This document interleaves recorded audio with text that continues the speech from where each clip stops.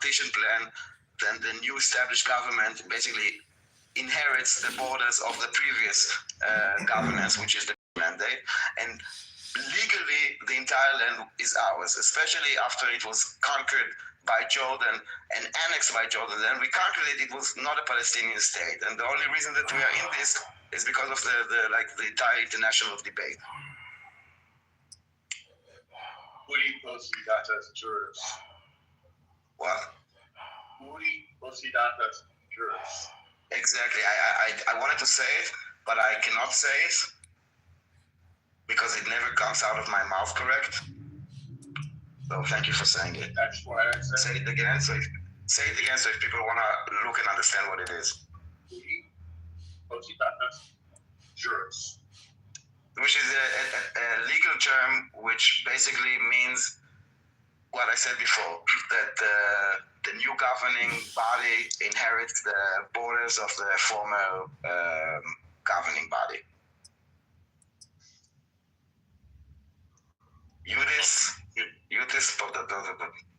Look, we know this much. That Jordan held the land from 48 to 67 and did not for 1 minute think of creating a Palestinian state. And nobody called on them to do so. I'm not aware of any calls on Jordan from 48 to 67 to create a Palestinian state.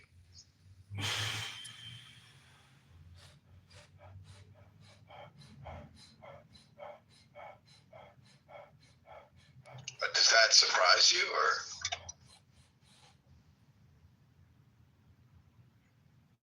No, I mean, it's just the whole Palestinian movement is just a way of continuing the war to keep Israel from existing. Well, I mean, this seems like the Palestinians have more of an objection to be ruled under a Jewish state. So, I mean, I don't understand why you're bringing that up. Well, to the extent that they thought that they deserved an independent country, from 48 to 67, there's no record of an independence movement. There's no record of the people of Gaza saying we should be independent. It's a claim that was invented.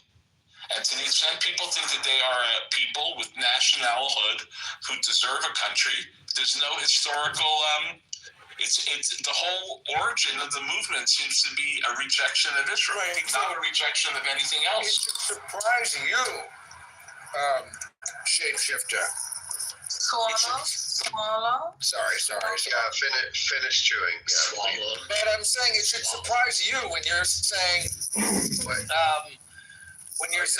does that? I'm done. Okay. I'm just saying it should surprise the pro-Palestinian people that Jordan never tried to create a Palestinian state, because we have been told that Palestinian statehood is the goal. If Jordan had the opportunity to create a Palestinian, and if Palestinian statehood was in fact the goal, we should be surprised that Jordan did not create a Palestinian state. So when Randy says they didn't create a Palestinian state, it's not surprising to Randy, because Randy doesn't think that Palestinian statehood is the goal. Jordan wouldn't want to create a Palestinian state. It should be surprised Palestinian statehood is the goal, because if Jordan didn't create a Palestinian state, hence, do you think the actual goal really is? Yeah, that was really hard to follow. I'll make it even simpler. Okay. If you believe that they are a people who desperately deserve their own country, then why was there no mention of it from 48 to 67? And my answer is because they are an invented people. They are what's the word I'm looking for? Migrant workers who came from about 5 different countries. They don't have a distinct, their clans, their tribes, but there's no famous Palestinian poet, no famous Palestinian king. There's no marker of an independent people, before 67. But using your own logic against you, though, why would the Jews, especially ones that weren't inhabiting Israel, deserve a country there for themselves? Okay, no, you're late to the room. You're late to the room, and so you will not be, I'm dealing with one thing right now, and if you don't understand the origins of Zionism, we'll have that conversation No, later I'm on. talking about- You're just late to the room. Thank you. You talked about state. It's all about deserving, Pepe. I think this is where people are mistaken with the Palestinian cause. It's about creating a state. When Zionists came, they didn't say, "Oh, bring us a state." They dried swamps and they built infrastructure and they built government bodies and judicial bodies, and this is how you create a state. You guys were given. You guys, the League of Nations, basically allowed you guys. Yeah, that's no one gave that's nonsense, dude. Let's not dumb the conversation down, okay? Okay, so here's my this is what I think is a more accurate narrative. Let's start with the fact that the Palestinians are one of the only two kind of peoples in the Middle East, aside from the Lebanese, that have the longest continuous connection to the land. False. That is very false. Can I make, before everybody starts getting all excited, can I finish making my points? And then Yeah, we can that is false. debate. So Okay, I appeal to Daniel, if I'm going to be interrupted, then I'll just leave. I'm just saying you're gonna make a few points. Why not? If you make, I'd like to make 3 points. Are you okay with that? If that's not okay with you, I'll just leave. That's totally fine. All right, you've been served. You're number 14. Remember? Try to make Daniel, can I make 3 points? go ahead. Just harder to. Can I make? Okay. You're okay if I make 3 points without being interrupted? I am okay. Go ahead. I'm just saying that it's harder to have a discussion with three, but go ahead. Okay. All right. The first point I made. The second is that the Palestinians, including the Palestine Arab Congress that existed in 1920, yes, they rejected the idea of Zionism, and to that extent, part of their movement was in response to rejecting Zionism. The third point is the Palestinians get to choose and who they want to be ruled by. And yes, they preferred the Arabs than the Jews. They are Arabs. Yeah, so you said at the beginning that they are like a distinct group, the Palestinians that be living there. So yes, there were Arabs that lived on the land, but not every person that was in the land in 1948 is original Palestinians, because we also know that hundreds of thousands of them immigrated during the British Mandate and the Zionist movement, because, again, referring to what I said before about building a nation, there was a lot of work. And it was growing, and people immigrated there. So not everybody. Yes, they were, of course, there were also Jews there, but hundreds of thousands of them also immigrated. Also Jews, by the way. Right. They came because of opportunities created by the Jewish settlers. Just half a million Arabs They have came. a higher percentage of Levantine DNA than the Jews that live there. That is a fact. So their ancestors, they do have ancestors. All right, so American Indians have a higher percentage of DNA than you. So are you going to leave? No, but you guys are calling them Arabs to dismiss them as somehow not being native whatsoever to the land. Which is disingenuous. Pepe, first of all, Levantine is not Israel, okay? Levantine is, again, when I say immigrated, they immigrated from the Levant, okay? I'm not saying that they immigrated from the North Pole. But Levant is a big place. Syria is the Levant. Southern Syria. Southern Syria. Okay. Do you guys have? Okay. So as far as I recall, there were about 800,000 to 1 million Palestinians living there, and there were about 80,000 Jews. So if we want to talk about in the 20s and 30s. When? So No, That's not true. No. Okay. All right. In 1937, there were roughly 500,000 Jews. But what's your point? I said my What's your point? My point is, again, the first point I made is that they are, aside from the Lebanese, the group with the longest continuous connection to the land there. Who? And The Palestinians? The Palestinians, yes. Yeah, but what is? And the secondary point But what do you mean? But what do you mean? Let him finish it. We can talk about it afterwards, please. But this is what I stopped him before, and he finished, and I didn't get an answer because this is exactly the point. No, you didn't get an answer because everybody started jumping in. Yeah. So there were Arabs there, but you are making now as a distinct group calling them Palestinians. Even like if I will see documents, even written by Arabs, they were called the Arabs of Palestine. By the way, so were the Jordanians. And the Jordanians are not called Palestinians anymore. And the British mandate was also But they were Jordan. called South Syrian Arabs. And there was South Syria, no, like in the document that we talked about, Yaakov, the definition of the Nakba, or whatever the name is, the origin of the Nakba, there he calls the people there the Arabs of Palestine. Right, but they themselves call themselves South Syrians. So amongst them, yes, there are probably a group of Arabs that's been living there for generations. But when we now say Palestinians, we are talking about, I don't know, millions or hundreds of thousands if we go back to 1948. Those are not living there for centuries, not generations. Not the hundred thousands.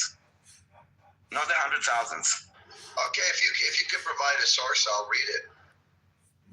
Of what? The immigration of Arabs to Yeah, the British mandate? if you can provide a source that suggests that the 800,000 to 1 million Palestinians that have been there since the 20s and 30s all immigrated there around the same time as the Jews, then I'll read it. I didn't say they all. Again, I didn't say all, and I emphasized a few times that there were Arabs that were living there and many that immigrated there. Okay, how many is... I don't know how many exactly. I can check. I'm just saying that. If you provide a source, yeah, I'll read your source.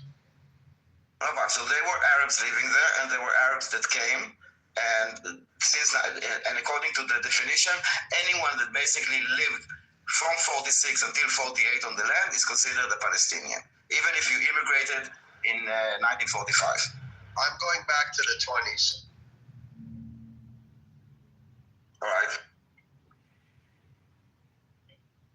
The Ottoman Turks are great demographers, and they took a census, and they have the data if you cared about it. The British also did censuses in the 1920s. They're the only ones and the earliest that were recorded. There weren't that many Jews. There weren't That's that many, correct. but there were plenty. There were more Christians than Jews. That's correct. There were tens of thousands, and nobody said that Yeah, Tens of thousands isn't what I saw. That's not the numbers that I saw when I read the censuses. The Jews were expelled from. El Normal, that's not what the census, the British census said. Yes, Oh, I did. What are you talking? Hold on. That's exactly what I just told you. That's exactly. Hold on. Forget it. Forgotten. Well, I would just advise anybody who's interested to go look it up yourself because there is Put it a in fact. the chat. And What's you gonna look up? I'm very interested. Look What up census the British census. of what year? I'm not. Don't Stop interrupt her. interrupting her. You're triggered, man. Relax, boy. I'm just asking for a year. Nobody is triggered. Like, It's I just a believe- conversation. Yeah, Akov, I believe it was the 1922. Yeah, okay, I've seen that. The Jews, I mean, the story with the Jews is that they were expelled from the land. They were kicked out from the land, okay? And there was always Jewish presence, but the ties of Jews around the world was always to, like, Jerusalem and to this land. And they came back. It's a unique story. I get it. And, you know, people try to always compare everything to this or to that or to this. It's a unique story. And when we came back, Israel was occupied by the British. But you can't, but after centuries or even thousands of years, somehow claim that this land is yours because you're part of some diaspora. Why not? Silly. First of all, Because no one it's just claims- silly. Nobody. But why not? I don't think it it's defies silly. common sense. I don't think it is silly. I disagree. You gotta go back to where you came from, Pepe. You see, I support Israel, but it's like these weird fucking this Hasbara bullshit you guys spew is so stupid. I don't like the word speed. Let me answer. Because I it's think addressing. people are overusing I'm that not word. I'm not talking about a claim. Okay, the claim is something that we can tell ourselves. Okay. Going back, we didn't come and claim But the we land. don't have to There's honor nothing- your origin story. Just like we don't have to That honor is- Muslims who that claim is that any true. land that was Muslim belongs to the them. ignorance that Pepe Listen to spews. the words that I said, okay? I said this claim is something that we can only tell ourselves. So you are correct. This is not something that you are supposed to accept. It was never presented to you to accept. You're not listening to me. You're arguing with yourself. I actually said the exact same thing. This claim of this land is ours is something that we can tell ourselves, not to others. So this is why we never came and claimed the land, okay? That was never like we come and we put a flag and say it's ours. No, the people immigrated there. They were fighting the colonial forces, which were the British, and they created a state. They didn't come and claim it. You mean And colonial then after the forces? war- But what were you guys? I mean, you guys were foreigners fighting for a piece of land that wasn't yours against another colonial force. It's So silly. this is where we see it differently. We are not a colony of no one. We are a nation that has been kicked out of their home, of their kingdom, and went outside, and we went back. We're not a colony of anyone. The British were colonizing because Britain is in Europe, while their forces were in the Middle East. But Our where were the people Jews from? not They like- were overwhelmingly from They were Europe. from Israel. The Jews came from Judea and Israel, which is where we are today. No, so you're telling me the ones who bombed the King David How do you Hotel think- were how do you ones think that that- stayed in the Middle East? Of course they weren't. What? Hold on. You stop talking all over the place. You were talking about how did the Jews get to Europe? Okay, like do you think Judaism started in Europe? I mean, you know, I know where it's we all all know where. documented. Yeah, we know where it came from. Nobody's denying that. And the Jews are a nation. Jesus comes from Jerusalem. Okay, so should I be able to go there and claim the fucking land is mine? Well, Pepe, let me ask you a question, Pepe. How do you claim the U.S.? I'm talking about the nation. I'm talking about the nation. I that is claim it because us, I live okay? here and my parents live here. Okay. Yeah, but they you're didn't know part your family of came from American somewhere else, citizen. Pepe. Your So family nobody's, came yeah, from but somewhere nobody's, else. yes, but the Yes, agreement and here there were today other is that people you living immigrate here, you get citizenship, all right? Those are there was already Pepe, people can here, you Pepe. speak up a little bit? I can't really hear you. Can you speak up a little bit? There were already people here, Pepe. There were Native Americans, and you came here and you claimed it as part of your culture. But you don't. You should go I back to didn't. where you're People from. before me. No, I didn't. And it's people before me. However, here's the difference. I'm not using some Hasbara bullshit to make it sound like, oh, it was so peaceful. We did nothing wrong. It was our home. No one is saying that. We know No what one we is know what saying the that. fuck we know what the British did to the fucking natives. We know all of Nobody. this. We know about It's a slavery. straw horse. Nobody is saying that it was all peaceful and bullshit. Jews were treated as second-class citizens. And you guys treated the Middle them East. like shit too. Jews You guys were are not Jews. perfect. Jews were dhimmis all over the Middle East. And Jews Okay, came you're from gonna all tell over me the you're Middle gonna East. act like they were No, but I fucking don't terrorists at understand the how time you too. came here. Why is your presence in the USA legitimate, but Jews who go back to Israel is I not? didn't say yours isn't legitimate. I'm saying that all of the Hasbara How that you is guys your use to situation- justify it to make you guys seem like you were nothing but fucking saints. Dude, It's you live obnoxious. in a place where American Indians used to live Yes, and farm. and the difference is I acknowledge that. No, but I don't understand. Pepe, can you speak up a little bit? I can barely Israel hear you acknowledged here. there's 2 million Arabs. There's 2 million Arabs who are Israeli citizens. So what? They didn't kick everybody out. What about There's the not millions too- of people? What about the they're millions of living people in that are being? America. Yes, but what about the millions of people that are living without representation, living like absolute fucking filth? Okay, in the West Bank and particularly Gaza. Okay, They have now are you gonna let someone else talk now? I'd Are you love gonna let to. someone else I talk? can respond to that. Except I'm driving. Somebody respond to him because this guy is just he's Somebody get a explain to us how you justify living here when millions of Native Because we made the Americans fucking were killed country. and dispossessed. The country was made by Europeans who came here. The language, the culture, everything. Our government all comes from the Europeans that Yeah, but there were people here before. Now here's what I say about Israel. You guys created a nice. Stop yelling. Stop yelling. Stop yelling. Stop yelling. Stop I know, yelling. well, he's talking over me. There were You people guys here before, created a Pepe. nice, You're making it a happy functional story. country in the Middle East, and that is Israel. You guys built it. I think you guys should keep it. But this like stupid, all of this gay shit about your origin story, it just is like really off-putting. You're gay shit, dude. Okay?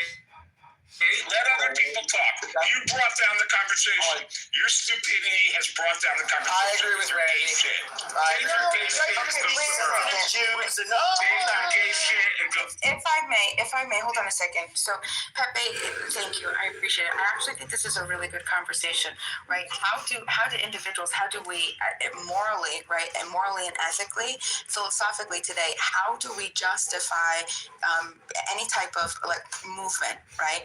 We have already established, so there's an established government now, and we do it by exchange of what we refer to as private property. So there's private property. How do we make a claim when we move anywhere in the United States? We have to buy that private property, right? That private property is an ownership of the nation. Okay, so it's part of the U.S. If it's not owned by a private citizen, it goes back into the hands of the U.S. Right? So now we're talking about the complexity of like there's Locke's labor theory, a whole bunch of different of how you attain property when it's not claimed. Okay, but the thing is it was claimed. There were pieces of property. Jews that came in to Palestine and they It wasn't claimed.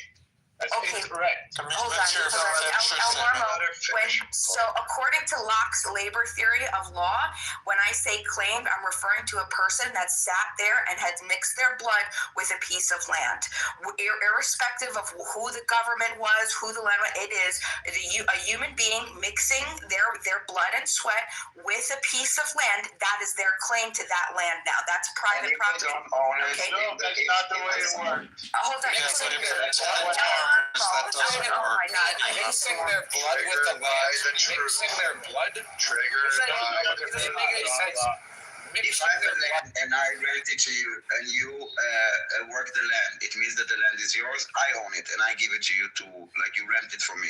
So let's be clear. John Locke was a philosopher, not a legal theorist, and he's the foundation of the United States of America. He also was a white colonizer.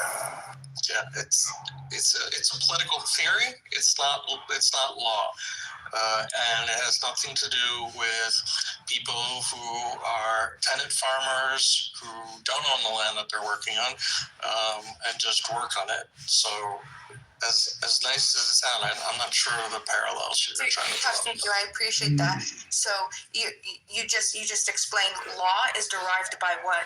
Moral theory. We don't derive law just based on nothing. We have a basis. We've come together. We've hold on.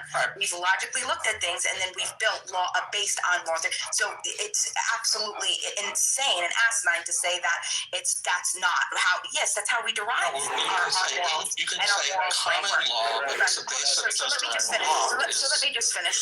Sorry, not to distract. So what we're talking about is how unclaimed land, right? This was already claimed. Okay, now who was in 1919? Let's see. It was claimed by the Muslim colonizers who stole I the don't land. understand also this word claimed. Like, what does it mean? Owned? Like, what do you mean claim? Like, you put a flag and it's yours? Because we just agreed that just coming and claiming something is not legitimate. How do Why you do you claim guys something? call them the Muslim colonizers? I mean, the Ottoman Empire owned it, but most of those people were not fucking Turks. Like, this is silly. They were colonized people when the Israelis came in, or excuse me, How did they get there? Jews from outside came in. How did they get there in the first place? They've been going into that area of the world for for the last 50 How did they get there from years? Saudi Arabia? Because Muslims started in Saudi Arabia. They didn't come from Saudi Arabia. Well, why the fuck aren't they still in Saudi Arabia? No, because Tell them to go back was the Arabia. Arabization Go of the back people. to Arabia. They're not Arabs. Let's You're make acting this like simple. they're Even identical they to say the they're people from Arabs. the Saudi Peninsula. They're not. Even they say They're they're Arabs. They're Arab They're Arabized They're people. Arab Muslims. They've Yeah, been there it's for different from hundreds being of years. Arabized. How did they get Arabized? By the Arab colonizers who Arabized. Yes, they were colonized people. My point All right, exactly. well, fuck the Arabs. They're the colonizer. Okay, but not that. The Palestinians were the colonized. They've been there for hundreds. All FEMA was trying to This say. man knows nothing about the topic. He has zero knowledge. I happen to have Marshall McLuhan right here. All BEMA was trying to say was that there were Palestinians that lived there for centuries, paid taxes to the people that colonized them, including the British and the Ottomans, and they also had deeds to their property, and so that is the claim. Why is this so hard to understand, guys? Just That stop was and not the claim. listen to them. Because it ruins their narrative that they're decolonizing the Middle East. For all you weak men that can't listen to a woman, she just hearted what I said. No, a lot of the property. Guys. A lot of the property is what is called absentee, and a lot of it was. She hearted you? Wow! She hearted Shut up, you, everybody, for a dumbass. second. A lot of the property was owned by Arabs that were not living on the land. For example, some of those Turks, and they rented it. Now, the Jews, some of them bought this from the landowner at triple the price, and the people that were on 6 to the land were 8%. not necessarily the landowners. So yes, it's not. 90% was approximately 90% was owned by the state. Guys, that's not the point. Like the point is, we bought it at more like the high of the price, like at high Market price, rate. 6 to 8% from the owner. 6 to 8%, and 55% was given to you. Also false, Fadi. Also false. You know, Cite your the line sources. to get Cite your told- sources. Oh, I'm Cite going your to. sources. The line, sure. I'm One second. What going to go ask What do you Daniel. What do you mean How much we 6%? bought? It's just a bunch of bullshit. So, Hold on. listen, I want to address Hold on. You're spewing a bunch of bullshit. Hang on, You're a bunch of bullshit. Relax for a second. You're a bunch of bullshit. I will You're a bunch of bullshit. You're a bunch of bullshit. You're a bunch of bullshit. See my interruption, guys? You don't. You're a bunch. Okay, so when you say 6 to 8%, you're talking about out of the total that was owned by individuals, or out of the entire land? Jews purchased 6 to 8%.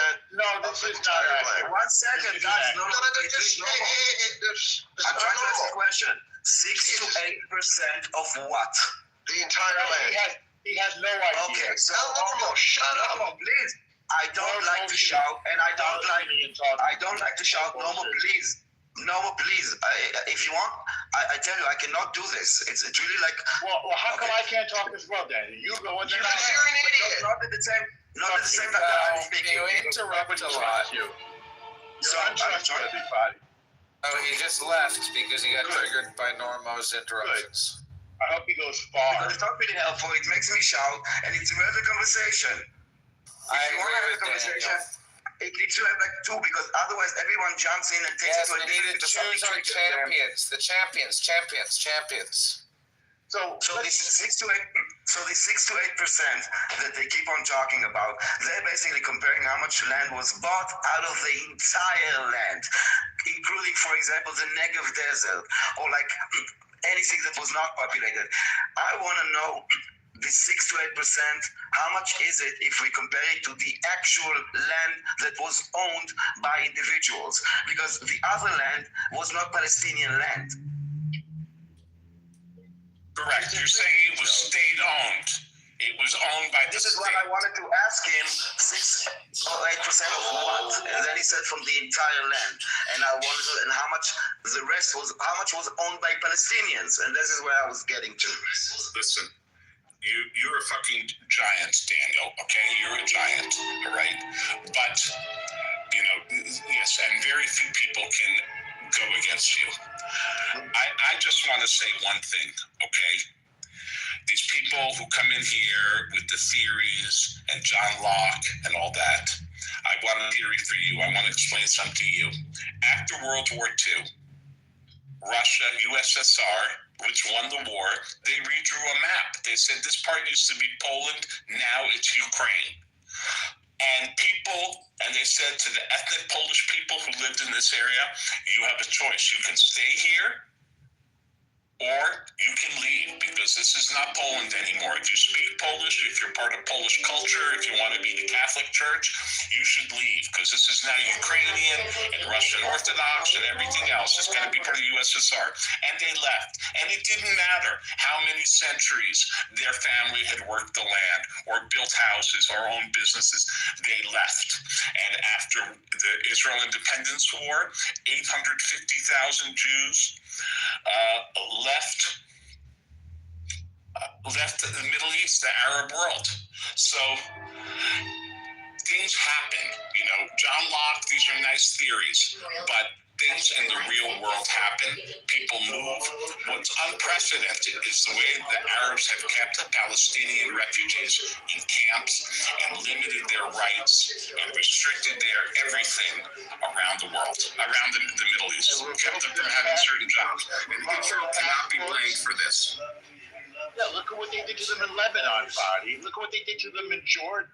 Unbelievable that you would turn to Israel and blame us for the situation that you guys created.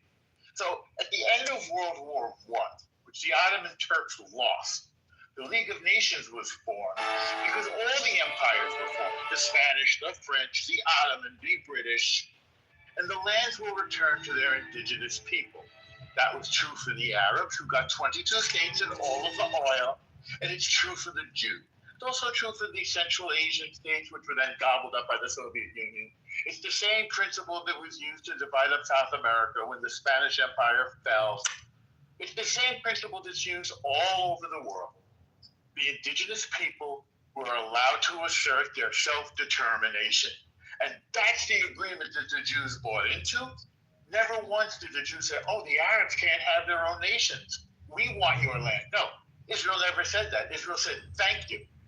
And what did the Palestinians say? Palestinians said, we are going to kill you. We're going to push you into the sea. Not just the Palestinians, so-called Palestinians, the Egyptians, the Saudis, the Jordanians, the Lebanese, right? So they attacked on May 15, 1948. And what happened? They lost and Israel won. And that's the situation we're in today. That the indigenous people were given homeland. Some of them accepted it, and then we have a state today like Israel, and some of them did not accept it. And this is the problem that they find themselves in. They're determined not to have their own state. They're determined to kill the Jews. And we're sorry for not accommodating you. We're not going to let you do it. That's the whole story. That was directed as much at you, Pepe, as anybody else. So we don't have to say that we're virgins, Pepe, or that we're saints or anything like that. Our ties to the land are well known. They're universally acknowledged. And we have an independent state. And if our neighbors want to live peacefully, they can have one too, no problem. And if they don't want to live peacefully, then we're going to give them the war that they demand.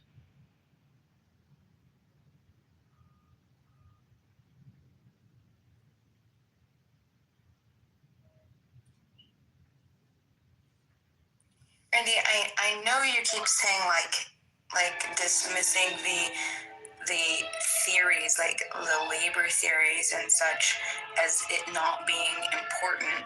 It's not important if you want to appeal to law, but if you want to have the moral discussion, right, then that's absolutely necessary, right?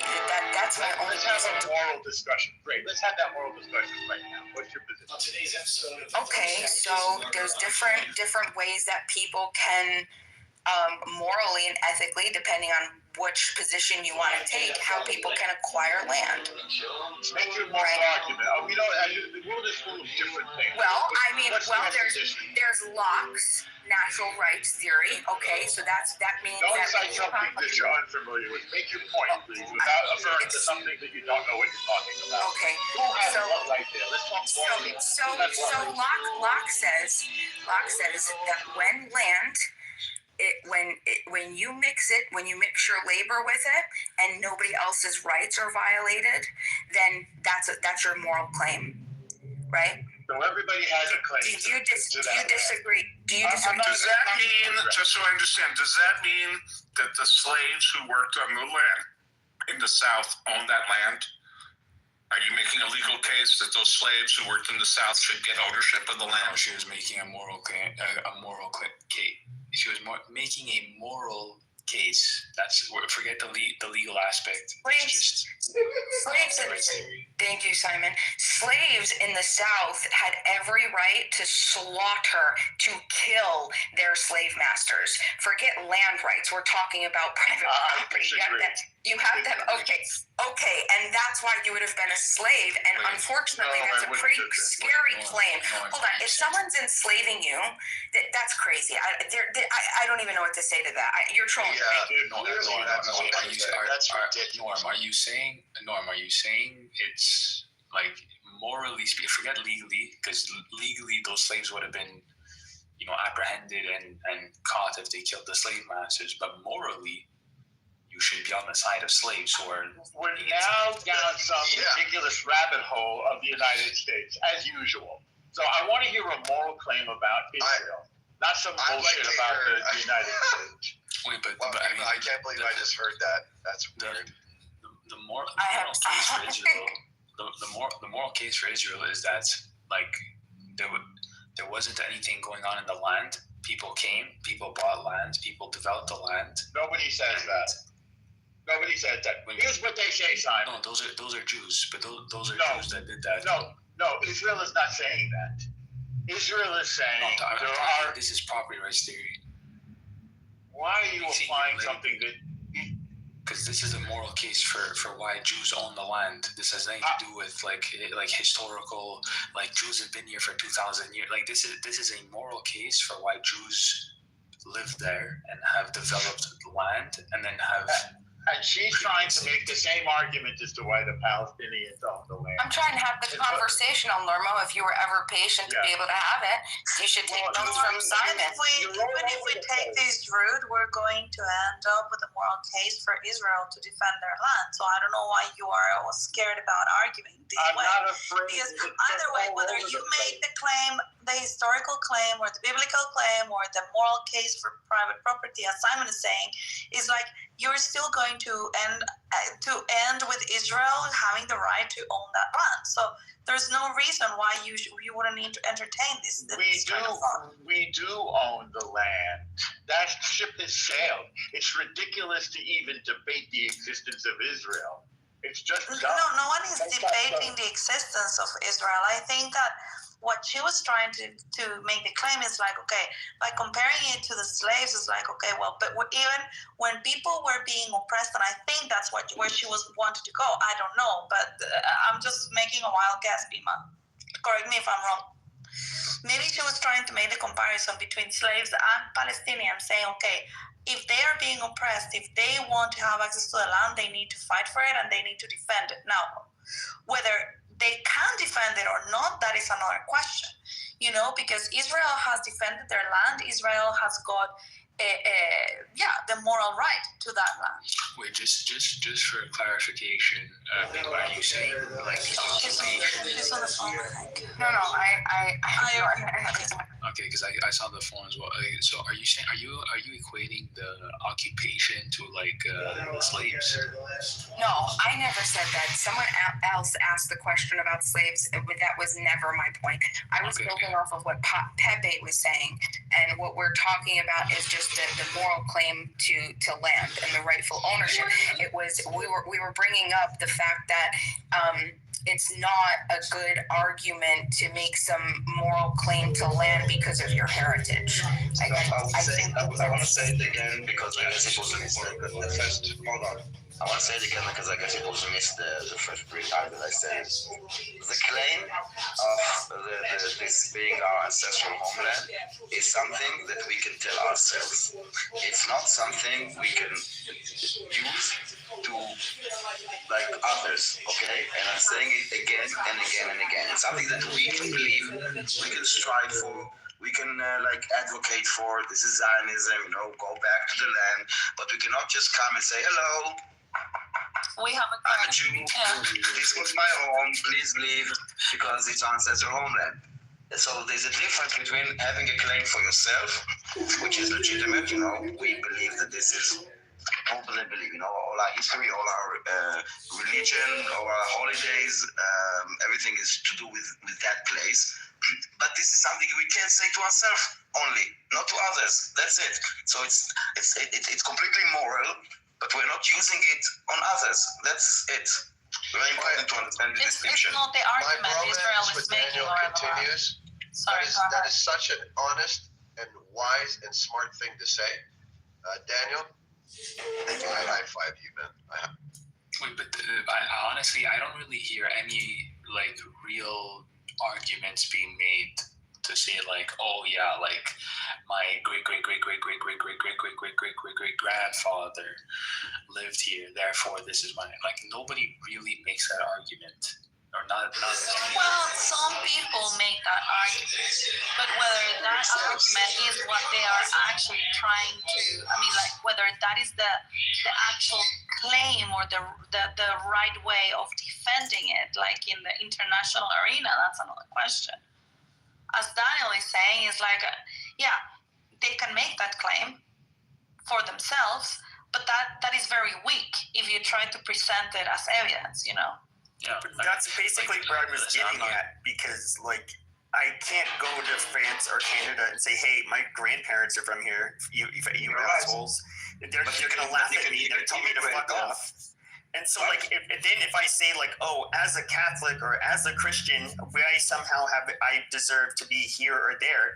Well, I would say I wouldn't honor a Christian argument, just like I won't honor a Jewish or a this is where Muslim justification. But did you listen to me for the fourth time that I?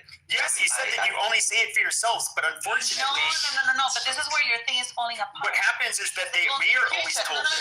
We are decolonizing. We're doing this and that.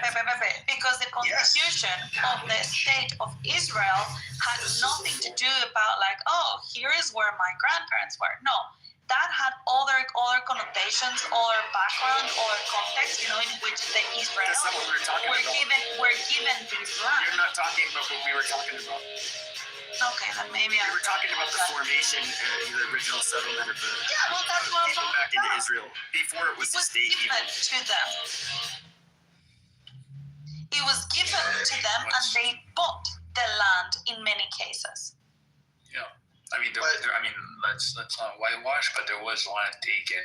But I'm sure that not 100% of the land was legally or whatever acquired. I'm sure that there must have been a few occasions in which that was not the case, Not based on this claim, basically. Not based on it's ours, so we'll just conquer it. That is not what happened. No, that's baseless. Yeah, that's baseless. But the reality is that for anybody to claim, this was just Palestine, and look at the map with the four different this was little Israel versus all of Palestine, and then now it's completely reversed. Those maps, that's just being dishonest if anybody says that.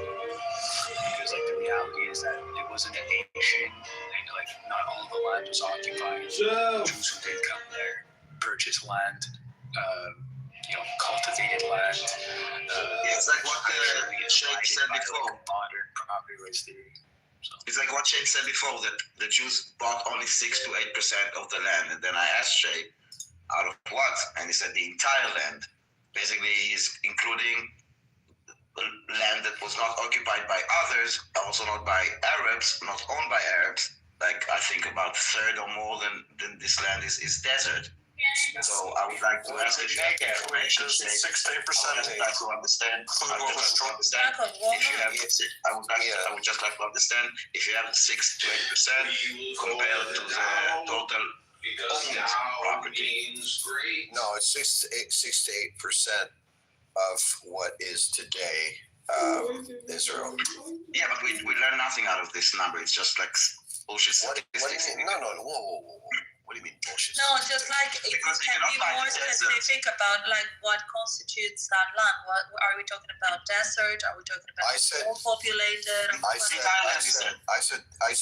the land that constitutes Israel today. But this is very simple, right? It's really, really simple. The UN resolution suggested that the Arabs give up 55% of the land. Okay? No, that's not true. Oh my goodness. Okay. That's not true. Listen, What it is if I look at the map, Sure. and Jordan is way more than 50%, and then on top of Jordan, you are So- at least 70%. If I give you, I know the math on this. If I give you the citation, the UN resolution, would you agree to be wrong? No, I would say it's manipulation of numbers because I can see the map and I could listen. Let's open the map, I don't okay? have this And map. tell me if you think that Israel is the size of Jordan. I will resume this debate another day. I got to go watch my son play basketball. But thanks for the conversation. Well, Daniel, speak to you. Come back. Thanks, guys. Thank The you. Hashemite Kingdom of Jordan, founded in 1946, before the partition plan, was 78%. That left over 22% west of the Jordan. The partition plan gave 55% of the 22%, or if you multiply 0.55 times 0.22, you get 12.5% of the land of the total, or you get 55% of the land west of the Jordan. So this one said was a manipulation of the numbers because it's 12% is not like 55%. 12.5% of the total, including the entire British mandate from the beginning. But we know, of course, Jordan was created and took away 0.78 of that. Which is a plan also. And what's the difference between Jordanians and Palestinians exactly? There's no difference. I want to hear your math again, if I could, Yaakov. Sure. 1 equals the entire mandate when Britain got it, Okay, right? so find those borders. The British mandate, Jordan and Israel. The entire mandate. What about Syria? No, No, that was the French that was mandate. okay. Good. Okay, good. All right, I It's got the it. British mandate, Okay. including the portion, excluding the portion that was transferred from Britain to France, which was the Golan Heights. So you have essentially what is modern day Israel, Judea and Samaria, and the Hashemite Kingdom of Jordan. Okay, that's one. Yeah. In 1946, the British unilaterally created the Hashemite Kingdom of Jordan, as they were allowed to under the mandate. Mandate system. That was approximately 0.78. Okay, so 1 minus 0.78 gives you 0.22 for the land west of the Jordan. Okay, so now in comes the UN, says we need to divide that up, and approximately 0.55% was given to the Jewish state, and 0.45% was given to, quote, the Arab state. Yes, but they called it the Arab state in the partition plan. I want to point out that the reason why the Hashemites got Jordan was because the House of Saud wasn't getting along with them. Their cousins, they were all living in Saudi Arabia. And in order to make them happy, in order to keep peace in the kingdom, so to speak, they moved the Hashemites from the Arabian Peninsula over to Jordan, gave them that whole area. They had no other claim to it. The Hashemites had no other claim to Jordan. No, I mean they had their claim was to the area, the Hejaz area, and Mecca and Medina, and that sort of the western portion of the Arabian Peninsula along the Red Sea. So when they gave that to the Sauds for helping out in World War I to placate the Hashemites, they said, "Okay, you get this area. We're going to call it the Hashemite Kingdom."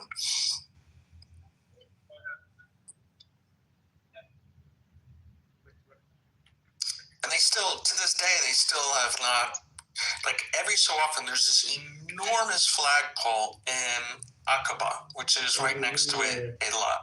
It's like a 200-foot flagpole, something like that.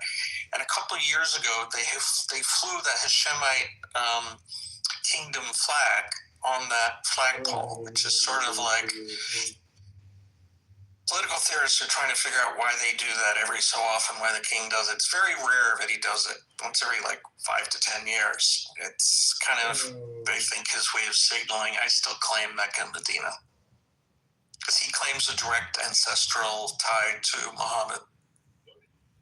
Yeah, the Hashemites do claim that. Although if you talk to Jordanians, they'll say, everybody says they're related. Yeah, literally everybody does. Yeah. Because there's a Jordanian restaurant in New York that I go to called Berber's Tent. And I went in there and said, you guys are directly related to Muhammad. He said, yeah, everybody's related to Muhammad. He got around it. And by the way, some of the Jordanians have red hair. They're pale-skinned with red hair and red beards. I wonder where that came from. Well, a friend of mine who's an Arab said from the Crusaders. I thought from the Jews. I thought it was story that Muhammad had a red beard, and that's even why the Pashtun people They dye their beards red. Yeah, they dye it. I've seen that. I've seen a lot of it. One of the 3 groups of people that have red hair are the Jews. The other is the Irish. I can't remember who the third is, but it's not the Arabs. Did you hear me say last night that I slept with 2 women who have red hair? Both of them named Andrea, both of them in the same year. And then same building? No, different colleges. Oh, different colleges.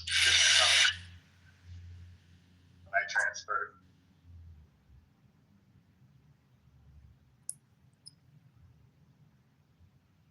And one of them has scoliosis. And they were both named Andrea.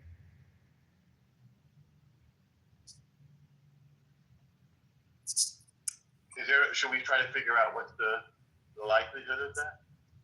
It's astronomical, as I said yesterday. Well, maybe we can get a number. It'd be interesting. By the way, I think you'd have to give me the schools and the population sense. Why is that relevant? The odds of you sleeping with a female student. I mean, I could have slept with somebody who wasn't a student. Yeah, but you kind of implied that she was a student. So. When is the last day of the mayoral election? I say it starts today. You mean what's the day of the election?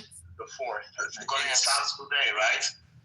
Yeah. Early voting, yeah. Mail-in voting starts. So when does it happen? So it ends on the election day? When is that? The 4th, I think, of November. It's a Tuesday usually. Okay. All right. Good luck. Yeah, Syria's gonna win.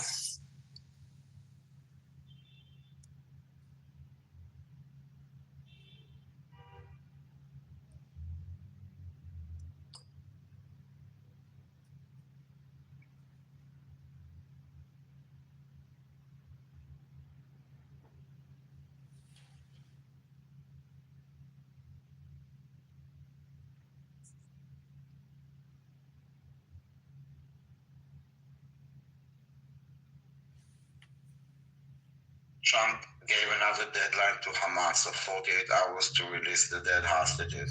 Oh gosh, just another one of those. How much is 48 plus 72? Yeah, I was literally just about to say that. Like, what the fuck is going on? Like, this is what I mean by like capitulating to terrorists is fucking wild. And the threat is, if not, then other countries that are involved in the peace process will intervene. Daniel, did you see that story a couple days ago where a ATV from a kibbutz right on the border was stolen and found inside of Gaza? No. Someone snuck out, broke into a house, stole the keys, and drove it into Gaza, and they found it on social media. ATV, all-terrain vehicle, 4 wheels, you ride it on the dunes. I heard it was Buttercup. Let me see if I can find this. I was amazed that someone could sneak after October 7th, that someone could still sneak through the fence. I'm going to find out if this is what is really media saying about it.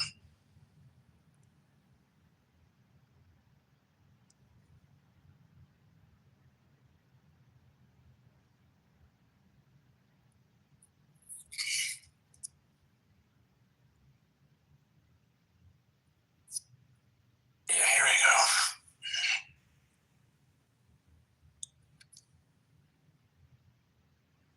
Put it in the chat. There you go. You can read all about it. So let's say each college had 3,000 students, which is about right. Well, 51% of them would be women. Okay. So we have 3,000 population. Yeah, but are your proclivities towards people the same age? Like, we can get rid of some years, right? You would not be dating, like, if you were seeing, like, what year college? Okay, but what year? Okay, but were you what year were you? Freshman. Okay, so that would get rid of, I would say, the seniors, the juniors, and seniors and juniors. It would leave the freshmen and the sophomores, right? Now we've gone down to 1,500. Okay. 1,500 women or 1,500 students? Oh, because I'm not assuming you're gay. 700. I'm not. 750 women.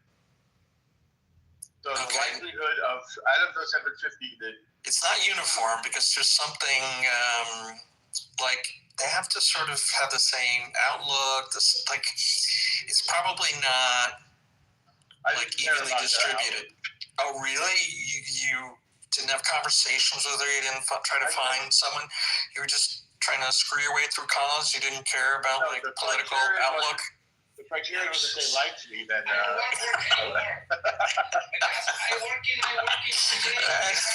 you must be discerning now. Okay, so what did we say? There was how many students? Well, okay, so we said 3,000 in each college. So that half of them are women, 1,500. 1,500 now, divide that by 4 and then multiply by 2. Gives you the total population set. We're divided by 2, so 750. Yeah, same thing, yeah. 700, so 1 over 750 times 1 over 750. Well, actually, no. What percent of women have red hair? That's a question we have to look up. Right. So you have to take that 750 and say what percent. Here, let me look that up. Because that will reduce it substantially. You see how this works, right? Yeah. Well, we're trying to define the population. By the way, I think tonight is trick or treat night. Because it's a Saturday night. Because I'm seeing people trick or treating. You just got modded. Okay. You can do that. 1 to 2%. So let's call it 2%. Okay. Okay. 1.5. But maybe 2 here. Okay. Yeah, but it's easier in math to do 1% that multiply by 2. 750, right? 1% of 750 multiplied by 2. So that's 7.5. So you got 15, right? Okay. So 1 divided by 15 times 1 divided by 15. It's 1 divided by 30. Right? Yeah. Yeah.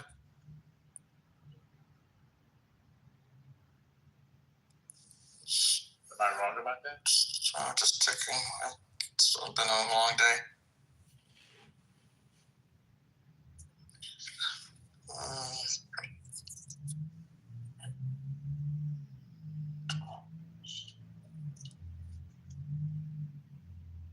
Or is it a 15th of the 15th?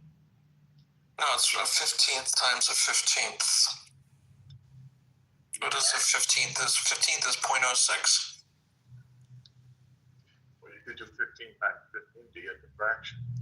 0.003. So 3 thousandths. 3 thousandths. So I had the likelihood. You had 3. Wait, let's see. Tenths, hundredths, thousandths. 3 10,000ths. No, sorry. 3 tenths, hundreds, thousands. Yeah, 3 thousandths. That's pretty slim. What, 3 in 1,000 likelihood of that happening? Yeah.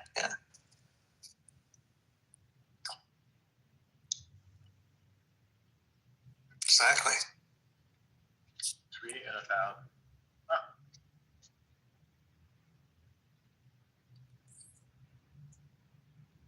I would say they were both pretty bad. I think everybody's good looking at that age. Almost everybody.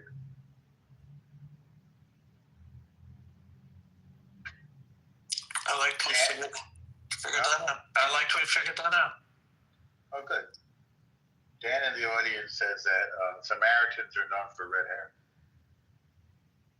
I mean, I used Jewish people, but what's the? I know it's Scottish, Jewish, and who else? Dan? Well, he What are the mentioned Scots? Samaritan. Yeah. Do you know who Scotland and Ireland. Do you know who else has red hair? I mean, it's a product of mixed races. So, for example, a lot of Bosnian Muslims have red hair, interestingly. Yeah, because they were a lot of Muslims came up north and I believe had their way. Slavs mixed with Turks. That's what I think they are. I thought the Levant had light hair and light eyes, going back thousands of years ago.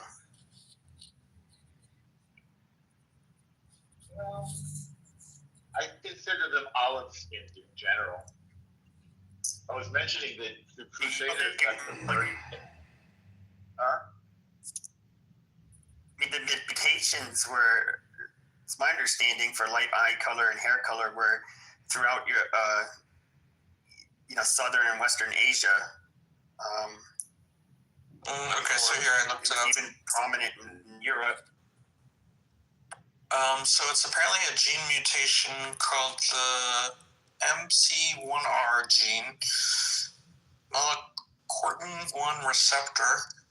13% of redheads come from Scotland, 10% come from Ireland, 4 to 6% come from Wales and England, 2 to 6% come from Scandinavia, specifically Norway, Denmark, and Sweden, not Finland. 1 to 3% from Western Europe, less than 1% from Eastern and Southern Europe, trace amounts less than 0.5%, Middle East, i.e. the Levant and Iran. Central Asia is rare, less than 0.5%. So, yeah, not from Asia. No, I was saying historically. No, I'm saying this is historical. Yeah, so They tested ancient mummies from the Tarim Basin. I thought so. They find carbon-dated remains, and in Asia and in the Levant, they have light eyes. It was not a rare thing to have back then. I thought you were saying redhead people come from Central Asia. No. Oh, okay. I'm saying I think that a lot of these traits, just light hair and light eyes in general, I think it was even more common in outside of Europe at one point. I don't know. It's not my area. Daniel, did you see the report I put in the chat?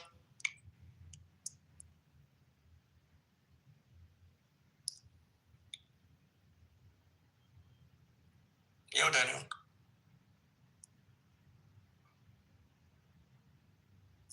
Oh, what happened? Someone snuck into Israel and stole this ATV. And then, When?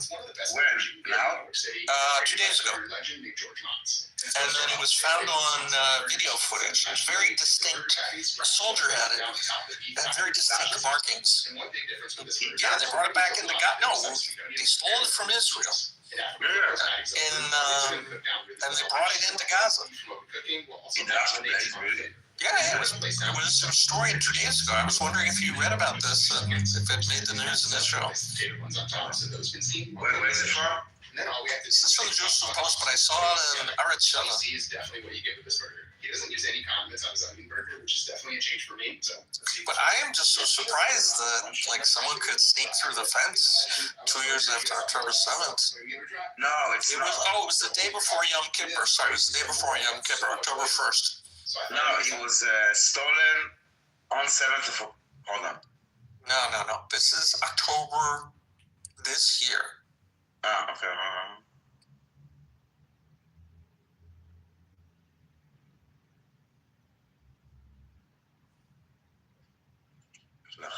Hold on. Let me see what this is. Mashav Claim. I don't even know that one.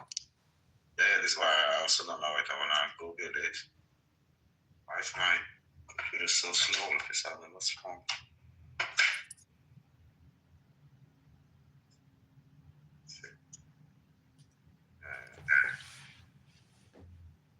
Maps. Okay, I found it. I guess it is. It's on the TF, but just I'm trying to see. Yeah, that's pretty far from. Wait, hold on. You found it on the map? I can't. Yeah. How far from the border? Where is the measuring tool? Not so far. But How did they break through the border? Like 2 years after and all this shit.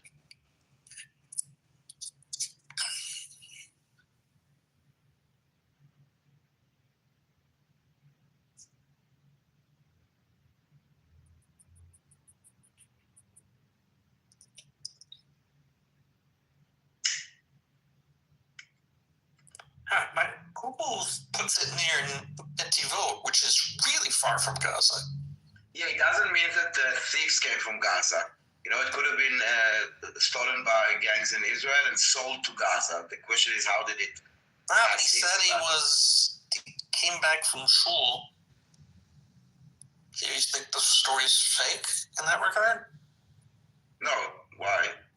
Well, I meant just that it was. If someone didn't break in and go into Israel and steal it, that it was stolen in Israel and sold to them. No, I'm saying that the thieves, maybe they didn't come in from Gaza, but the thieves were living in Israel, and it was sold to Gaza. There are a lot of times that there are cars that are ending up in Gaza that are stolen, and then they cannot take them apart in Gaza. There was another article that said that the keys were stolen. Hold on. Where is it?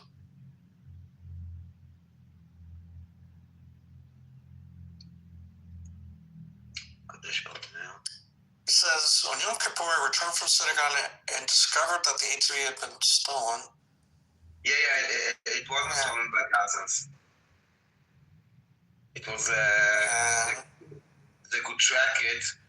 Yeah, but how does someone even get through the fence from it's an army guy? Like, it went through a checkpoint? No, I don't think. Hold on, let me see. But I see that they kind of tracked him and they saw him in Israel, and then they saw that it's close to, hold on, let me read it. Yeah, he was smuggled into Gaza. How did they smuggle it? Yeah, that's the question. Like, how do you get? Okay, that's a lot better than someone left Gaza and came into Israel and stole it. But how does someone get it into Gaza? It paid off some army guy. And probably there are also like maybe there are still holes in the border. That really is very scary. Yes, it is.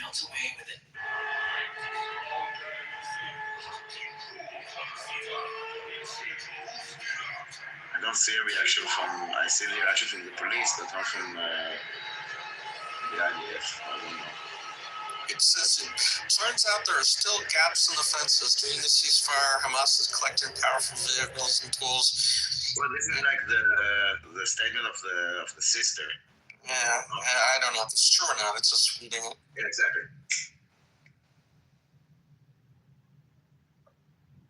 No, it's like Going into Gaza is different than coming in from Gaza. Yeah, but still, you would think it would be pretty, like, Yeah, I don't know how they do this smuggling all the time. yeah, like I can understand a tank driving into Gaza. That makes sense, but an ATV? You see what it means? You know what an ATV is? I don't know what you call it in Hebrew. What do you call it? Tractor. Tractor? Like a tractor, but Yeah, I was gonna say it sounds like tractor, but it's not a tractor. no, but we call it tractor. It's like something that 16-year-olds can drive, or 14-year-olds. I don't know what is the minimum age. What's the word for tractor? Tractor. Tractor. Okay. Very easy.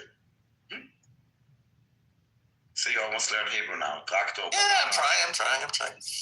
A lot of the modern devices are just take the English word and Well, not computer, but yes, the rest. What's computer? מחשב. Machef? מחשב. From calculations, from חשבון. Yeah, to make calculations, yeah.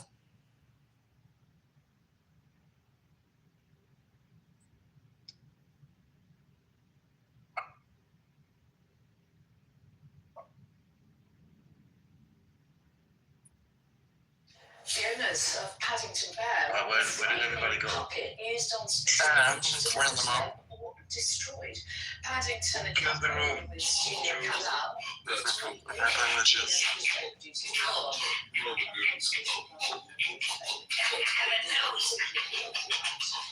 The owners of Paddington. I gotta eat dinner with all those. I have to eat dinner. Go eat dinner. I can close it. Yeah, please do. Okay, take care. Ciao. Buddy.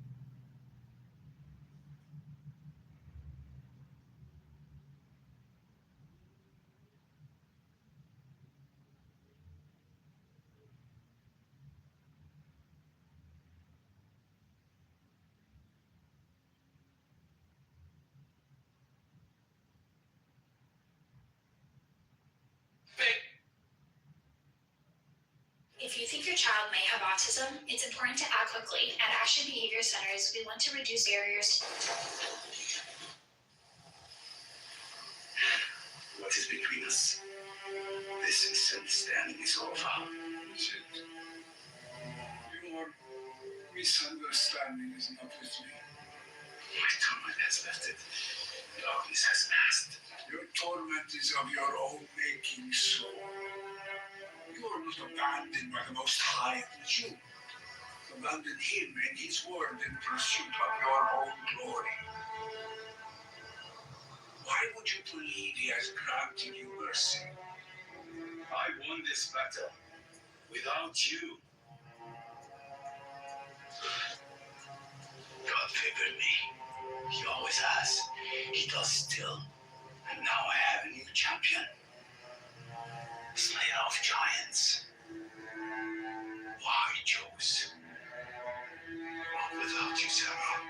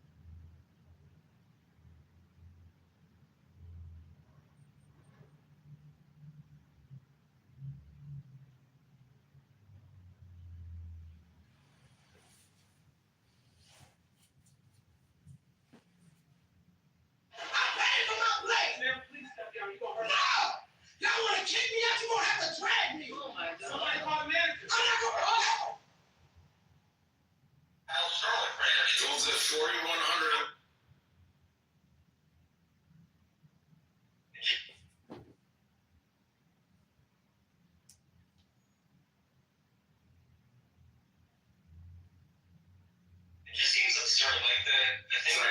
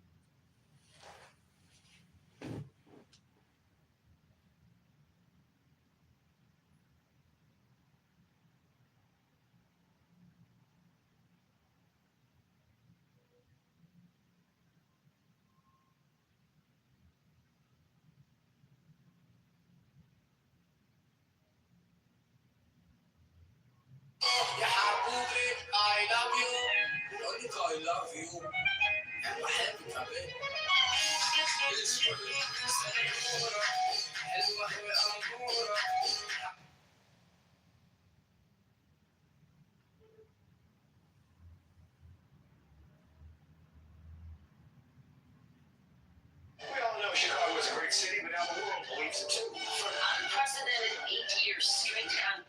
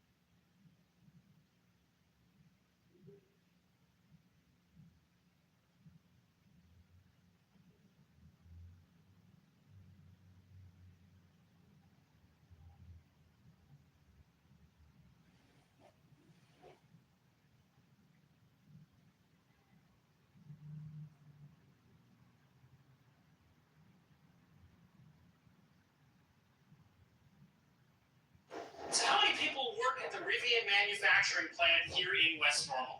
Well, we don't know, honestly. Rivian used to tell us it was about 8,000 people. That was enough to make it McLean County's second largest employer. But now the electric automaker is no longer willing to say how many people work at their plants in West Normal. Government data suggests it could be as many as 1,000 people fewer than.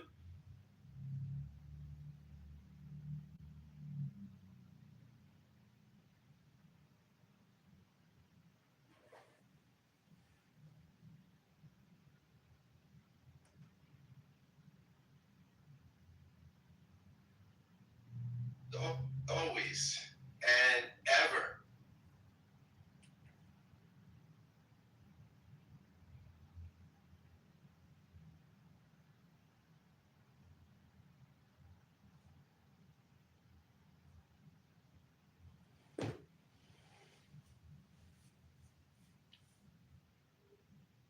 Cautious fucking liar.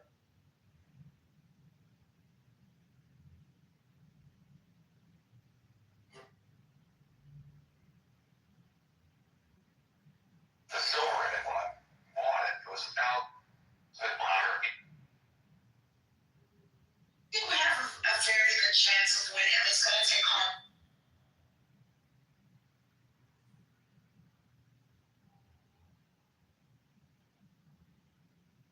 When I bought it,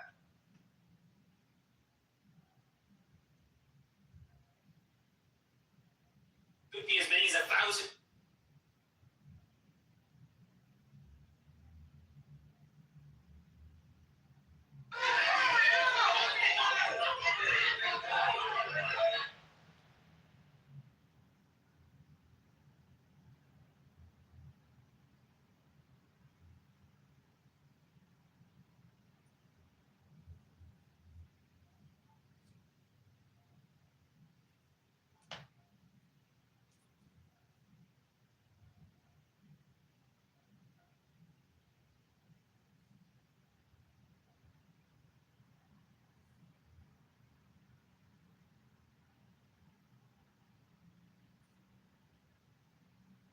Get to property taxes is because a neighborhood which has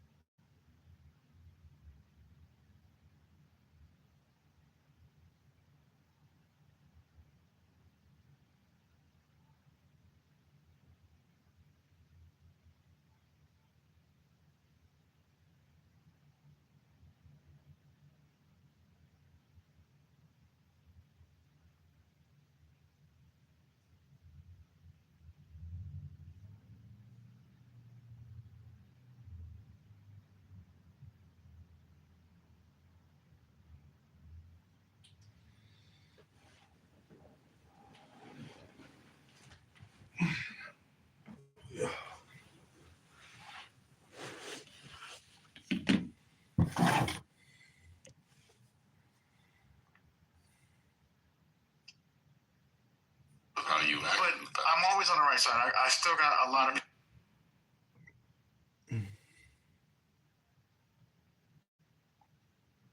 I know.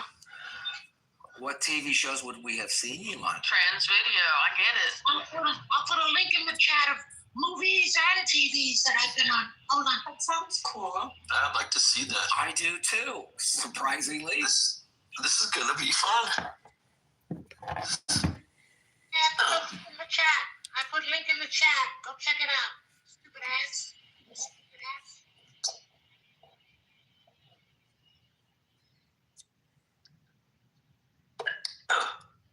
I don't know about you, I can't make that link work. Oh. Is there a link in the chat? Let's see. I don't see a link in the chat. I see a link in the chat. I see what's going on. I see a paperclip. Oh, slow. You're a little slow. Stupid ass. Stupid ass. I was really looking. Stupid. Yeah, I don't care that much, honestly. All right, I've lost my curiosity. Yes. Yeah. Yes, we're linking the chat.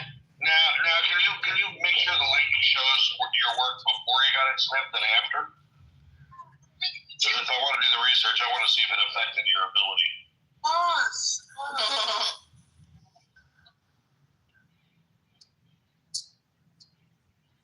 This is like fucking Danny comes in here to be abused. It's interesting. Is that more common than I know? Why? Oh yeah. Why are you so abusive? It's like second nature. Why are you so ready to be abusive? It's second nature to you. You probably And women, especially women that were born as men. fucking facts. You must be a bunch of Nazis.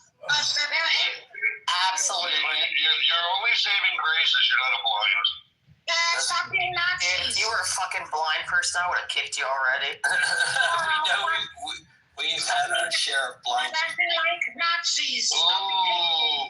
Are there lesbian The Nazis? training's gonna come try to trigger the Jews by calling them Nazis. Ooh. Said abusive. Nazis. How edgy and progressive. So progressive. You must have voted for Kamala. Stop being abusive. Nazis. Nazis are Kamala Harris. Hey, dickhead, or dick between your legs. You can leave. Abusive Nazis. I prefer to be called a Yahtzee because sometimes people win when they're with me. And they love riding him. Well, I don't know how that's related to my metaphor. Because you're a little yacht. No, I was thinking Yahtzee, like the dice game, Yes. but sure. Babe? People, ride me, baby, ride me. Ride me like a yacht. I'm looking at a yacht right now. People are riding it. It's white. I'm like, point. Yeah. So they're riding bovines? Pick a fucking La la la la la la la. Boys World. La la la la la la la la. Boys World. Build the music. I know the work. I wish I could make a song with Boys World using Elmo's voice talking about how frustrating it must be to go from room to room just to seek abuse from gender normative people. Is it because you're jealous?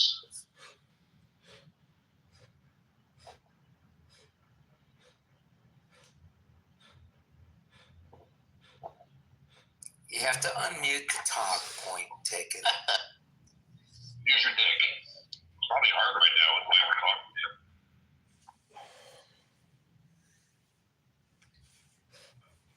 Anyways, we don't have to center the tray.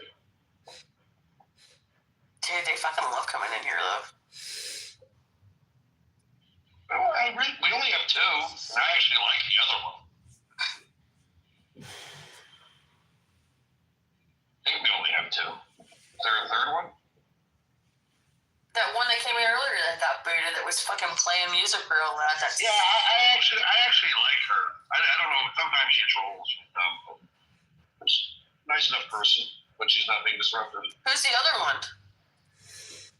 Just the one that came in earlier. I can't think of a third. Okay. Yeah, I can't think of a third. I mean, it would not surprise me if, we found out like Philip was a tranny or something. Dude, I was been doing a lot of thinking about Frederick actually being a neo-Nazi, and I think he probably is. Oh, he could be. Yeah.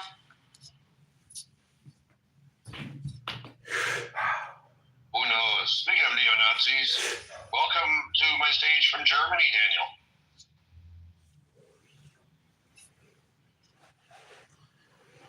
Daniel's World. La la la la. La la la la. Daniel's World.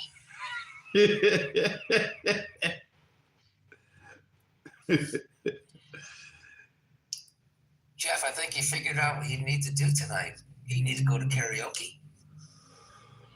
I haven't been able to find a decent karaoke spot here.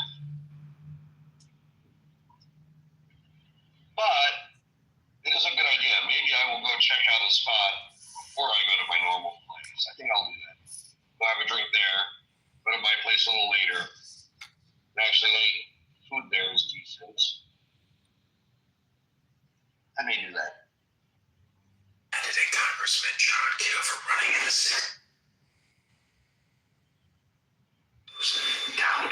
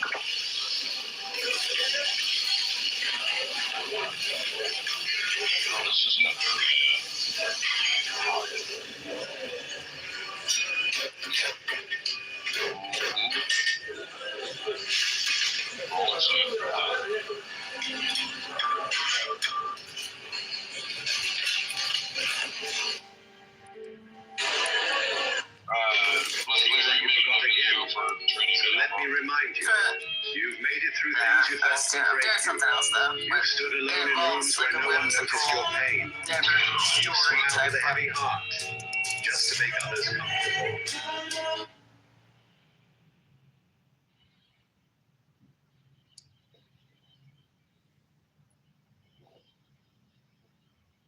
And then I masturbated.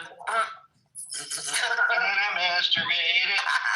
This woman's 50. Others comfortable. See how that's possible.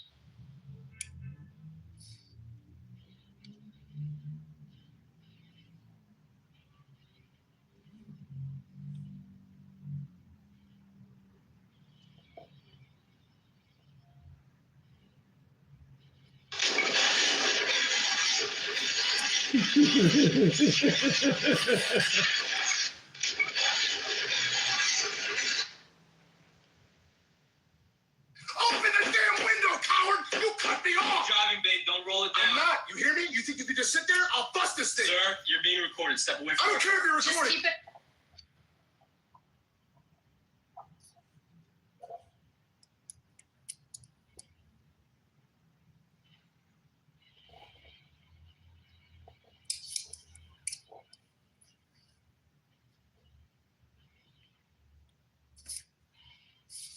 Of course she's a vegan. Just my luck. She's a vegan.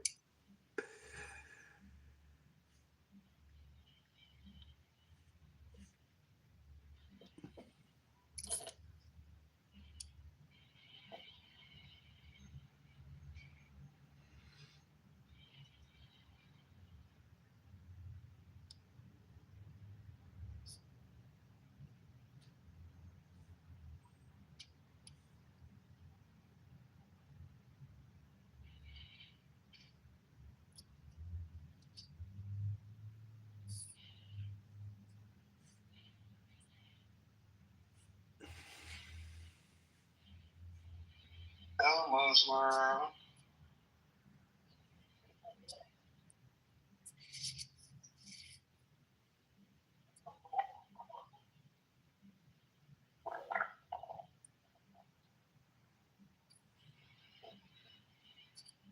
La la la la. La la la la. Anna's here. I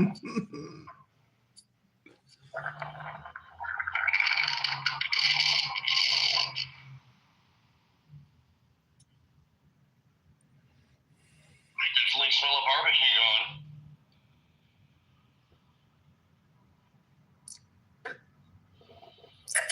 Is it a vegan barbecue? No, definitely not. I smell meat. And this is a voice app, so I doubt it's Point Taken's meat I smell.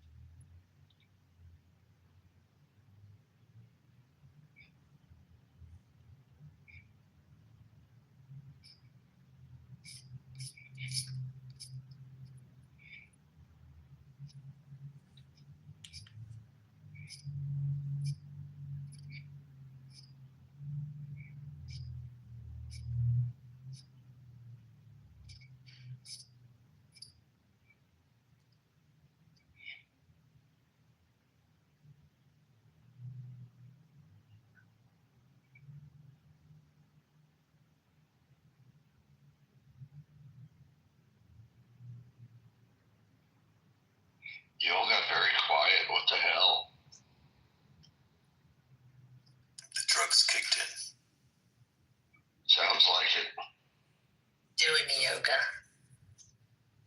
What, second time today? Yep. In the morning and now I'm doing it again.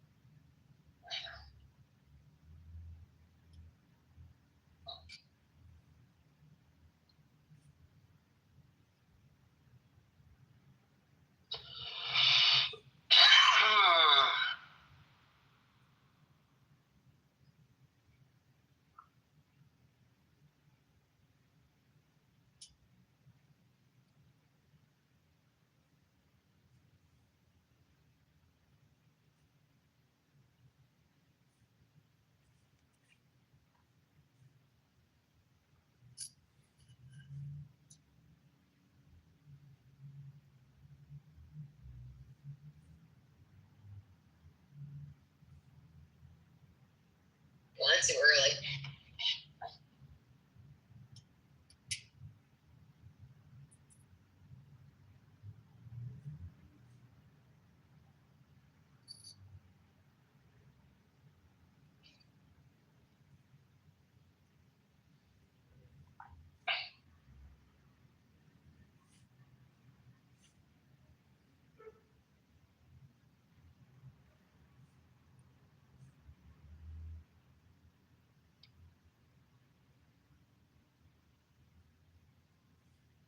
Crucial it is to have intelligence, the best possible intelligence.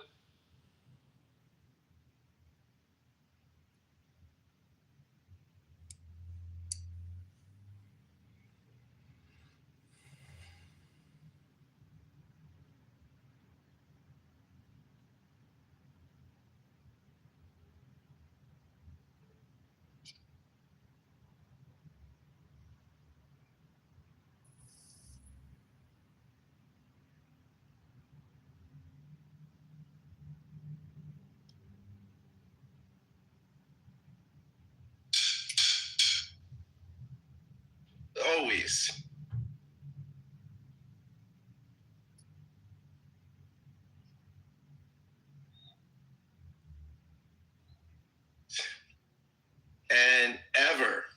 Scott Jones. And I'm Bill Bohr, and this is continuing the trend, which Providence seems to have led.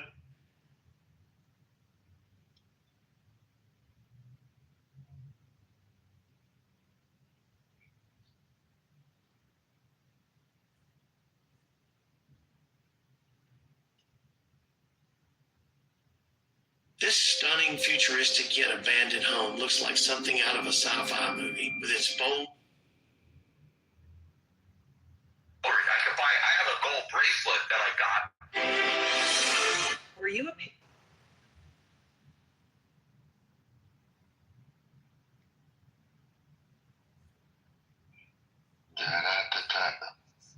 This room got weird all of a sudden. Can you tell when it's not normally weird? I mean, isn't it always a little weird? Right.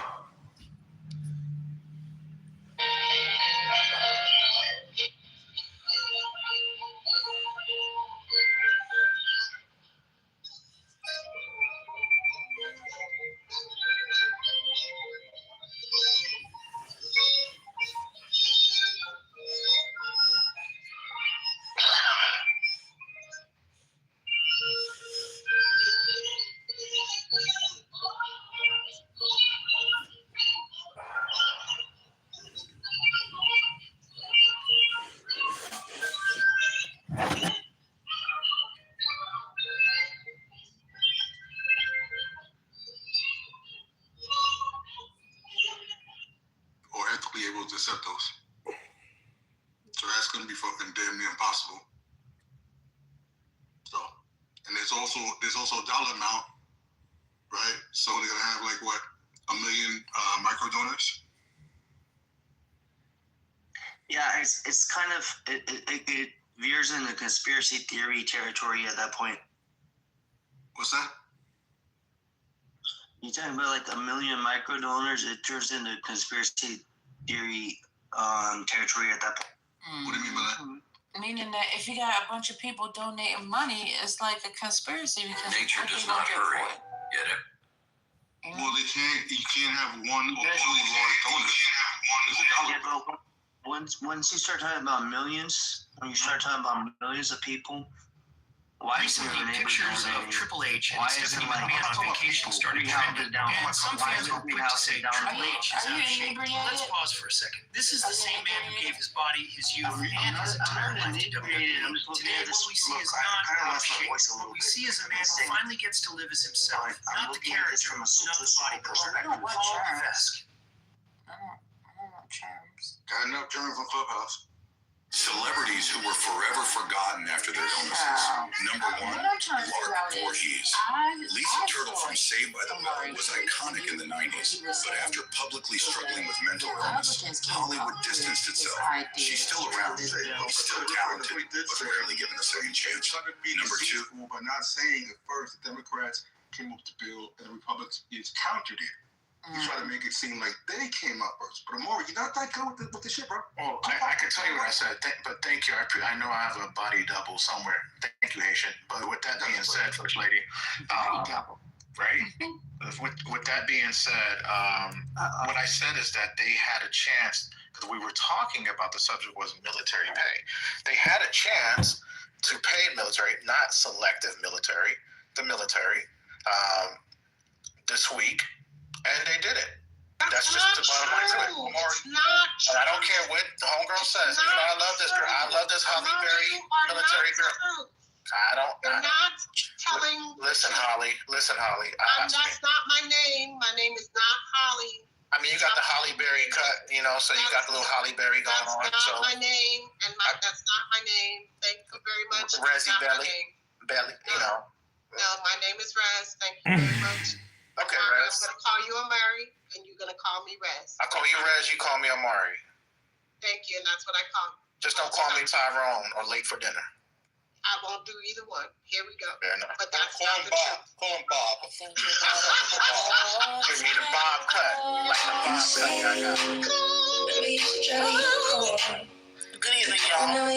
I know I'm Marvin. I've been dying to bring that point out since the other day But Amari, who This might be reported this? Chicago's most unique gift shop tucked inside the old 1930s pharmacy. It's located right on busy Ashland Avenue. I've passed this place so many times when I finally went in. I was kind of mad at myself for not going in sooner. on TV.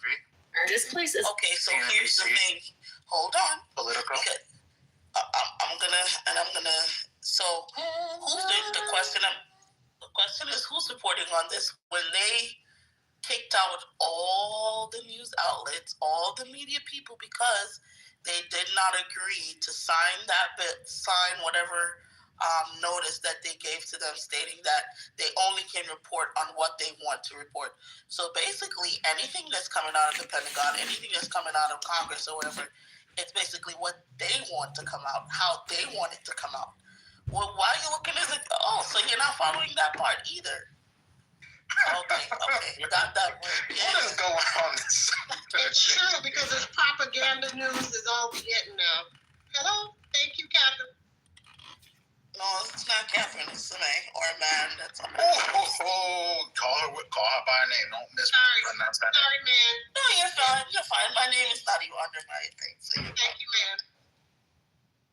Yeah, but look. At the end of the day, we gotta figure this out. I think the Democrats and Republicans they can open the government and then have a good faith conversation. Really call it what it is. The Republicans can open the government. The Democrats can't open the government when they don't have a majority. Oh, Fetterman said it this morning that he thinks they should just break the filibuster. And Fetterman's a piece of shit. He's also very popular. But he's very popular. He's very popular. He showed up to the inauguration in shorts and a sweatshirt. Yeah, but he's very popular as a Democrat in a purple state. So you should actually look how he. We don't like him. We good. He flipped the Republican seat. Like that's. He's not a Democrat.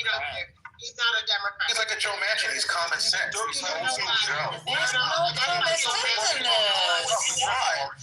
Oh my God! Like what's going on? What he is. All right, so what's next? I'm sorry, Haitian. I'm sorry. I'm sorry. These people got me going crazy. Please continue, sir. Nah, Maury, you really lost with the shit, bro. That's all I'm gonna say. I'll be lost in the sauce, but Fetterman is a good senator. No. He can't even fucking come to work properly dressed. He doesn't have to. Black ass like that. He looked like a dirtbag. He doesn't have to. Discrimination. That's discrimination. When Zelensky comes in his daggone uniform and you all talk about him not coming dressed up. But that's discrimination. Amazing. You see how the pot calling the kettle black? I don't understand. I think that's wrong. I think Zelensky could show up whatever he wants. I'm thinking like, what does it matter? It's about what you come in. It's about the content of your character. But that's what y'all president said. He should have came to the White House in a suit in the middle of a war. Look, because the president's an individual, Rez. Right, but y'all president said he should have came to his White House in a suit in the middle of. You know what I think it is? You guys think everything he says we're supposed to bow to. I think I understand the problem. I don't think that you should do that. What I'm saying is when you say that, but I didn't hear you say that was discrimination when that side was saying it. It's fine because at the end of the day, that's what I'm saying. I didn't hear. I didn't say that you didn't say that. I'm saying that I did not hear any pushback. That's why you didn't hear. No. Because I probably wasn't in the space. But when that report, I hate that report of that guy. He's an idiot. I don't even know his name, but he's like he has this big tomato face. He's always asking the weirdest ass questions in these White House kind of pop-up conference, and he's an idiot. He's an idiot. And so you heard it here, Haitian. He's an idiot. And I think Zelensky can wear what he wants. You heard it here. You guys hear it? In the bottom, people in the back. He can wear whatever he wants. I'll go on mute now. I need $50. Come on now. What's going on? Every time.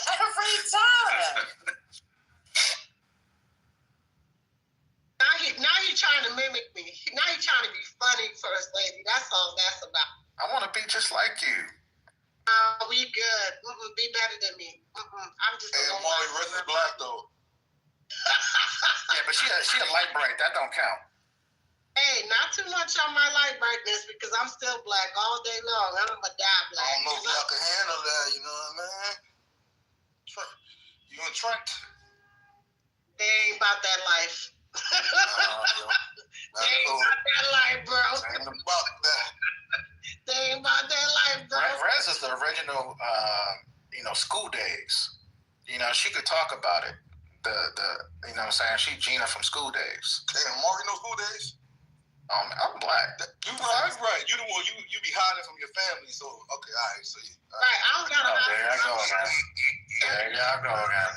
I ain't got to hide from my family. What are you talking about? Because your family thinks like you.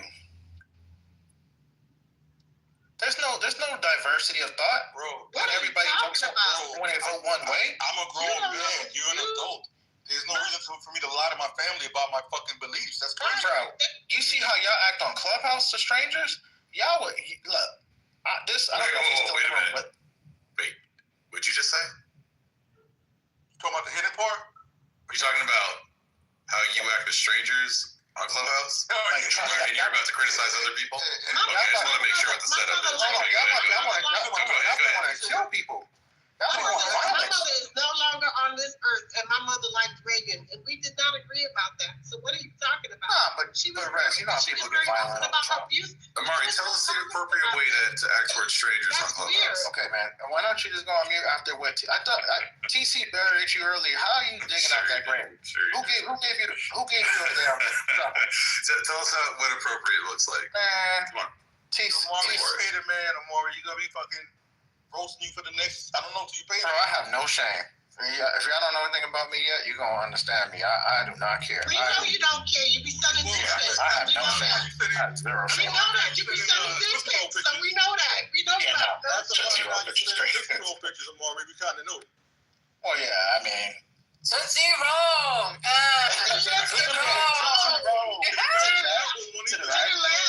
To the left.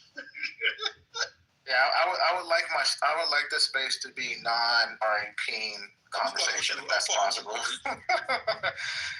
In the picture of my You face. just said you don't give a F. So why do you I don't even know why Aaron keeps saying that. You want us to talk about your manhood. I wasn't naked in the picture. That's boyhood. Stand on your business and your Tootsie Roll. Oh, shit. You wasn't naked? No, I mean, I could actually post a picture of what it looked like if y'all want to see. Oh, you're going to get that SF on there.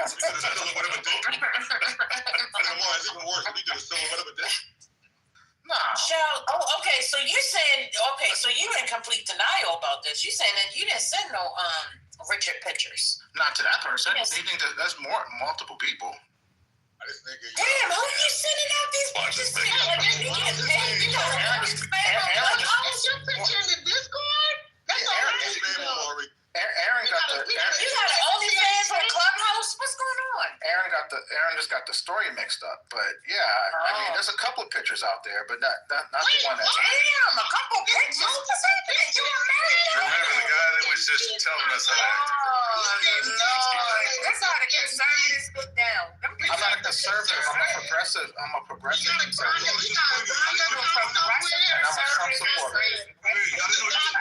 I thought you said you wasn't a Trump supporter. No, I'm not MAGA. I'm a Trump supporter, and Trump made it okay for you to not to be a cookie cutter no more. So it's like when Jesus died, he died for our sins. When Trump got elected, he got rid of the cookie cutter in the grand old party.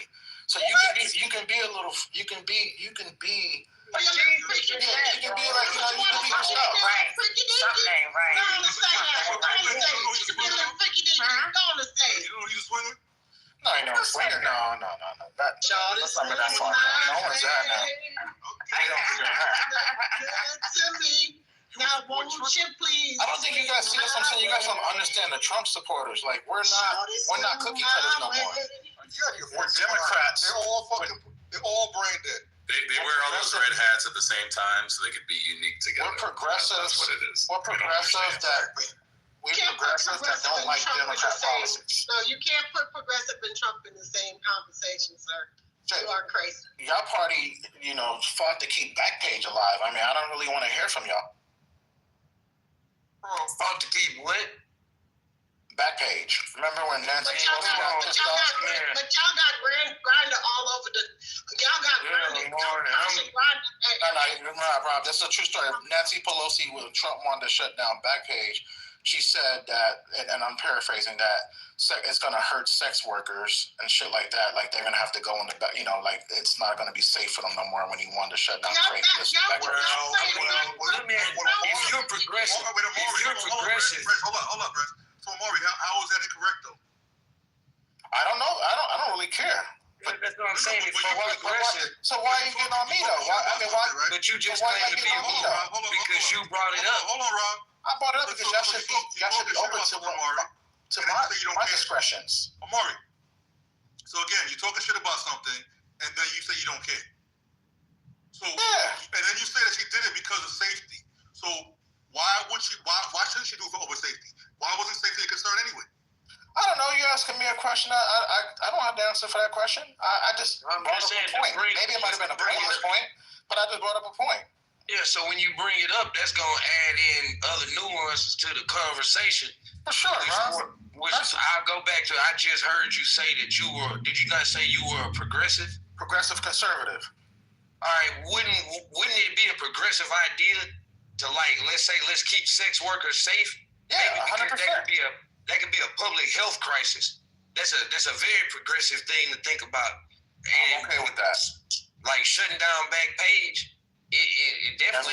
As long as it's adult, look, adults can do what they want to do. I'm okay with adults doing it. Like I'm not that nigga. Look, when I was young, I used to watch HBO Real Sex. You can't tell me about shit. Like I was one of those when we had the squiggly lines and you see the little porn. Y'all remember that? Yeah. Like when the black box. I was one. So I'm not one of those. I'm not one of those Republicans. I don't care. Well, most Republicans aren't one of those Republicans because they all freaky. That part, Rob. I don't know what they do, but I'm open about mine. You know what they do? All right, let's come out of the personal stuff. Yeah, First Lady. I don't know. Anyway, listen. Thank you. Now y'all know. If you have an OnlyFans, listen, I'm helping you promote. Go ahead and put your OnlyFans link in the chat. Ladies and gentlemen, if you would like to see any additional pics that he may have, go ahead and click the link. There's no pics. There's no pics that I'm going to share. I'm just teasing. I know. I am a changed man, and I've been saved, and you've been delivered. I've been delivered. Deliberation. I'm no longer blessing y'all inch by inch anymore. Okay. Okay. Oh, wait a minute, huh? So you got just let it go? What's going on? Okay. So Amari's been delivered, but the rest of MAGA is a little deliverance, right? That's how this is working. That's the MAGA side, the paper side. Okay. So hold up. What's going on with the crypto guy, Omari? Now, how do you feel about that? Do you think that it was okay for him to, pardon this guy? The Asian dude, that he didn't know who it was. He was pretending that he lied about. I guess look, I don't know the story what he did. I heard it was pretty bad, like what he did, and so if I'm going based off of what I've heard, his crime was, it doesn't sound like a good pardon, but maybe because he did some deals with him, and maybe he might have did a hookup.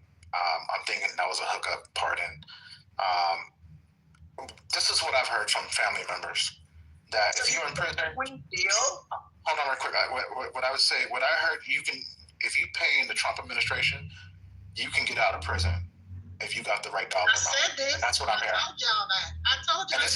Actually, I have a cousin in prison right now that's trying to come up with $2 million to get out. I told y'all this earlier. They selling pardons. I told y'all this. Hookup pardon is the craziest thing I've heard on Clubhouse today.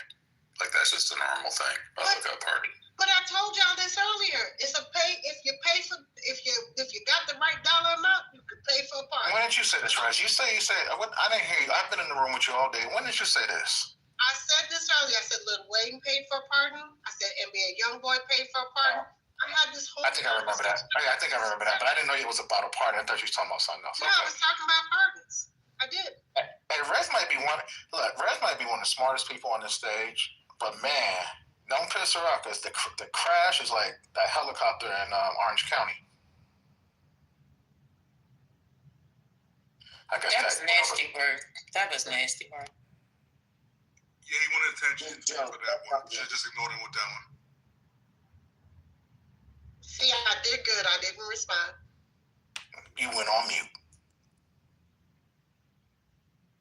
All right, so nobody else got nothing to say. The MAGA people had nothing to say about this Crypto King being released. So we got Santos out, we got the Crypto Kings out, we got January 6th. Who else we getting out next? Diddy coming out next. Watch what I say. They working the numbers. Watch what I say. MAGA don't want Diddy out. That would be bad look for MAGA. Like MAGA will that would be. They do not care. It is all about the numbers. Why do you think they care? It's not worth for him to do that. Diddy's time is short anyway.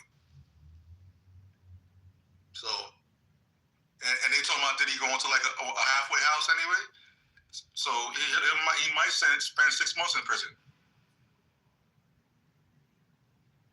Well, I'm waiting to see. I think y'all gonna have a lot of news and politically correct because you guys gonna have the Chinese the meeting this week, and I think that's gonna be some fireworks there. I remember I think someone said the Indonesian president said that he's not safe. So look for, I don't know what's gonna happen this week, but it might not be a safe place for the president to be at. So.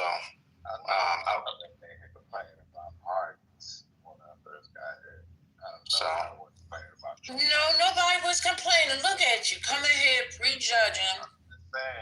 What up, brother? No, nobody was complaining. It was a question, sir. Now you done woke up from your nap and you all grumpy, and you need your Metamucil. So cut it. Hey, but when y'all was talking about Rez brought up a good point that I didn't think about. You don't see the mob bosses, and I didn't even think about it. You don't see the mob. I forgot that family even exists. I thought it was only on Harlem or Godfather, the Godfather of Harlem, whatever's where you hear about these families. But you're right. That shit is crazy. There's not one picture of them being arrested. They say they got some of them too. They're arrested. They didn't show their pictures. They didn't show the pictures though, but they showed the blacks pictures. No, it's really messed up. But here's something else though. This is extended into college basketball. You believe it? Well, what about hockey though? They got hockey too? Hockey also? They got arrested though. I just saw the extension into college basketball, but they probably all gonna fall like cards. I think there's someone said LeBron. That's cool. But think about it. This is a natural thing that happens when you've got this much sports betting going on.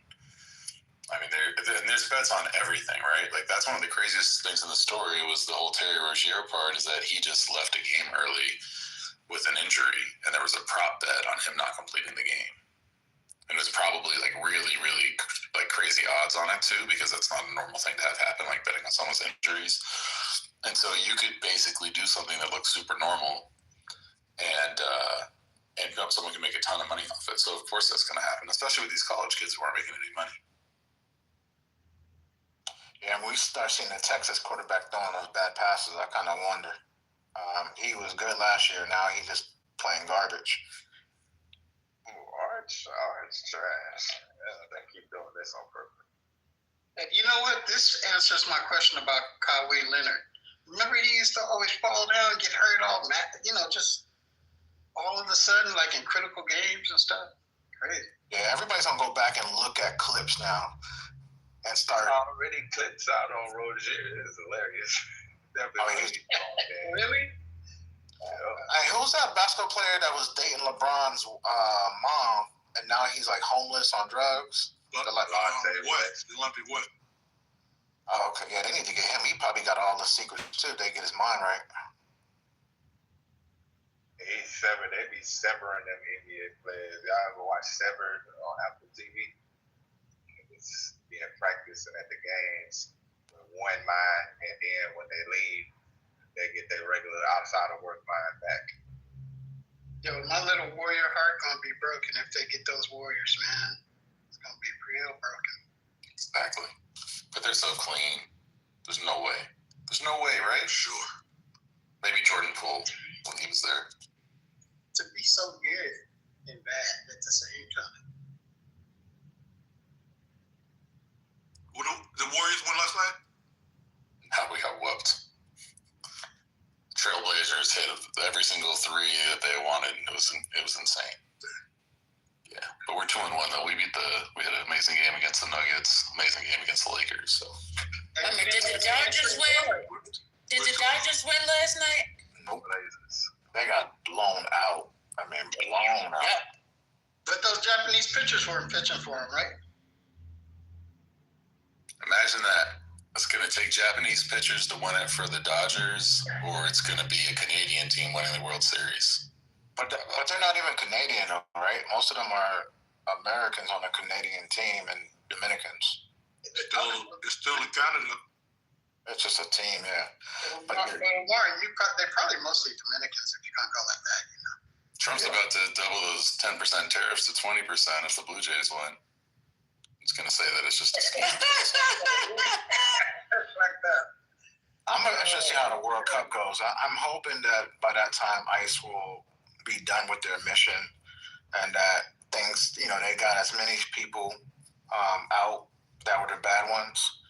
Leave grandma and grandpa, the abuelas alone, and let the country go back to normal. Bring some calmness back. Say LA, right? And then going to LA. Nah, there's no need to go back in LA. I think LA learned their lesson already. No, I'm talking about that's the Olympics. Oh, Olympics, LA, yeah.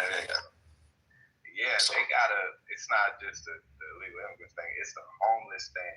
So they found out that they've been scheming homeless funds that were supposed to go to put up housing and stuff, millions of dollars. That no housing was built, even though all that money was put up for the homeless. So that's gonna be a big problem when the Olympics come in. If that doesn't get it. So Rez, what are you gonna do? Rez, you're real good at economics, and so explain the stock market. Why is the stock market at its high, in your opinion? But even though inflation and everything else is going up. So, Rob Mari, are you being serious right now? Yeah, because if I try to speak on it, I just want to make sure Rez talk about it first, so I can make sure. I don't say the wrong thing. I can actually address that, but go ahead. Oh, go ahead, Aleph. Oh, yeah, because you up there too. You up there in NorCal, so y'all finance people. So the stock market is speculative, and it's getting more speculative as we go, right? We're having all kinds of financial instruments that are not based on the value of the companies or even what they have in terms of market capitalization. For instance, the top, say, 10 companies are very undercapitalized to their actual value, which is like 30x or more, right? So a company like Apple, right, has one of the companies with the most cash, has $141 billion, but yet it's ranked worth $3-point-something trillion, right? And also you see Nvidia, right? Nvidia only has like $50 billion in cash, right? But they're ranked with $4+ trillion. So you're really not seeing the correlation of what the company actually can generate in terms of revenue right now versus what it might, what its value is on the market. Now, this may change for sure in the industry, but obviously we're going to have some winners, we're going to have some looters, and we're going to have some that are reaching that don't quite, capture the target they're shooting for. Does that answer your question? Yeah, that's pretty good. That was really good explanation. Why y'all don't let Aleph talk more when y'all get into that when it talks about economics? Aleph is, he bushwashing. Sometimes he be on point.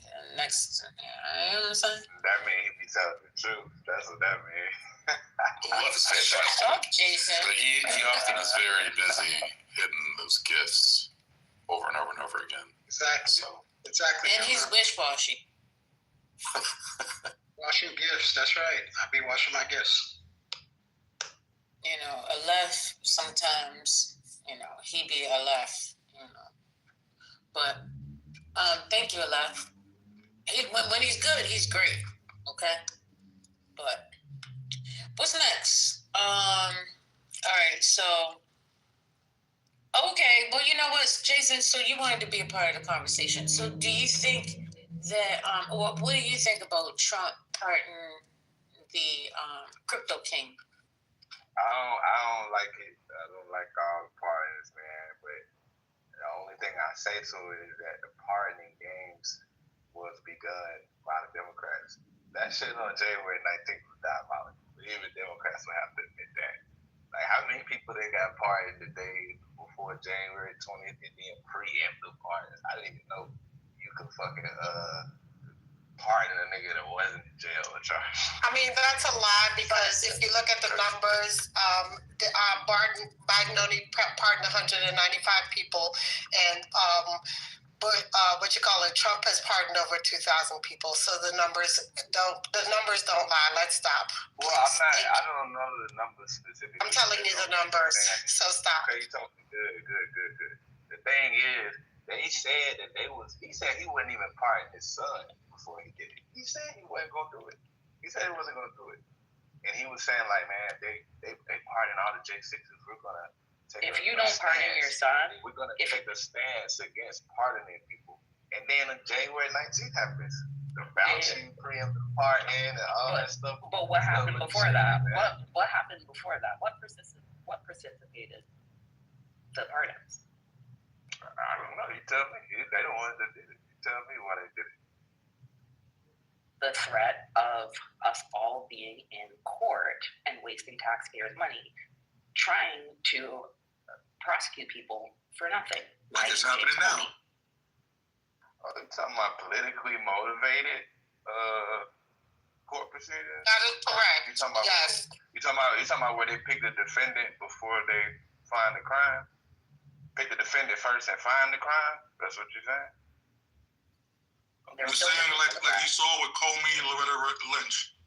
So you know what she's talking about. No, yeah, that's what I'm saying. Like, but Trump makes the same argument that was done to him. But he was told if you didn't do nothing, you ain't got nothing to worry about. That's what he was told. But he did something. That's the problem. And these people didn't do anything. And now we're exactly after how much money has been spent. After how much money has been spent. Money that people need to eat. So if they get some of them guilty, are y'all gonna say guilty of what? Well, guilty of what? Let me say this to you, right?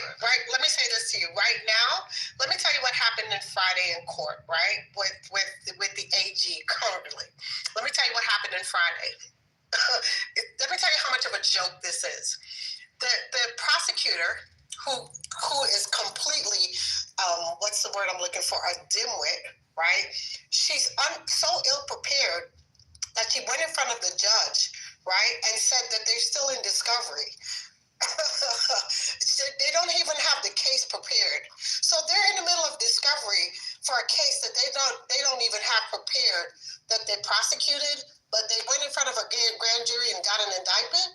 Make that make sense, sir. This is the stuff that I'm talking about, that you can't make this shit up.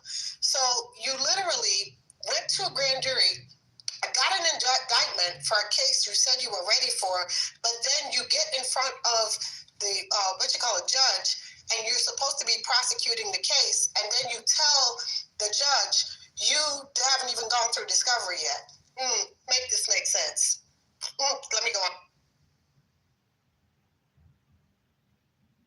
So Jason, I think there were thousands of rioters in January 6th that were pardoned by Trump. Yeah. Yeah, so I don't think we really have an equilibrium there, right? Between Trump and Biden's pardons.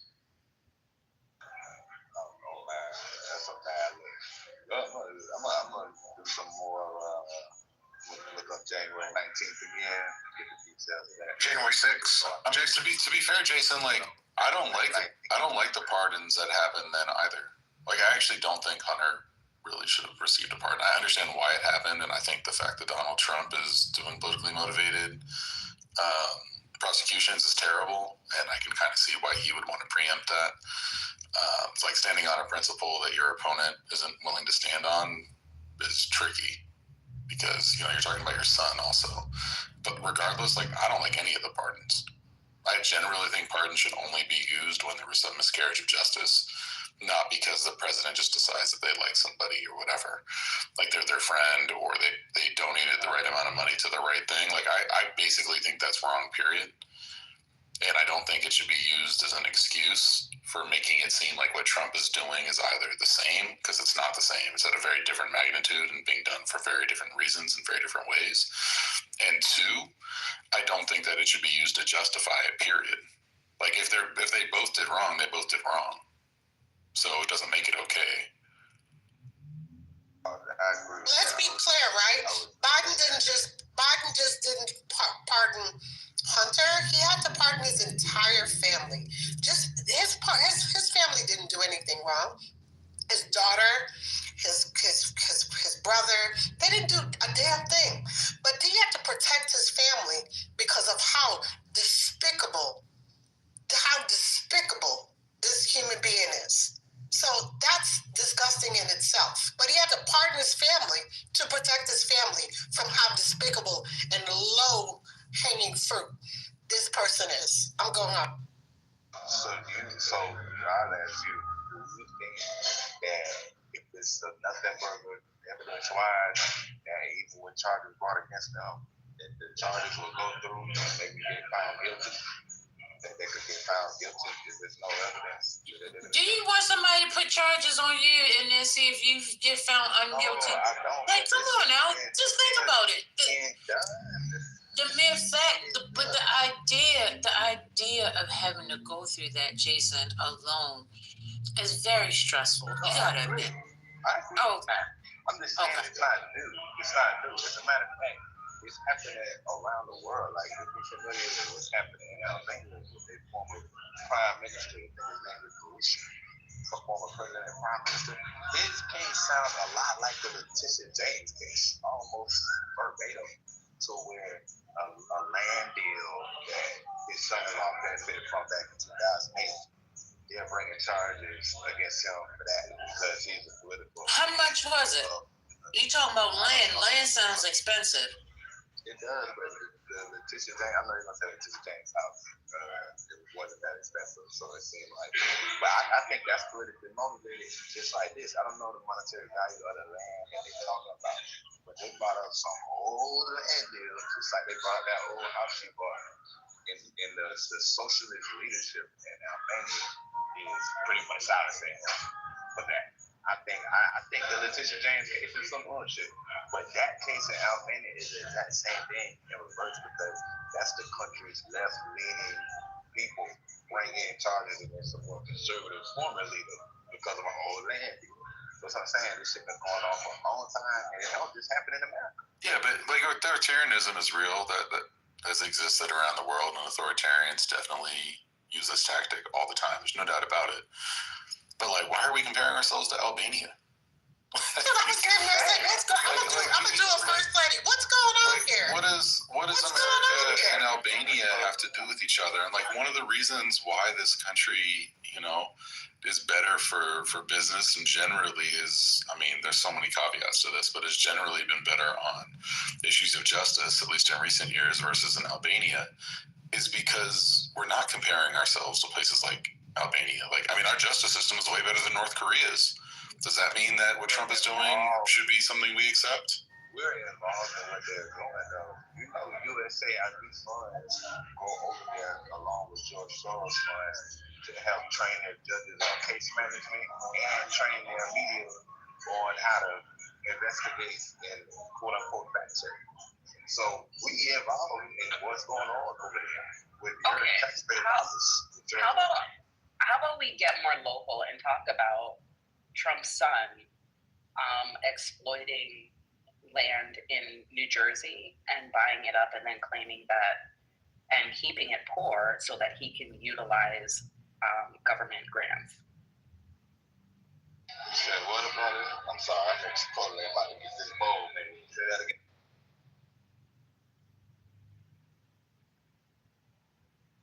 Trump's son has major land holdings in New Jersey, and he's keeping them under the poverty line so that he can get government grants.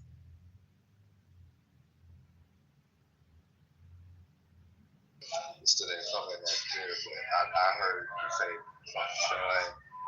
I believe it is something going on with that. But then he got some kind of businesses set up that he can only make money with. Or let's not even go there. Let's talk about all the licensing deals that went down. We're gonna let's bring up everything. All the licensing deals that Ivanka Trump got. The only thing he's gonna do is this pardon this on January 19th of 2028. The only thing he's gonna do. He just gonna follow his playbook that he already seen the playouts.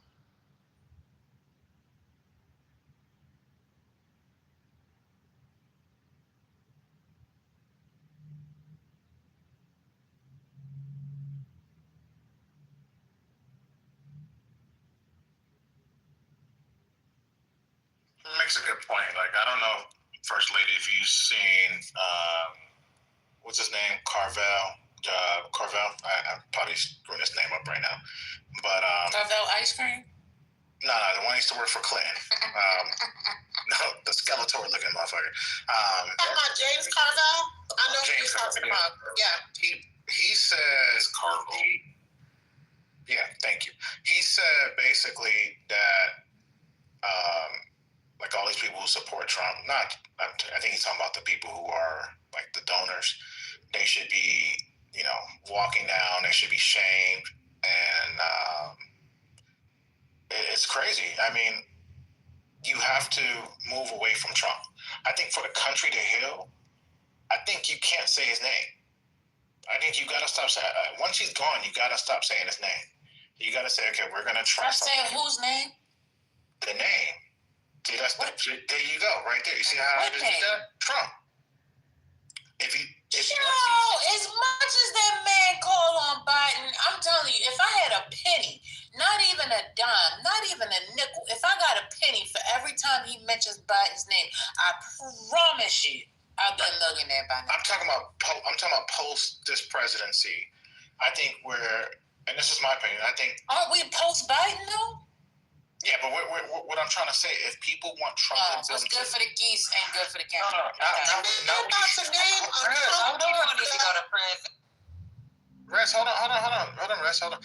To get Trumpism out of the mix, I just think you just gotta try to figure out, how do you heal the country? How do you bring people together? And keep talking about Trump is not going to do that. I'll go on. I think sending him to prison would be cool. Not only should we send him to prison, we should have done it the first time. Like, the guy broke so many laws, and so many of those cases were open and shut, and that dumbass Merrick Garland didn't understand that it was more important for the country to hold him accountable than to whatever the hell he was standing by. I don't even know what he thought he was standing by. But he wasted a whole bunch of time, and then a bunch of Trump loyalists, like, slow-walked cases that were open and shut. I mean, the man was keeping very highly classified materials in his toilet, in his closet, in the pool room of Mar-a-Lago. Like, that is insane. And that's just one thing. He also tried to steal an election. Like, what are we doing? It's absolutely insane that we didn't hold him accountable. And like, the institutions are failing now because they showed just how weak they were under Biden. And that is like going to be part of the historical stain on Biden. And we've done this in this country a lot, like throughout our history, where people who should have been held to account and like absolutely had their reputations obliterated, like thrown in prison, throw away the key, like those kinds of people we have not done a good job of punishing when they've been on the right. We've tolerated all kinds of bullshit, whether it was the Confederates getting away with being traitors or Donald Trump trying to steal an election. so on and so forth. The Iran-Contra stuff, like all of that is insane. Getting pardoned by Ford, like been terrible at that, and it has led to all kinds of pain for this country. So the idea that we're going to just forget about it and pretend that, you know, right-wing authoritarianism in this country, which is deep in our history, is going to just disappear on its own is crazy. No, what we actually need is a much more muscular response to it, whether that's a centrist response or a left response, or I don't know, maybe a coalition between the two, and maybe people on the right of good faith. Maybe the Mitt Romney types, or even the Liz Cheneys and Kinzingers, who make my stomach turn, but I think are on the right side of these kinds of issues. Now, that's what actually needs to happen. The idea that we're going to just watch the grift happen and have them like make off like bandits with billions of dollars while destroying all the norms and institutions that actually are important. No, absolutely not. That's never going to happen and should not. So if that's the route you're going to go, that's fine. Then what I hope is that if Democrats take over in the next election or in 2032, you lose, and then a Republican who was loyal to Trump wins and just does and return fire. I mean, and then we're just in a country, we're just going to be in this loop. So there you go. It's not returning fire. That's the problem with it. It's not returning fire to hold Trump accountable for the crimes that he committed. That's not returning fire. What are we doing? That's just the law. Simple. Pure. It's not about whether or not you like the man or not. He committed a crime the same way that no one should have defended Robert Menendez, and basically nobody did, because the man was a corrupt piece of shit and was using his office in the Senate to enrich himself. He deserved to be convicted. It's not a question of like evening up some sort of tit for tat game, and that's the whole problem. What I'm saying is that we should be Americans first. We should stand by the sort of core social contract, which includes following the law and like running elections fairly and having our representatives be elected through free and fair elections, like the foundational principles. We should stand by those fiercely, defend them like they matter, and hold people who violate them to account. Donald Trump is violating everything that is, good about the U.S. Like all of our aspirations of what we're supposed to be in our ideal state, he is violating. I believe that other presidents have violated their oath to office as well, just not Donald Trump. There's people who believe that Biden, aka Dark MAGA, was very divisive. They believe that he used the auto pen and that should be crooked, should be investigated. There's people who believe, there's people who believe that it was political on these prosecutions. And they have a good case against him when it came to the Russia hoax. 600 plus days, people thought Mueller was going to have taken President Trump out of the White House in his first term. They didn't have anything. I thought he was a Russian asset. I thought him and Putin was scheming against America. It was never true. So your side doesn't really have a leg to stand on. Like that's where you lost credibility. That's why we're so divided, because you said this Russian thing was going on, and it turned out to be a hoax. So we just not going to take you seriously. It always amazes me how I'm somehow Robert Mueller and James Comey and somehow I have influence over them, which is always interesting. I never said your name, by the way. But well, you said you, but okay, that's fair enough. So the point is that if they did something that was illegal, prosecute them. I don't give a shit. If they violated the law, like when it comes to election administration, which I know well, I want the Republican in Mesa County, Colorado, who got convicted. I'm glad she got convicted. And also the Democrat in Arizona, who's essentially buying votes. I want both of them in prison because they violated our elections, and that's a really, really big deal. I don't care which side you're on. If you're violating these kinds of laws, you deserve to be held to account, period. And that's what's wrong with MAGA, is you don't have principles like that. You can look the other way and just be like, oh yeah, whatever. He gave a pardon to the Binance guy. I don't really like it, but it's not that big of a deal. It's just the law. It's just pardoning people for no good reason. Like, you can't just shrug off principle like that and expect to be taken seriously as people who are like showing up in good faith, can be negotiated with, that aren't out trying to harm you. right? When you let someone like George Santos go, what does that say about what your moral character is? It's a horrific thing to do. Horrific.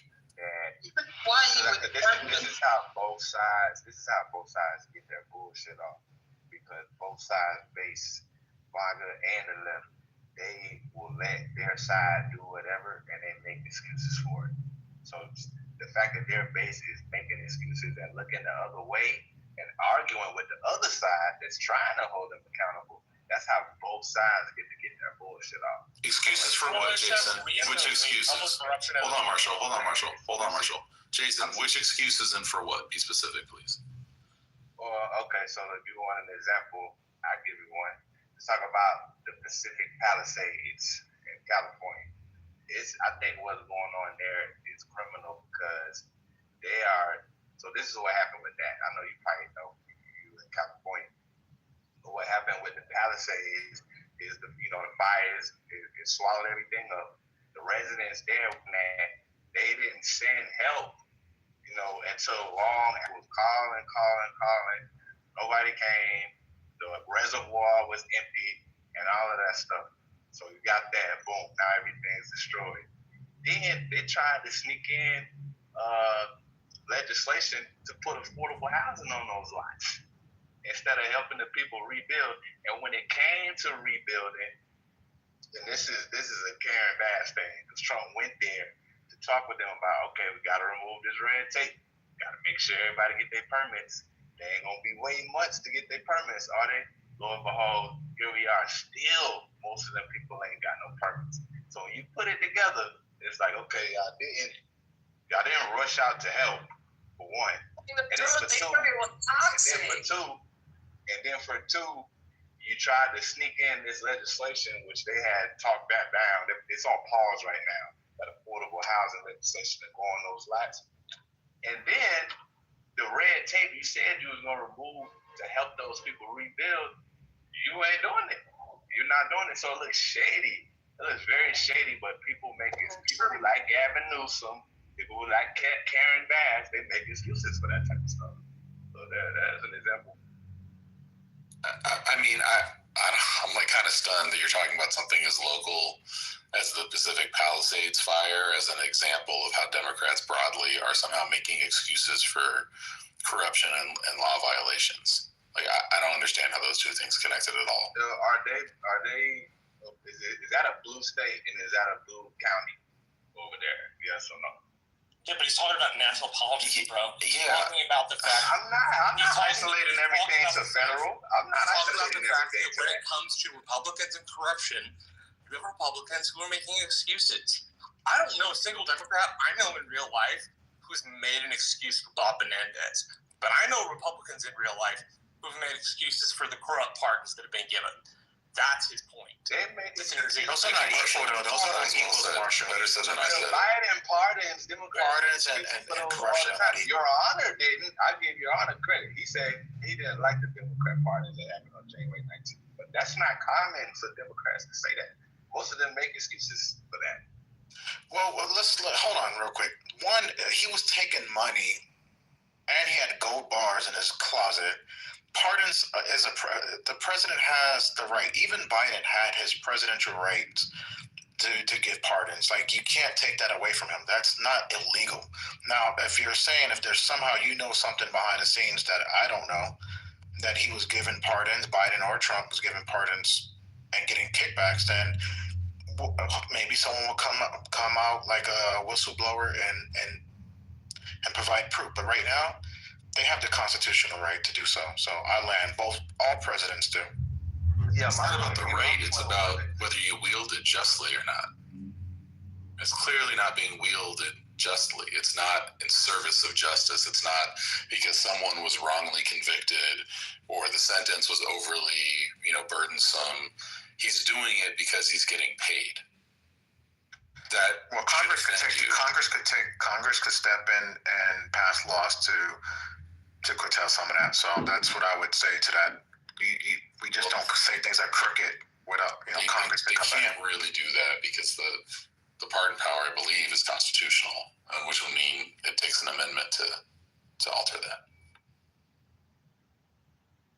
Yeah, my point about the excuses being made by people for their own party at all levels, local, federal, state, I'm talking all levels of whatever example you want to point out.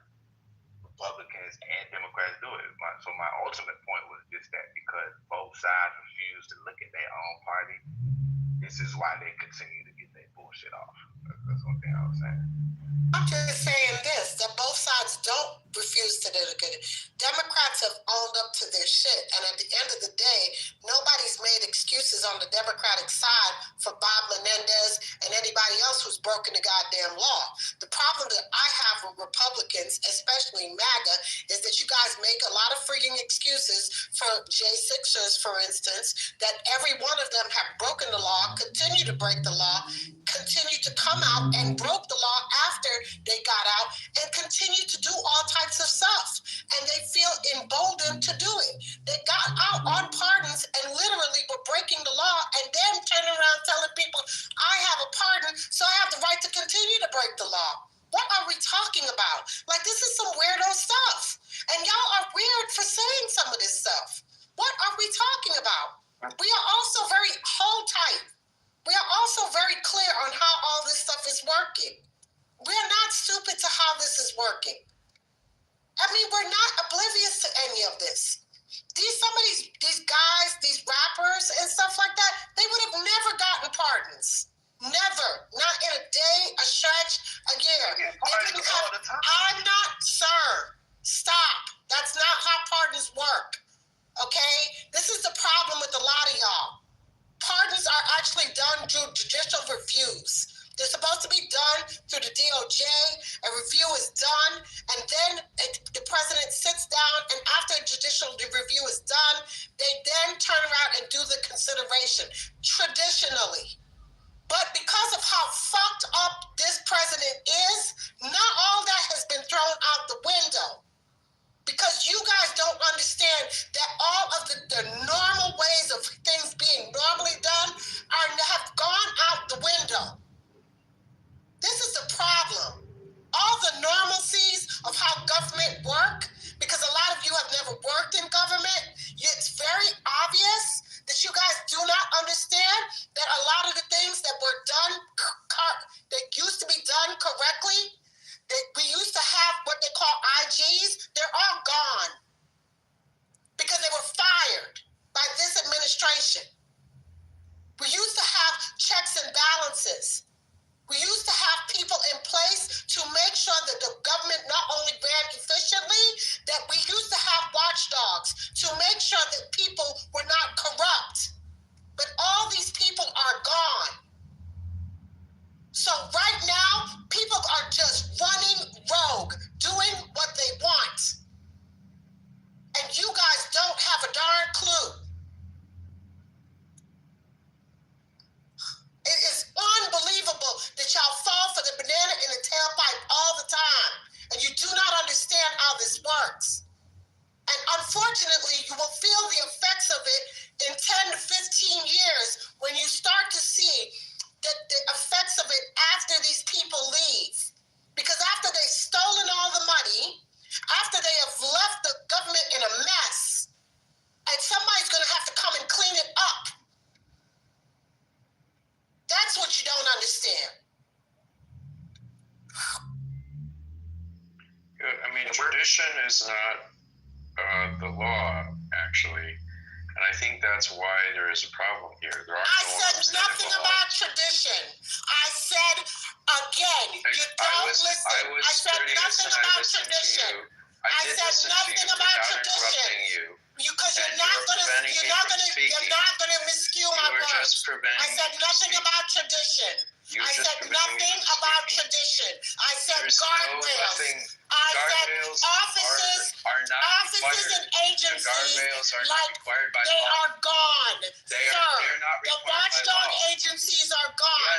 Those, sir, they were required by law. They absolutely were. The IG office was required by law. You don't know what you're talking about. You don't know what you're talking about, sir. You have no idea. idea for what just you're talking about, preventing me sir. from speaking. Sir, you have no idea what you're The talking pardon about. power Jason, is ultimately you something always the president want to has talk power to exercise. just to be talking. Goodbye. The president has broad power to pardon people, even for no reason. And Congress has no power to do anything about his pardons. And some traditional practices evolved around how the president uses that power. Some guardrails, some norms, right? But norms are not laws. And we are seeing, as I think many of you have pointed out, that the norms are breaking down. And the role of Congress here should be to rework the laws to address that situation. I mean, these broad executive powers are the result, in part, not entirely, but in part, of decisions Congress made. Decisions to give the president more power, and they have not removed. There's a whole bevy of powers they have given the president, the basis for which is entirely gone, and they have never gotten around to repealing them. The garbage Supreme Court did that. Your president with his garbage Supreme Court did that. They expanded that. Your garbage Supreme Court did that. Thank you. About something that goes back at least 100 years. Yeah. Talking about something now. Talking about something that goes back about 100 years. No, but it's U.S. Okay? The authorization of military use of force for Gulf War I, Gulf II, the war in Afghanistan, they have not been repealed. We all know those are over, but Congress has not gotten around to cleaning that up. And the whole thing about the tariffs, the interesting thing about it is if Trump cannot do the tariffs through emergency powers or whatever his initial plan was, there are 5 or 6 other things apparently that are going to let him do some or all of them. Sir, we have given a massive amount of power. Declaring war. War was not even declared. You don't even know what you're talking about. Sir, shut your ass up. Shut your ass up. You don't know. You never wore a uniform. Shut your ass up. He doesn't know what he's talking about. No, Marshall, be quiet. This is what you have no idea what you're talking about. That was passed. Stop it. Already? No, it was not. Because Iraq was not even passed. No, it was not. It was not passed. It was not passed. Marshall, it was not passed. It was never passed. What's going on? It was never passed. All right. Only one at a time. What's happening? I had a question. Is Versa going on right now? The Versus is, what's it called? Versace. What's that thing? Oh, is it going on? Yeah. I don't know. That's what I'm asking you. Yeah, it's supposed to start at 8, right? 8 o'clock. Somebody said 5 p.m. West Coast time. Yeah, that's 8 o'clock for y'all, right? Yeah. Yeah, so we're missing out. Oh, okay. All right. So what's the argument now? What's happening? He's just coming over here just spewing shit. The normal Trump bullshit. Okay, you're talking to me, Bryce. He's asking me. He just comes on here and they spew the normal Trump lies, the normal bullshit, and they tell people all kinds of shit and disinformation. Always do, and I hate the damn bullshit. This is what I can't stand.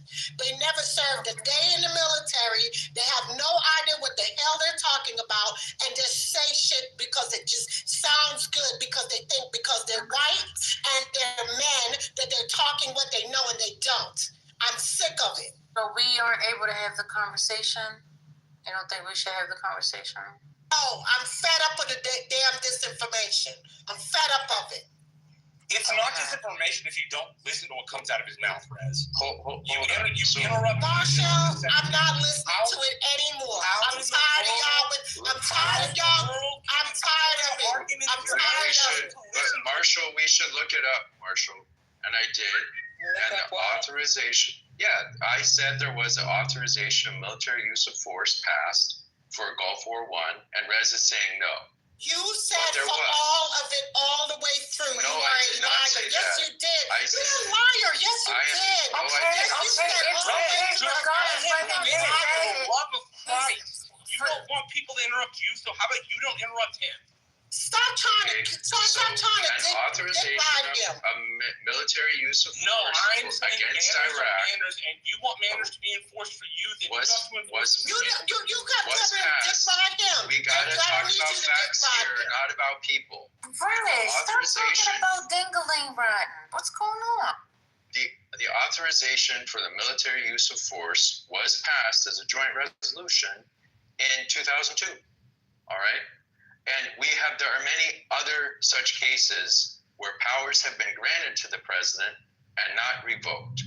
And I've listed many others. There's a huge range of them.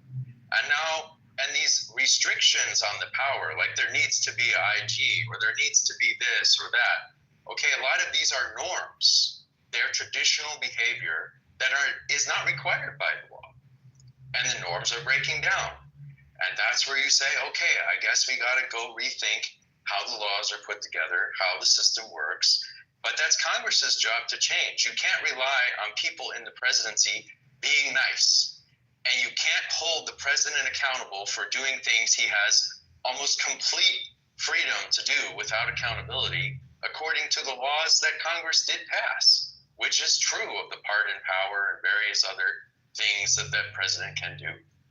And so it's great that people are unhappy with Trump for bad things that he does. Many conservatives are also unhappy. But fixing the president or something, it's not the president whose job is to fix the president in a system of balance of powers. It's another power's job to fix the president. So thank you for listening. Jason, into the room in general, right? I think that right here we have this vector of the president using pardons for political benefit, right, as opposed to financial benefit directly. And we see this clearly in his pardoning of the Binance guy, right? Because the Binance guy's cryptocurrency firm donated money to WLFI, right? The World Liberty Financial, right? Which is run by his son, by Trump's son. So wouldn't that be basically an indirect grift? But I don't know that that's a crime. Like, what basis is there for challenging the president's pardon? Because it's a crime for the president to be bribed. You can't. It's illegal for a president to get a bribe for a pardon. What is it? I mean, so in principle you might be right, but did the donation occur before he pardoned the guy, or at the same time? Can you draw a line there to link them? I mean, before he was convicted or after or what? And it's how are you gonna?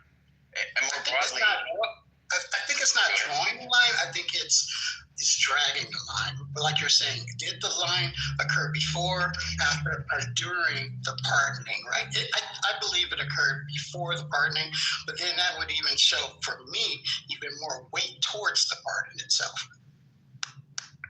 It may show that for you, but I would be very surprised if anyone has ever successfully prosecuted a president for corruption in his pardon.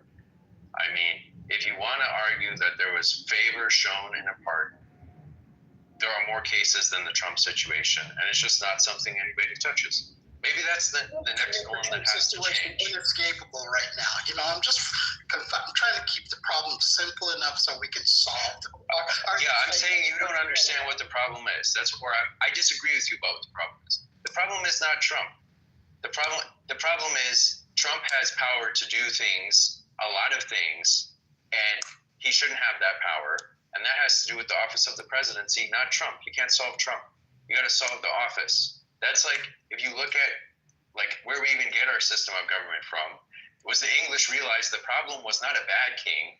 The problem was a king. And so they gradually made all these things to restrain the king and create sort of representative systems of government and impose rule of law on things and separate powers from the king. And that was the only way they made the system uncorrupt. It wasn't by let's get the bad king out and good king in. I mean, sometimes that worked, but then you got the same problem again. And they saw this happen. If that's because we've made the scope escapable, right? We've made the scope too large to actually contain the solution. So the solution here is this president breaking the law? That is the problem right now. That's the problem question, right? The problem definition. And when we're trying to solve that problem, we look at what did the president do? And what the president has done is he has taken somebody who donated money to his campaign, showed favoritism to them, and pardoned the person. Now, would you then say, with just that short scope, is that then a form of bribery? No, that's not necessarily a bribe. Okay, that doesn't, I mean, it would say someone who you liked and who donated to your campaign was unjustly prosecuted and unjustly thrown in jail, and you pardon them. That would be the right thing to do, I guess, right? I guess our moral seesaws are uneven.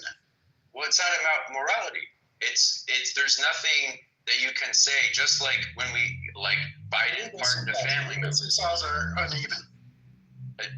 Just because Biden pardoned a family member doesn't mean he did something wrong. Remember, I was trying to narrow the scope so we could solve this particular problem. I'm saying the way you're...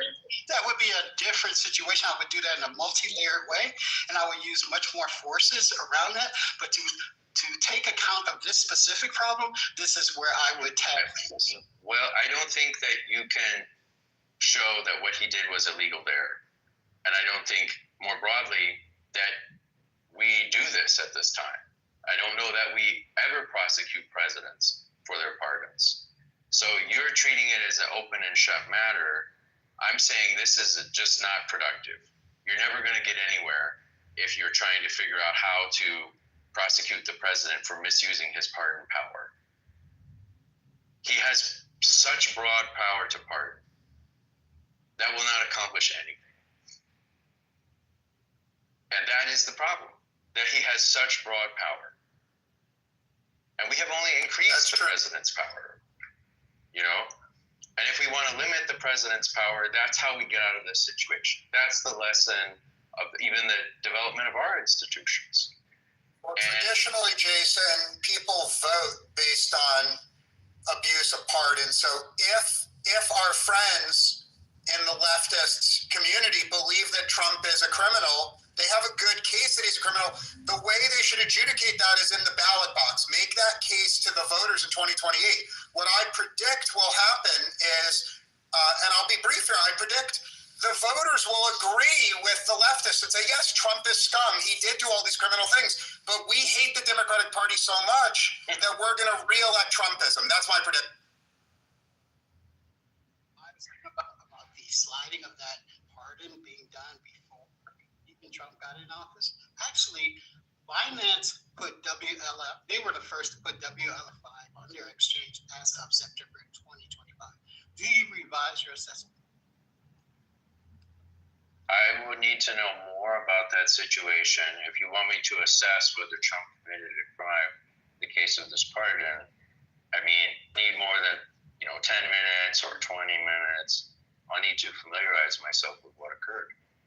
And pardoning is just case. I'm not asking you to do that now. I'm just saying to look into it, Jason, and because I know that you're pretty due diligent. So yeah, just look into that.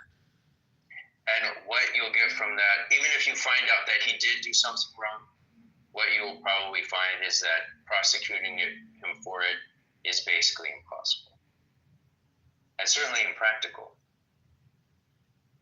And this is where we come back to executive power. I think it's just insidious, for him to do that, the way he's doing it, and how often he's doing it, the frequency and the magnitude of which he's doing it. And the outcomes and the recidivism as well. Yeah, and the other thing, Jason, is you can make what you're essentially making is a legal argument or like a governance argument, but there's a moral argument that matters here. Like if the president has largely unrestricted power to pardon, which the American president absolutely does have, we can still judge whether or not they're using that pardon responsibly or not. And that still matters. It matters as a political question. It matters as a governance question about how should we treat the pardon in the fee, we try to restrict it. And it feels like you're not paying enough attention to how important that is to, to lots of people for all kinds of reasons. Namely, like very important foundational principles such as, are all men equal under the law? Like, that's a really fundamental principle that's called into question when a George Santos gets a pardon or when this Binance guy gets a pardon. Clearly, we're not all equal under the law, and the way to be, to receive favor is to give money to the big guy, right? And I ultimately treat that as a governance question, not as a legal question. And we should be thinking about, what do we do about the pardon problem? But I think maybe there's a different direction here. Maybe the Republic has gotten, I don't know, something's gotten out of balance or it's gotten too big or whatever. I don't think we should have a single executive anymore. There are some countries that have an executive council, like Switzerland. And the people who make pardons, they take a vote when they exercise the executive power. And in Switzerland's case, I believe there are 7 members of the executive council. So you don't get this seesaw effect when you have an election because you replace some of them and not all of them. Okay, so you don't get this dramatic change in your executive policy. And you also don't have these people who can just unaccountably do what they will. I mean, they still have to persuade someone else. And that's where I think, that's what I would argue here is like what this is really a sign of is that this unitary, like one guy, monarch-like power figure is just, okay, it's not going to work for very much longer. So we need to do something. Yeah, I mean, I'm coming to the same line of thinking because the Constitution is an incomplete document. So, they did not envision somebody abusing the pardon power, right? Like they were operating on basically a gentleman's agreement. Like no gentleman will ever do this.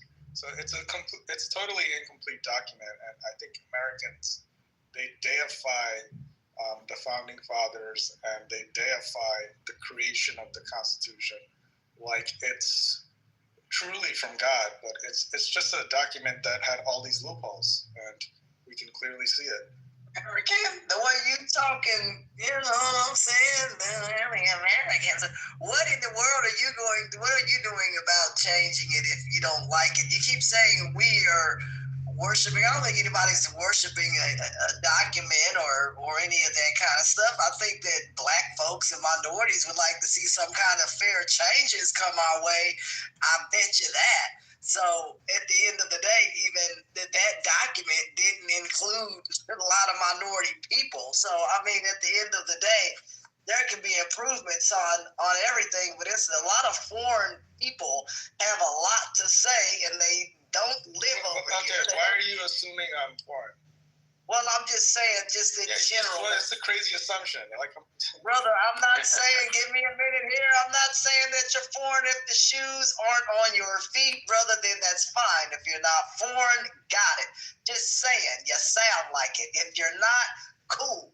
At the end of the day, brother, that train's driving right on down the tracks right now. At the end of the day, though, brother, America, though, does have improvements, regardless of whatever people believe. The Constitution, though, never, ever, ever was written to be abused in this fashion, in this way, and we are in an era that is more publicized now than ever, and Donald Trump is a kind of president that honestly does not abide by anything, whether that's laws, whether it's publicized or not. He does not care, and right now we are in a time in our country that it's not been seen before. If I could look up presidents, I've tried to look going back as far as I could. I haven't seen anything like Donald Trump as far as I can tell in history anyway. And we don't want this type of history repeating itself, and I'm concerned about it. And that's where Donald Trump is taking us back to history. I'm concerned. Well, thank you all for listening to a white man's voice on this topic. I have to go for a little bit. So I appreciate being in this forum with you all. You're not white. What are you talking about? Jason, where are you going? You're not white. What's happening? I'm pure white. No, you're not. I'm pure Aryan man. No, you're I'm not. Czech German. I have R1 individuals. I'm pure Aryan and white, and not mixed with anyone. Yeah, Jason, you're supposed to say you're white. Jason, you need to work Jason, with you are Texas not people white tea. more. You are not white tea. Bye-bye, I'm Jason. not white. What do you think I am? I don't know. I'm just joking with you. Okay. All right. White power, white power, everybody. No power. Fine. No power. Have a great night, everybody. Thank Bye, you. white Okay. tea. Go back to old Camel. Oh, no, Haskell, buddy. Haskell's. I just write JavaScript now, dude. But I like anyway, this talk to you later. All right. Ciao. This is the funniest room always.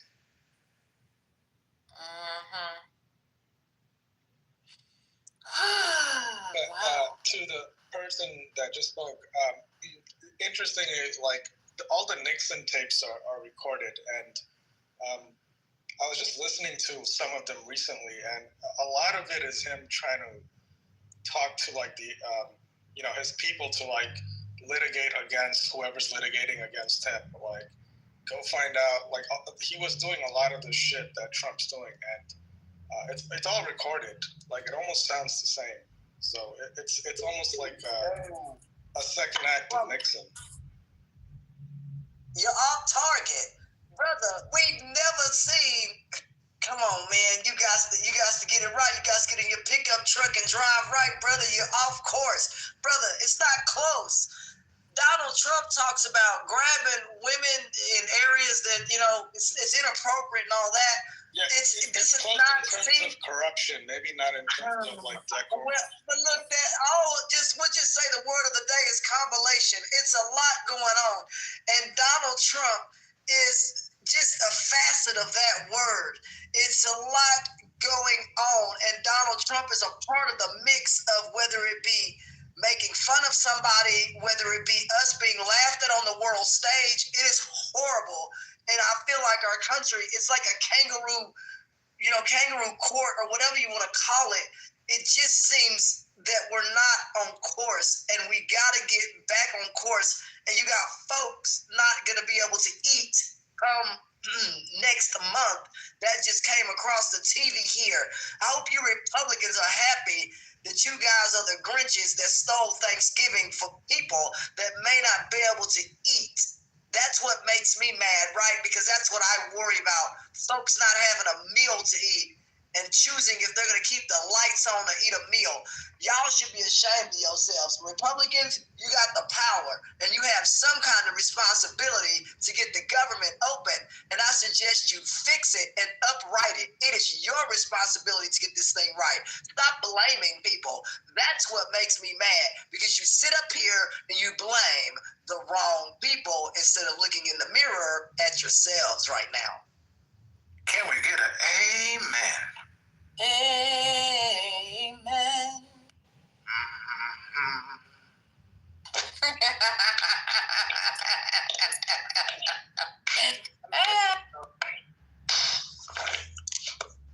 I don't know I feel what like you're watching thinking Sinners over now there, for some but reason. something rang. Yeah, what you thought? That was I thought that was you first. No. That was me and my tambourine. That tambourine is broke. Yeah, we gotta go watch Sinners one day. Maybe go on Chatter. We watch Sinners. Yeah, let's do that. Hey, you got a beautiful voice, but I don't think you got good ears. Ooh, that's nasty. Talking First Lady, right? I don't think we've ever seen First Lady ears. Oh, you never seen my ears? No, I don't remember. No. But I'm not like Aaron. Some of us don't try to show everything. You never know what you're getting. I'm not like Aaron. I don't be stalking people's pictures like that. Amari, I'm so proud to report I've never seen the picture. Many of them, apparently there's multitudes. The way you act like you have. Shit, you haven't stopped talking about it. I just remember the clubhouse drama. When the brain exploded because of you sending your junk on the internet. You're bringing up Piccadilly is crazy. I was sitting there with my popcorn, probably 2 fingers of a good bourbon. And I was like 44 years old. Two fingers of a I'm 47 now. You still talking about this?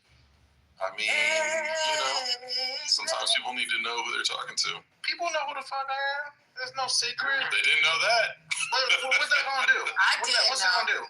What is that? What you think out of the blue right now? We need to What I don't like about it is because here's the I thing, ain't doing no court first. Like, I've been the same person on this app. I've been the same person on this app for 4 years, right? Like, I've been consistent. I haven't changed that much. I've grown a little bit. I've matured. You know, we've all had whatever's happened to us in our lives. But I'm the same dude. Some other people don't act like the same person. And when I hear them not act like the same person, I think it's good to just let people know who they're talking to. Okay, and, you know, I get it, and I think Roger's the one that has between you and Roger. I think y'all the ones that got the whole dossier and shit. Dossier. Is Roger still on the app? No, the Roger in the chat. He started with. Oh, I don't know who that is. Because that's a couple times. I think he's the one that, or she. I don't know who it is. It's someone that whoever that Roger individual is, the person that's I think still spreading this shit, keeping that shit alive. So. Anyway. What you mean? Roger ain't even talking about you. What you talking about? He said, "First lady, see the DMs." Like, come on now. He sent me a message. What's happening? I'm just saying, like, I just don't get why Your Honor still bringing up something. Like, why? What about my? I mean, why are you still bringing up the picture thing? Like, I think that's just weird. That you keep. Why you keep bringing that up? Like, I don't understand. Like, what do you think? No one's trying to holler at First Lady. No one's trying to holler at Patty. No one's trying to holler at Lee. Like, no one's trying. Like, why bring that up? We're talking about politics. Like, your goal is to try to like shame me in front of these people, which is weird. I don't really care about your shame. That's no, but that's your goal. I think that's my goal is more that I don't think you've been consistent. I don't think that you show up in the same way. I think I've heard you talk one way in one kind of room, very differently in a different kind of room. And I don't appreciate that. And so I like to make it a little bit more even. And one of the things that frustrates me about this app is that people regularly rooms and we need to pretend that they're brand new. And I've been on with you for a very long time. And I don't like the brand new shit. I don't like the tabula rasa. That's not the only thing I've brought up. This is the first time. As you know, it's not the only thing I've brought up. I don't best. No, hold on, but Your Honor, hold on. This is the first time you tell me I'm brand new. You've never told me that. So what's brand new about me? Like, I brought this up the other night because there were ways that you're presenting yourself the other night that I didn't think were consistent and congruent with who you've been on this app for a very long period of time. Like what? So, like I never said there's a reason why I We never can get touched into the the Bible. details. Let me just read this poll real quick. So 58% of the people say, heck yes, Trump will pardon Diddy. 45% of the people say, hell no, he's not going to do it. So I don't know which way we're going to go. 47 people did vote. I appreciate you. Another poll is coming. Stay tuned. Carry on. No, I just don't. The brand new thing. This is the second time I heard that, and I'm like, because I'm not trying to like talk to women, that makes me brand new. Like because I'm just trying to, come on the app. No. It's not about that. I don't really care about you and no, but you said you made the statement. I just don't understand why you made that statement because that's twice I heard someone say I'm brand new, and I'm like, I don't know. This isn't very interesting to me. Well, there's lots of ways that where I think you're very slithery. You have a tendency to be one way and then not. And I don't think that lack of consistency. I'm sorry, I don't know what you mean by that. Then you're going to have to. Are you saying that sometimes I act like I don't think you need to worry that much about who I am. No. I mean, I'm trying to have a real, genuine conversation right now because the brand new. I don't like the picture thing. Okay, that's fine. Okay, you're right. I never denied it, right? Did I ever lie about it? No, No, you didn't. Okay, so but the brand new thing actually that bothers me more because I don't know what's brand new. All I'm doing is coming on here talking about politics, and I've done that. Yeah, I think you're really inconsistent in your politics. I think 1 minute you're Mr. Blexit, and you're essentially a right-wing reactionary who's been part of the really some really grotesque movements that have caused a lot of damage. And then other times you're someone who was mistreated, who, left certain circles because that you weren't treated that well. But you're still kind of running the exact same play that you were before. And I find that inconsistency to be really disingenuous. I find it to not be honest or consistent. I think that there's times where you act a certain way, where you expect a certain amount of grace while not offering that. I think that there's lots of times where, like I said before, you act differently in different rooms. But, you don't have to worry that much about what I think. Well, that's fair. I mean, that's a fair call out. Look. If what you're saying is you think that I'm not consistent in the way that maybe I go with my politics, sometimes I might sound different. Okay, that's a fair call. I'll accept that. But regards to my circle is still there. That's what I'm saying. Like everybody, I still got my ex followers. I still got people from the Mats to the Rickies. People still follow me. People are still good with me. I still talk to Krishanda. I still talk to everybody. For the most part, 99% of the people. So, I mean, okay. That's what I'm trying to figure out. I'm not keeping tabs on your network, dude. Like, I'm saying my it's not network that is important cool to me. Yeah, that's what I'm saying. My network is cool. Yeah, the truth is, do I regret? Hell to the fucking yeah, I regret. I regret it. But can I still live off the past? No, I got to move on. I accepted it. Me and my wife talked about it, and we're good, right? So with that being said, I got to move on from that. But if you're trying to do that and bring it up on the fact that you're trying to embarrass me in front of the people, I think that's kind of shady. Okay, I think it's kind of shady, and it's uncalled for, in my opinion. We're just talking politics. We disagree on the uncalled for part. I mean, look. And to be fair, you're also creating a scenario where you're leaving out an awful lot of experience that I've had with you directly, in different ways. Different ways. Between you and Aaron, the other Aaron, which is I'm not Aaron. Dark. I know. But between you and Dark, and you guys have your own thing, something with the bed. Nice to like. I don't know. You and I never got in arguments. You and I never called each other names until I came back. Now you call me. Oh, I don't know about that. Come on now. The only person. I don't know about that. You and I never had this many problems until recently, and I just don't get it, bro. I just don't get what your main issue. I mean, you don't like my politics, but you didn't like my politics then. Yeah, I didn't like your politics before, but I think the thing that I don't like since you've been back is that there's there was like a pretend conversion moment, or like let me get in here and act like one way, and then I just don't believe it. I just don't believe it. I think that there's like a softening of a stance when you first got on here that endeared you to certain people, ingratiated you to certain people, that I think was false. I think it was hollow. I think it was an act. Fair enough. And we can and I don't appreciate that, right? And I am very consistent in my politics. Like, I've been very much the same person for 4 years. Like, love it or hate it, whatever. Well, Omari, so I think that is Omari. No, is it okay with you if I engage? No. Omari? Yeah, this was a back and forth. But I just wanted to know what you're on. I really don't understand what the beef you and I had, since we never had we just argued about politics. It's like GOAT, right? Me and GOAT, we don't have beef. Don't bring up my okay, sorry. Or Dugga, right? Me and Dugga, that's ancient news. Okay. That's what I'm saying. Like we just argue politics, but it seems like now it's. With some people, it's personal. We never had that personal back and forth. But hey, look, I think this topic is not about Omari. The topic is not about you. And so, First Lady, I'll give you back your room. I just wanted to find out, what I did to this man, and so that we can figure that shit out. All right, it sounds good to me. Yeah, so we put that to bed. However, I don't know if we'll ever know whether it was a Tootsie Roll or BDE. Getting to the poll at the top. I cracked myself up. Okay. Should the Dems vote the government on the next vote? Go ahead, cast your vote now. We appreciate you being here. Is Lisa opening? What's going on? It's 9 o'clock. Hello? Hey, Omari, send her a picture of a Tootsie Roll. No, I don't want.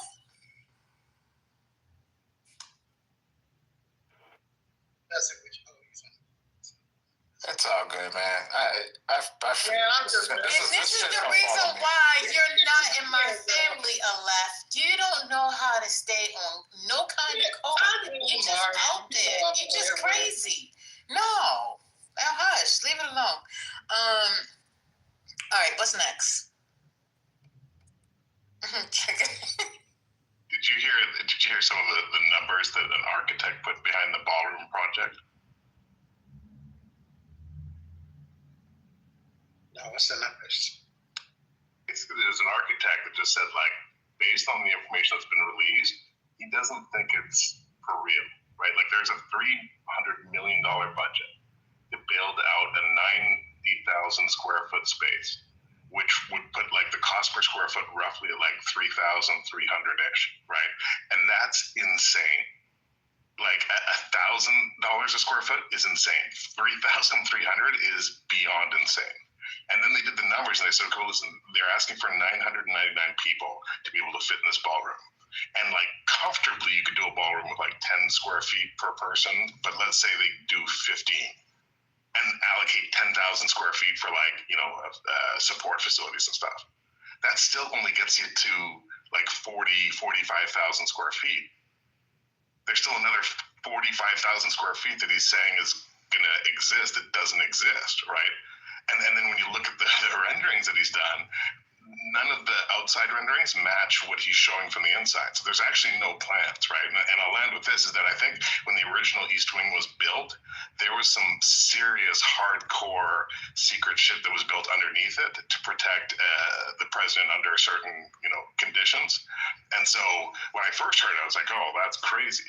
But then the details, the fact that it was done, that the construction started exactly during the government shutdown, the fact that it's entirely privately funded, so you can't get requests for information on it because it's entirely funded by private investors and donations, and so I wonder, and this is my question: do you guys think that the fact that it's $3,300 per square foot is related to new infrastructure, because they built the old East Wing 80 years ago? So do you think that this is actually just a cover to build a massive, like, new underground facility underneath the White House?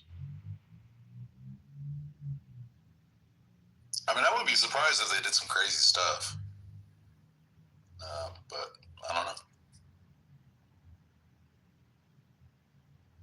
Child, I don't know what they're doing with the East Wing. I don't know. But, maybe they just doing a whole new little situation because too many people knew what was going on in the East Wing. Now you really won't know what's going on over there other than when you come. I'm going to the ballroom, okay? I'm going to shake a tail feather. Everybody was ballroom dancing. I'm going to be there. Thank you. I appreciate it. Please buy my ticket. I can try to sponsor my ticket. Huh? 2028. I just said, I hope it's not. Yeah, I hope it's not for his 2028 inauguration. It'll be. Do you think it'll be complete by? What's the date they're supposed to complete this by?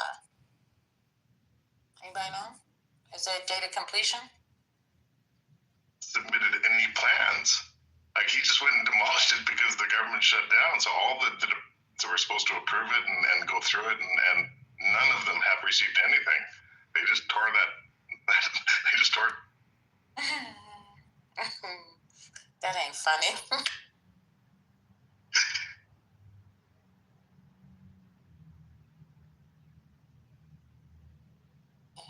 The people are mad about this. Mm-hmm. Surprisingly, that more people are mad about it, right? Like, I know that an order went out for the Fed, which is the building that's the east of the East Wing that kind of overlooks it, and they were given orders not to report or take pictures at all on what was going on. But the satellite images show, wow, and he said nothing was going to be touched, it wasn't going to be connected. And then the first picture showed a wall go down, and then next thing you know, like, whole East Wing ain't there anymore. And I'm surprised more people aren't mad. I mean, what you gonna do? Just get mad. But you can get mad, but you better kiss somebody's ass and get glad, because what you gonna do? I mean, like, what can you do at this point? There's nothing that you can do but get mad and get your pressure all up. Like, what's mad gonna do? Maybe that's the answer to the question up above, right? Is that, the Dems, I think they're fighting the good fight. They're trying to stop something that's going to impact so many Americans when it comes to the cost of healthcare. But you kind of think like, hey, why don't you just let them light themselves on fire? Let them go ahead, do it. light up the government and just point the finger and say, hey guys, there's only one person to blame for your healthcare costs, and that's the big beautiful bill in the Republic. Yeah, I think the politics will go respectfully. I think the politics will go differently than. Yeah, I mean, I think that there's a certain side of this where the presidency has consequences, right? Like what all these people are doing right now, they will be held to account to a certain extent, and like I think Democrats will definitely do that, obviously, right? I mean, that's what you do when you're out of power. But I think that there's also, that doesn't mean that you do it passively. You need to point out what's going on and build the narratives and win the politics and show that you're going to be better. You don't just sort of sit back and wait for them to face plant and say, look, and then get elected. It doesn't work that way. This is a useful lesson to all the leftists who stayed home and didn't vote for Kamala, right? I was in this room where the leftist community said out of support for Gaza, they're not voting for Kamala. Well, those leftists who refuse to vote for Kamala, that's the reason Trump is in the White House. Yeah, that's not true. Why do you want war every day? Damn. You just want to war with the people every day. Every day. You're just looking for a fight. It does. It's true.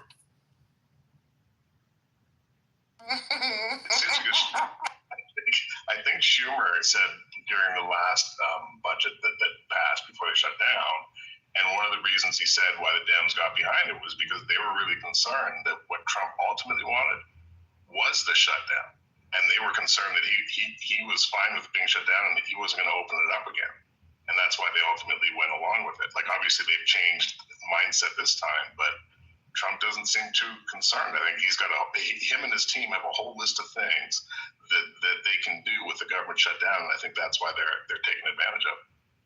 Yeah, but the challenge right now is who's responsible, right? Who has to answer for what? And before, sort of no one was really answering for it. Now there's pressure. There are people who are going to be held responsible because there's people who are going to hold them responsible because they're feeling pain. And, the argument the first go around was, well, imagine all the horrible things he'll do. And then he went and did them anyway. So all they really achieved was giving Trump more power to do it faster because he doesn't care about the law. He doesn't care when he's told by courts not to do a thing. He doesn't care about norms. He doesn't care about people. Clearly, he's not restrained by that at all. Like he's screwing people over left, right, and center. So the question is really an accountability question and a power question. So how do you check Trump's power? And how do you hold him accountable? And the only way to check his power right now, like the first thing that has to happen is organized resistance. And the Democratic Party needs to be at the fore of that. And they need to expose all the things that the Republicans are doing so that the American people can decide if they like them or not. And as it turns out, they like them less and less. And that's particularly true in certain demographics. Like there was just a poll, I'll pull this up in a second, of I think they described it as Hispanic men. This came out of, I read it on Politico, I forget where it was, but or what the pollster was. But like he's hemorrhaging support in all kinds of key demographics, and you have to have accountability. You can't just roll over and let it happen. I actually agree with that, and I think that maybe the place where I'm a bit more pessimistic is that I think the Democrats understand that making Americans feel the most pain from Republican policy is their best strategy coming up to the midterms, right? And so maybe, and to your point, Your Honor, I think like maybe that's why, like they understand that the healthcare increase in costs are going to be painful. But to your point, maybe the shutdown and the impact of that as paychecks run out and food banks, federal workers go to food banks, maybe they understand that is going to hurt or force Americans to feel the pain of bad Republican policy. And I think that the latest polls show that still, I think between 60 or 70% of Americans blame Republicans for the current the shutdown. So yeah, maybe. Yeah, and just the Hispanic adult polls, I just found it. It looks like it's from Associated Press and the NORC Center for Public Affairs. So almost 1,300 Hispanic adults have found that 25% approval for the president, down from 44% when he was taking office. And they also say that 73% of them say the country's going in the wrong direction. So, like, goal right now for people who don't like what Trump is doing should be to create organized resistance, right? To actually do something that prevents him from executing his, his missions across the board, right? It's ICE, whether it's him grifting off the government, to try to find ways that expose him and prevent him from doing what he's trying to do. Like, that has to be the goal. But you need people first to have enough awareness to go and do something about it. But a question for the stage, like when leading up into the midterms, if you're in the Republicans' shoes and you see the trends, I would expect over the next 6 to 8 months a massive effort to win votes, and I don't know where that's going to come from. Like, I'm curious to know your guys' thoughts. Like, how are they going to win support in the midterms? And I know he has all the strings and he'll pull all the levers, but like, I just don't know how the Republicans do that to not lose power in the midterm. So a very interesting, maybe tangential report that came out recently is a lot of the federal employees from all the different departments have actually been starting to come together, and they're piecing together from their respective things that they know. They're piecing it together to start to formulate what the picture is and what they're actually doing. Because part of this has been, it's like, what are they actually doing to try to, it as an end game? And it's been very clouded and opaque. But by potentially, like, at least looking at the trails of what people have been experiencing within their respective departments, they're starting to really get a good picture of at least potentially where the trajectory of where they're trying to take this. That's all true, but I don't think swing voters have sympathy for federal employees. If you want to win the election, you have to have a better pitch than Trump is hurting federal vote. No, so in this instance, in order to begin to formulate a strategy for how to change things, you first have to know what your opponent's doing. Like, it's much harder to create a strategy that will be winning if you don't necessarily know where they're heading, which has been part of the, what Steve Bannon says, just throw a million things at them, and it makes it that much harder to figure out like which one is the actual priority that they're paying the most attention to.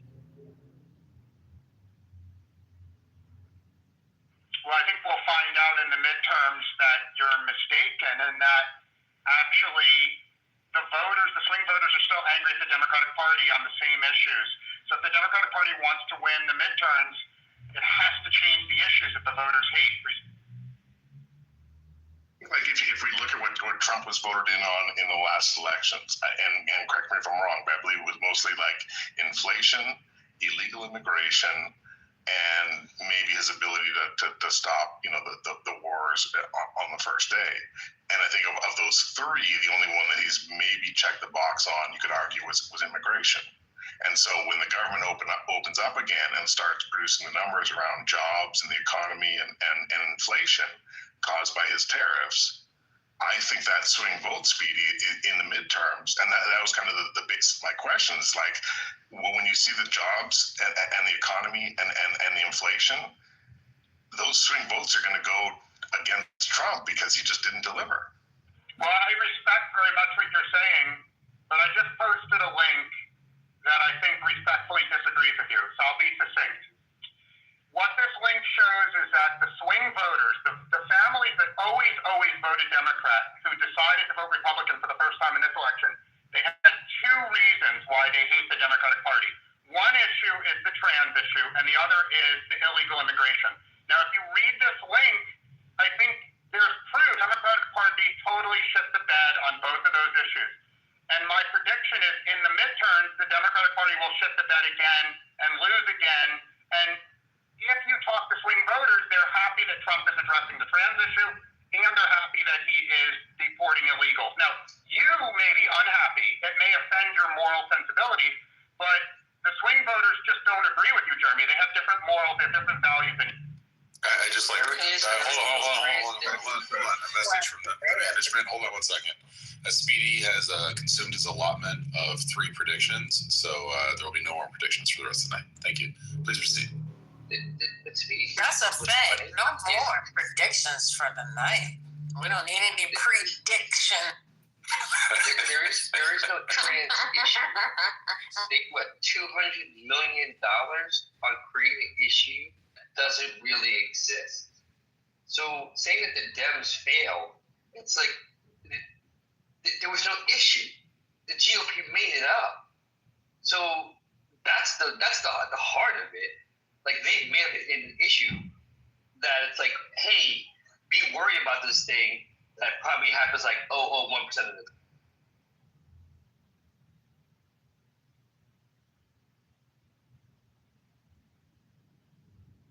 Sorry, my dogs are freaking out. Sorry, I give me a sec.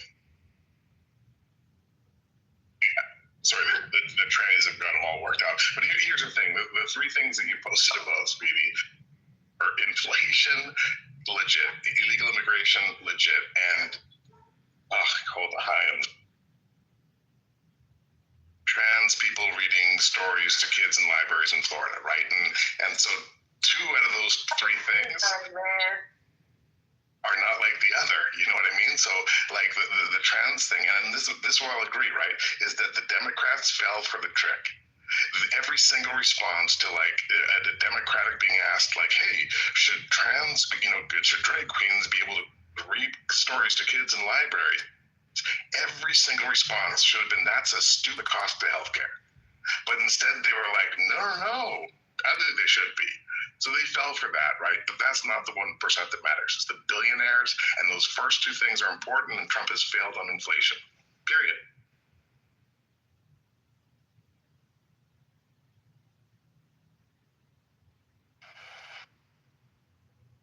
A bunch of boo-boo guys.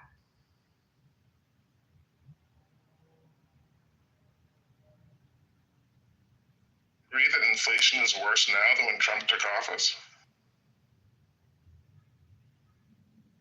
Under 3%. Hi, I have a hot take whenever you guys are ready. I'd like to hear your hot take, Felicia. God bless. Okay, well, as we see, I don't know if you guys are familiar with what happened on January 6th, 2021, but there was an insurrection.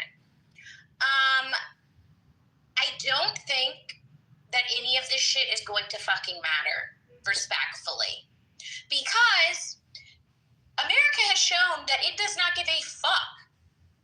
Poor, rich, they're sucking Trump's dick. Okay? And it's tragic, but this is what it is. And we've been stuck here, and we're going to continue to be stuck here because this is what America chose. And, there's all the things about Elon Musk stealing the election, whoop-de-whoop-de-whoop.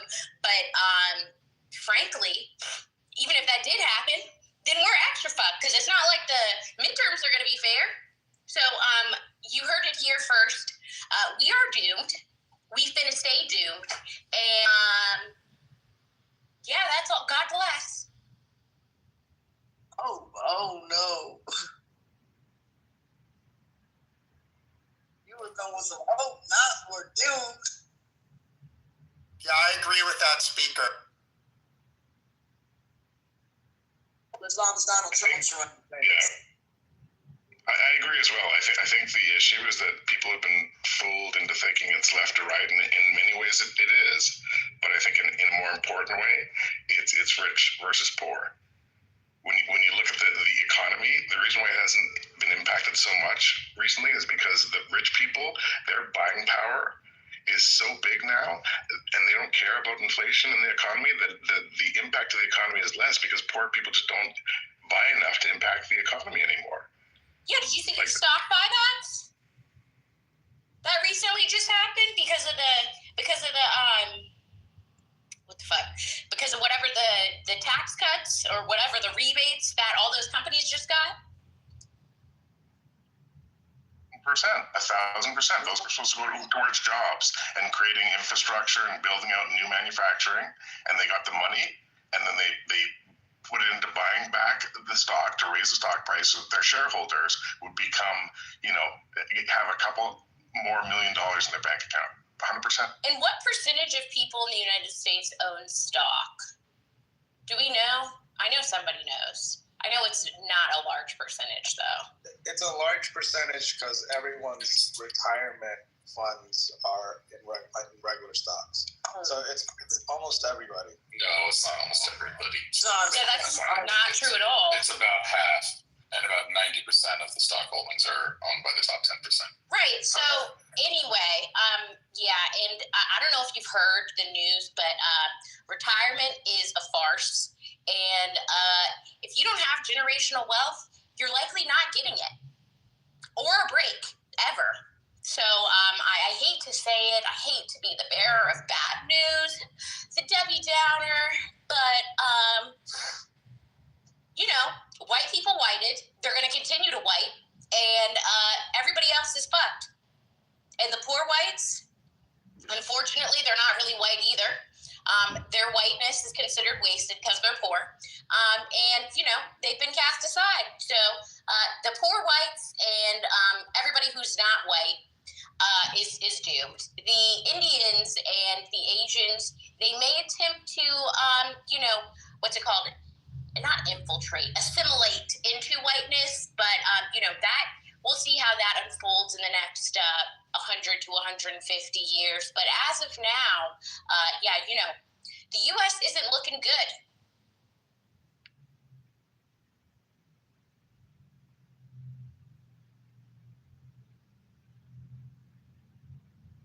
I vote like hell to get this man up out, man. He gets out of office. Y'all better vote because we can't have any of this Republican stuff again. This is crazy. I mean, it's like a kangaroo country. We got, folks arguing about who can play at the Super Bowl and all this, and ICE wants to show up.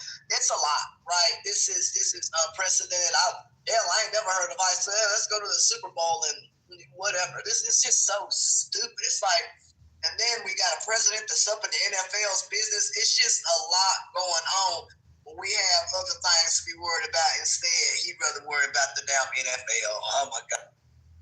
Because Puerto Rico is not America, okay? I don't know if y'all know, but they have been the bastard child for quite some time. They don't have voting rights. They don't get Social Security. Like, y'all, come on. Can you look at the tea leaves? Like, have we been living in the same place? And y'all have lived a lot longer than me. So I don't know why you don't know this. Do they not get Social Security? I didn't know that. Oh, no. And if you retire, so let's say you're a federal worker, and then you decide to retire in Puerto Rico, they will sue your ass and make you pay that money back. Even if you earned the Social Security working in the contiguous United States. Yes. There was a huge lawsuit about it. Very tragic. Very tragic. That's crazy. I'm literally 2 years old. I heard that. They do get some social benefits because there was that time when Trump threw the paper towel at them, and let's be honest, that's a federal benefit. But here's the point I want to make is that the Republicans and the Democrats in the Congress and Senate pass an unbalanced budget, which is a tax on poor Americans multiple times every single year. Doesn't matter who's in power. And most of them are multimillionaires, and they make, on average, I think about $140,000 a year, right? So this is the point I'm trying to make: is if you think it's a left or right thing, Ash, and when you say, no more Republicans, like they're both screwing you. It's just one's maybe screwing you a little bit more. You know what I mean? See, I think that as a white person, you can really say that with your full chest and believe it. But frankly, only one party is advocating to remove my civil rights. Only one party is advocating to undermine the Voting Rights Act. Only one party is trying to get rid of the 14th Amendment. So while, in terms of being, maybe corporately corrupt, they might be equivalent. In terms of racial politics, there is a stark contrast, and that cannot be overstated. Oh, and don't forget about abortion. disagree. Go ahead, Jeremy.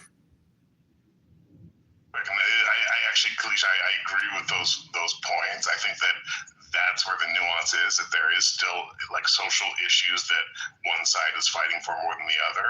But where I get disheartened is when I see both sides come together, both sides who are multimillionaires, despite the fact that they, don't make enough money to really have that much wealth, and they agree to pass unbalanced budgets that are a tax on every poor American that earns USD and saves in USD. So I think that so I agree with you, but they're not innocent if they're doing that. Someone said, and I'll pass it to you, Concrete. Someone once said, like, hey, you want to solve unbalanced budget? Every single politician that votes for an unbalanced budget cannot run for re-election. Bam. You solve the U.S. debt in a second.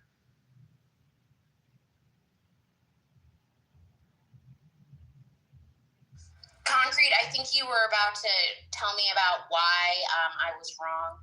I appreciate that, Jeremy. I mean, I agree. I don't think they're doing enough at all, and it's ridiculous. But, like, I do think that marginal, that token advocacy, we got to take what we can get at this point. Shit. What, Concrete? Yeah. Is she robot or is there me?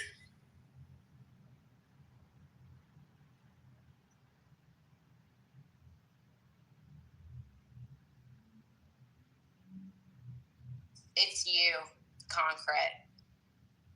Hello, Kalisha. How you doing, my biracial queen? I hope all is well. God bless. And don't take this BTA personally. It's it's what I got to do. Anyway, it hurts me more than it hurts you. Anyway, I think you're overly focused on the surface level, theater, and underneath the hood, they have all sold us. Sold us to corporate America, and there's no need for that. And everything else is just who gets to sleep on the floor or sleep on the bunk, but we're all prisoners, and they are our correction officers. Thank you. Have a nice day.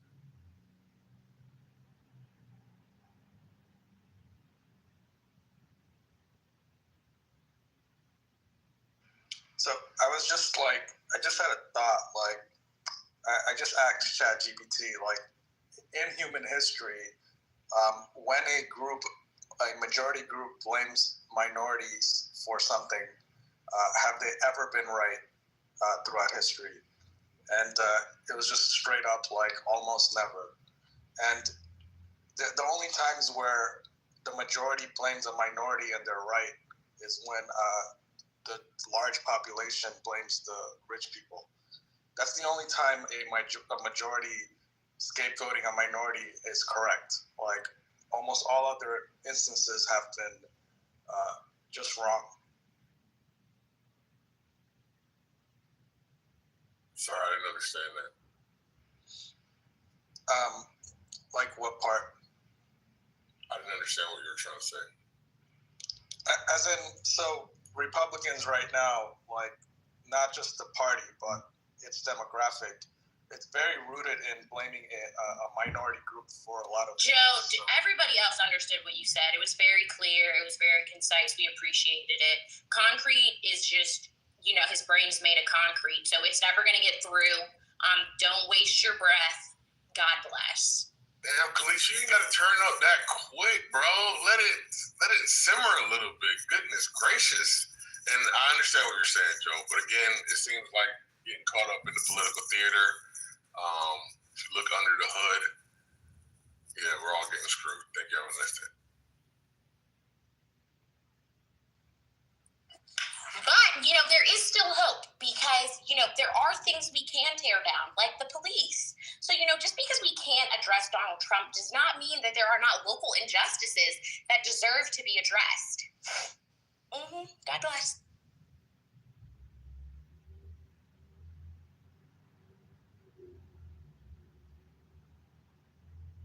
Let's feel about that. Now, maybe I'm just a victim of leftist lib media, but when I see images of and I gotta which, to be honest, again, maybe it's just the slant of the propaganda, but when I see predominantly like black kids and black men, young black men getting arrested from running away from ICE, who are clearly not, like, whatever. Like, is that concerning? I mean, I know they get let go a lot of the time after they've been.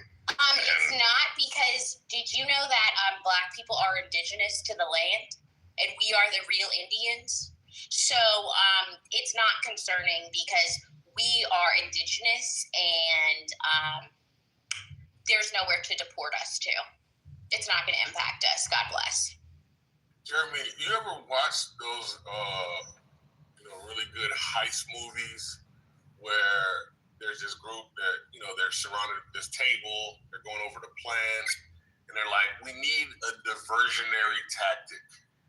And they're like, yeah, because in order for us to be able to do all of the intricate things that we need to do in the time that we need to do it, we need the people who would thwart our efforts to be distracted and occupied with something else. And unfortunately, that's what we're all engaging in when we look at ICE, when we look at all of the other stuff that, consumes our airwaves in the media that we're consuming.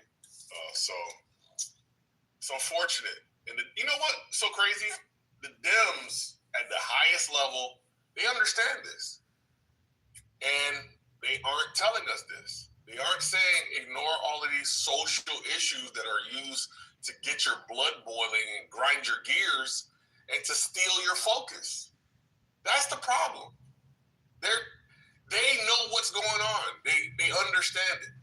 And we're falling for it every day. Yeah, I absolutely disagree.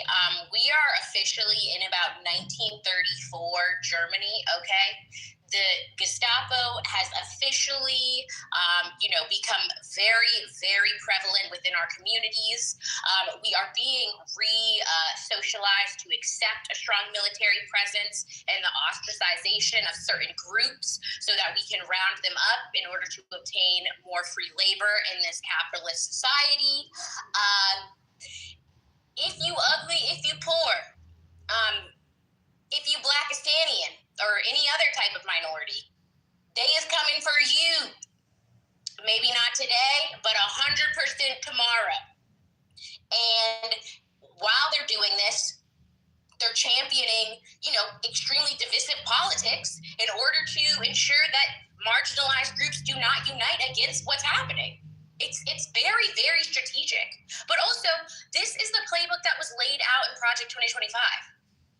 Unfortunately, not only are our reading abilities in this country decreasing, so is our brain capacity. And because of that, we stepped into this shit, and it turned out to be a fucking sinkhole of shit. So we're sinking in shit. Yeah, that's what it is. Special analysis. Can I try, and I hate to try and be a devil's advocate, Kalish, because I agree with almost everything you're saying, but I do hear concrete, right? Imagine an Obama administration when he had control of like majority of everything. Imagine him going full Trump on his principles, on his beliefs, on this brilliant man who was an expert in American history and like, y'all know what I mean? Like, imagine if she went full Trump and leveraged every single ounce of the executive power that he had instead of being, respecting American traditions. So wait, are you saying imagine if the Democrats weren't bitches? Because Exactly. Yeah, that's it right there. You got it. She got it. You know why they're bitches? Yes. Because they have chains around their arm, their head, their wrists, and their ankles. They have chains, and those chains are corporate dollars, corporate assassins. We're all fucked. Thank you. Have a nice day.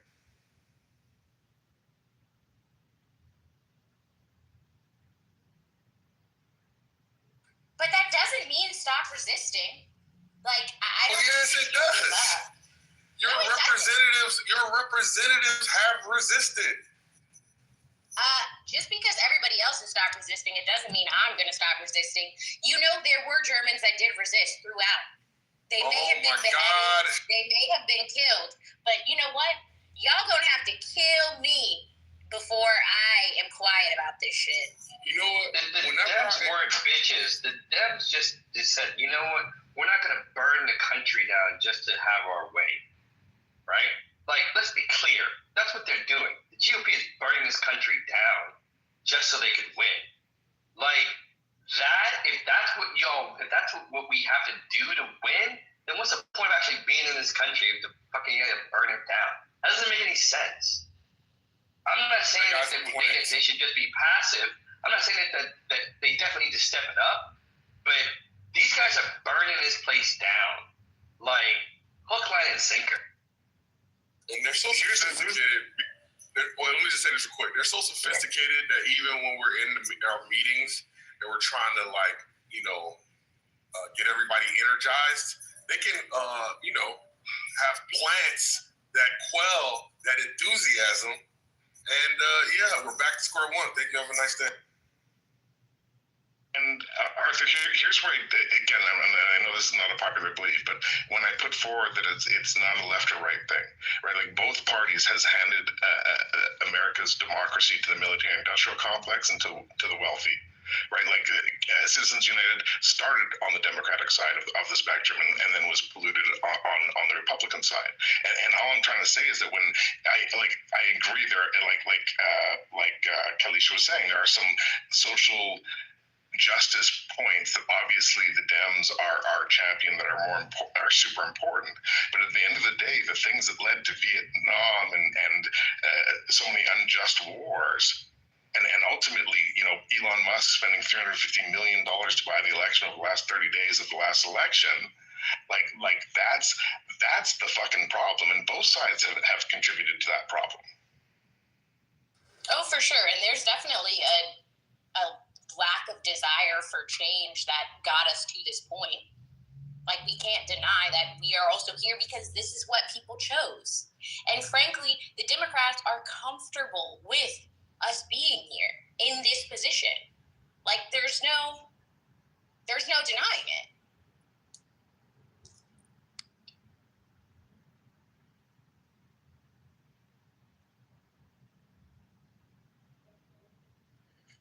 Well, I just like to look at the poll here. Go ahead, Jeremy. Can I say something? No, that was me. Oh, go ahead, Conquer. Wait, why does the poll? It went back. What you mean it went Oh, back? weird. It was showing 8 votes. Now it's showing 9. Okay. Paige, we're getting screwed on both sides. Thank you for admitting it. I mean, poll here is just eye-opening to me to show how far apart we are and, how we think. Look at this. We got, all right, should the Dems vote to open the government on the next vote? Absolutely. It's a must, 22%. No, let it burn 2%. God bless. Oh my God, why do you want it to burn? And we are already burning. This is a full... The subsidies. Okay, 29% says that. And then the other people just say, I'm just here. I'm just here at this point because this is crazy. You said my name is Bennett and I'm not in it. But go ahead, Concrete. You was gonna say something else or no? No, I'm good. I think I am so torn on this, and I'm so fucking opinionated. I don't know why I'm so torn. But when I look at the outcomes out of each of these states, get like a 300x increase in their health insurance costs, right? Okay, the midterms, great, do that. Go to the next one. No, let it burn. Right, and so many Americans are going to suffer. You have to line up in food banks because they're air traffic controllers or work for the government. Really making sure that Americans don't face 300x, and I don't care. Not going to happen. I don't think. And I'm just here, and I'm going to vote that because I'm Canadian and I'm worried about y'all. Listen, everything's going to be fine, man. We'll survive. I mean, some will, some won't, Concrete. let's just be honest. Because let's be honest. Firstly, did your ancestors survive slavery? Because mine did. You know, I guess, yeah. And the Holocaust. So, you know what? I'm made of stronger stuff than this white Cheeto motherfucker. My. Clearly, your legs don't stick in mine, but that's a completely different. Okay, Jeremy. Okay. I'm sorry. Calm your atheism down. Calm your atheism. Put it away. So, all right, Kalisha. Now you said let it burn. Now, to me, let it burn means that come November the 10th, when some of these people aren't receiving their SSI checks, when some people aren't receiving food stamps, that have gone up 250%. What say you? What's going to happen? Look like they let it burn. Look, if we reopen and those subsidies aren't passed, then fucked anyway. It is not about to get better. It's not. So donate to your local food bank if you can. If not, get in line. Bye. Good God Almighty. Standing in my line, I mean, look, this is really bad. This is not happened to where food stamps have, not that I know of, where food stamps stopped during the last government shutdown. I don't remember folks coming on the news saying they're going to lose their government food stamps and stuff. It's concerning, you know what I mean? And we've had to turn people away and stuff, and it's really sad, you know. But we've helped this many people before, except for during the pandemic and a couple other times. But now the need seems to surpass even the pandemic. It's really bad, y'all. And you know, if you're down here on the ground now, on top of people who won't get food stamps, you know, I know that we'll be turning people away, and I just pray for those folks, man, because a lot of food banks are going to be turning folks away this holiday season. Thanksgiving coming up, they ran out of turkeys last year, and so I just pray for folks, man. It's really bad. I love that, and bless you for working there and doing that stuff. And I think that touches on something, right? Like, it's one thing when the poor and the needy need to go to food banks, right? But when skilled professionals who are working 40, 50 hours a week as traffic controllers or all the important federal jobs that federal employees work, and they're working without pay 40 hours a week. They're still going to work every day, but they got to buy gas. They got to feed their kids. And their option is, do I have savings? Do I have a credit card? Or do I have to go to the food bank? And so I think it's fascinating what you're saying, Ashton, because I imagine there's a lot of skilled, educated professionals who just happen to have the government as their employer who are now and that's the thing. People, I get the politics and all that, man, but like the lady said in the line, I'm hungry. I don't, so hunger does not care if you Democrat or Republican or whatever. It meets you where it does, and for some people, they want our help immediately, and there are us, so and so forth. So it's a big deal right now, and even with utility assistance, community partners and others have stepped up through endowed 5,000 to 10,000 people. We get a larger center, 110,000 square foot center. We're on it. Then we'll have the capacity to do that. But right now, we're very limited. We're 3,000 some people was capacity, because we can't have everybody just crammed in there. So right now, that's where we're at. And when we reach that balloon, we have to turn people away. But I just pray that a lot of things can go our way so that we can help a lot more people. Can you imagine us helping 10,000 people or more a week or something like that?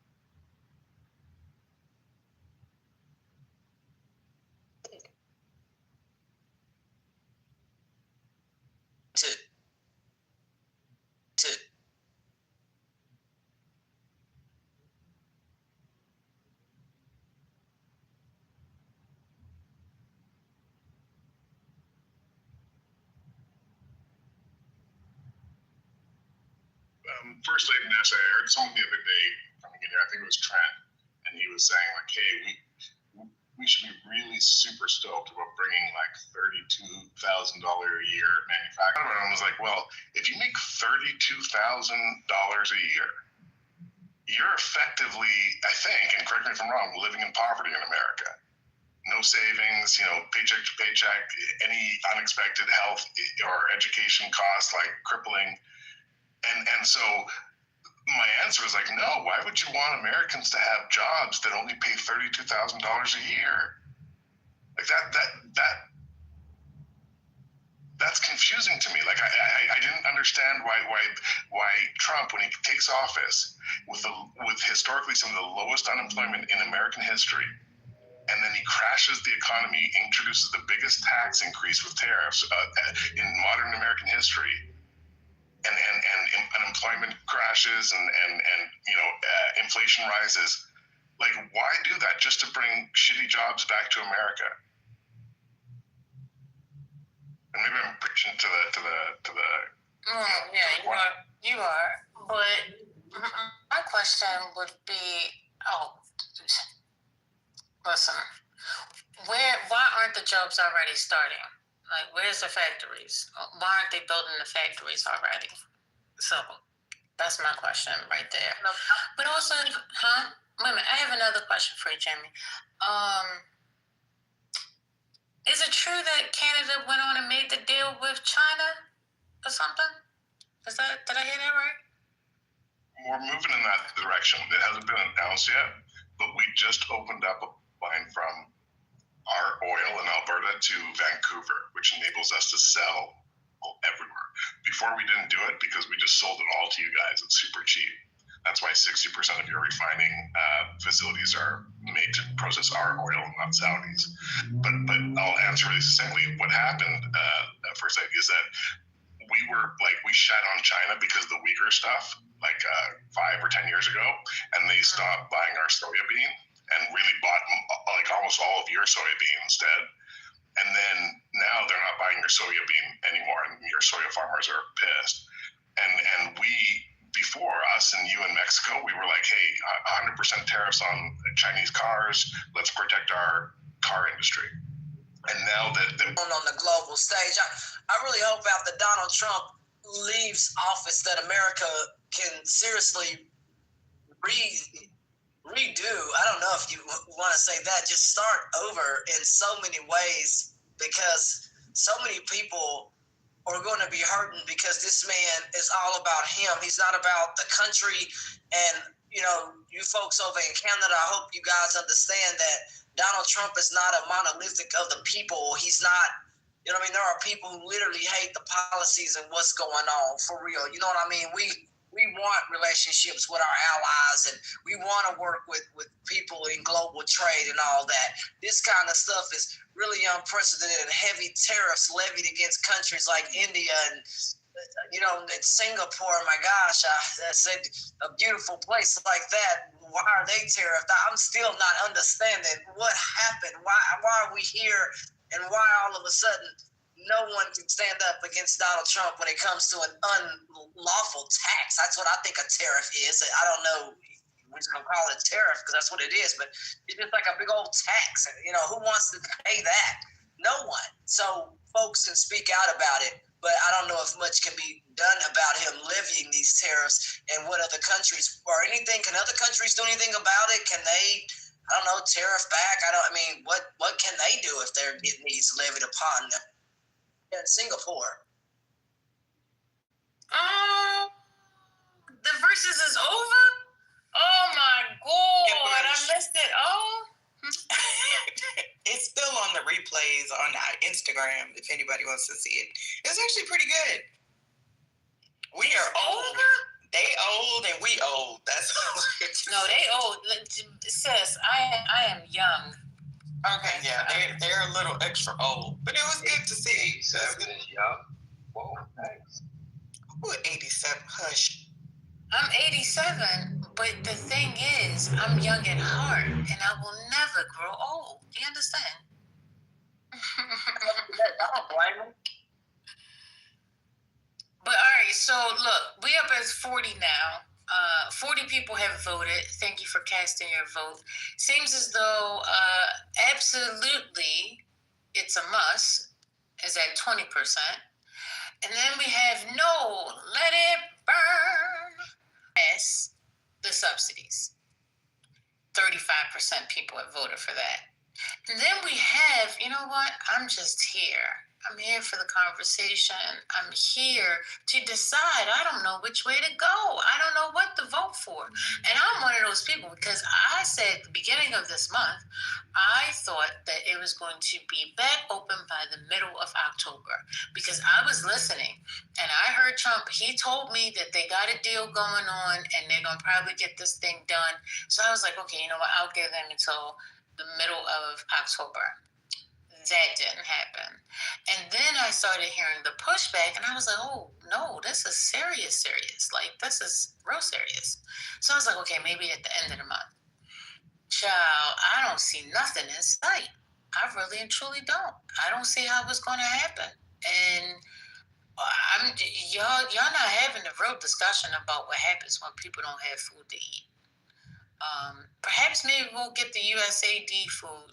Maybe that's the reason why they cut off funding over there, because that's what they're going to feed the American people. And I guess we'll eat peanut butter from a pack or something. I don't know. But yeah, it's going to get crazy. And then you really want to see the National Guards, they're going to be there. So I'm hoping none of this happens, but that's how I'm seeing it play out because no money, no food. And then how many people we talking about? 42 million people?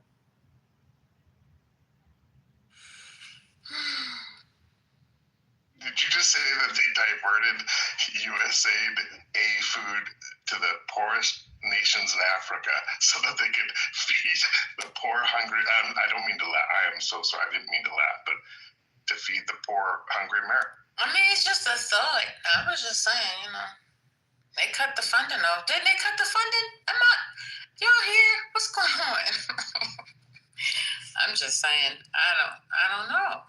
Reformed, are you there? You know, there's a person that has been on stage all day long and sitting amongst us and hasn't said a word. And nobody has said anything. Now, the thought ran through my mind and I never came back because it didn't cross my mind again until now. Who the hell is Mo? That's a good point. Reveal yourself. Oh, money? To the poll. And then they got like an undeveloped picture here, an undeveloped photo. Hey, Mo. Hey, yo, Mo. Who is Mo? Mo has 162 friends. They call themselves the African Jackal. Uh-oh. That's scary. Talk less, walk lightly, strike once. Oh, my word. Can I ask you something real quick? On the topic of Mo money, Mo, hats off. I think America just lent, $30 billion to Argentina, and they're selling a lot of soybean to China. My question is kind of this: in Trump's latest term, he has increased the federal debt at a faster pace. Only second to the spending during COVID, right? And most of it to strip money from the poorest Americans to give to billionaires. Is it that accelerated pace of debt and depreciation of the dollar? Do you think that that's bigger influence on inflation in America, or do you think the tariffs are? Like, which do you think it plays a bigger role? The tariffs. Yeah, go ahead. No, I mean for inflation, stripping dollars does lead to inflation, right? Because that can lead to scarcity. But adding in the tariffs so soon, more. Because Cindy Stumpo made a really good point. I was asking her if there's still supply chain shortages, and she said no. Because she said we can't blame it on anything. It's just the new environment. So basically, delays in shipping.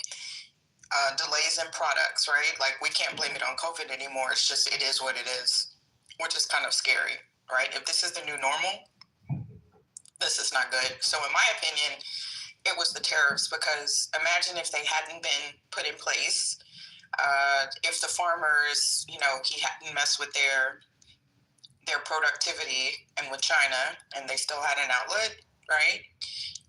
If he hadn't increased the cost of cars and car parts, right? If he hadn't attributed to those delays, like for the builders, things would be less expensive. That's just how it works. There are people reporting that their overseas shipments are being delayed, small business owners. That's my opinion. I had to get some stuff from overseas, and it took it over 3 weeks to get here, and that was paying for whatever the fastest version of shipping they had. I said, well, I'm not doing this anymore. This is crazy. You know what I mean? So it's like getting things in this country. That's what I'm going to have to do. It's going to cost more, but man, all those fees you got to pay to get it here, you're forced to try to buy it, but the supply in this country is not. I don't know. It's just different when you're trying to find certain things. It's difficult, man, and it takes too long. It's going to impact as well, because you're going to have less dollars, so you're going to restrict the economy. I mean, think about it. If someone was used to getting $500 a month and basing their spending on that, and then all of a sudden now they're getting, $428, then their spending is going to decline, which should means that there's an excess. So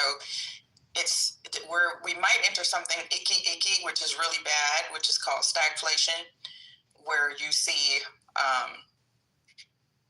I'll just let you speak, because it's not good. But I don't want to get into that. No, please finish. I didn't realize I was off mute. I'm so sorry. No, go ahead. I mean, so stagflation is basically where we have high inflation and we also have high unemployment, which is not good. It's really hard to get out of, because, people need jobs, people need income, right? The majority of Americans are not existing on savings and investments, right? That would be great if the majority of us did, but the majority of us don't, which is why you see that the 1% own an overwhelming portion of the majority portion of wealth in this country. Not the people that make $500,000 a year, because they're vulnerable too, right? Because they can get laid off. There's I think the stats were 20 or 30% of people that make over $100,000 are living paycheck to paycheck, because we're a consumer-based society. So stagflation is like what happened with Japan, and it took them years to get out of it, years. It's like nothing grows, and that's bad. I hope that doesn't happen.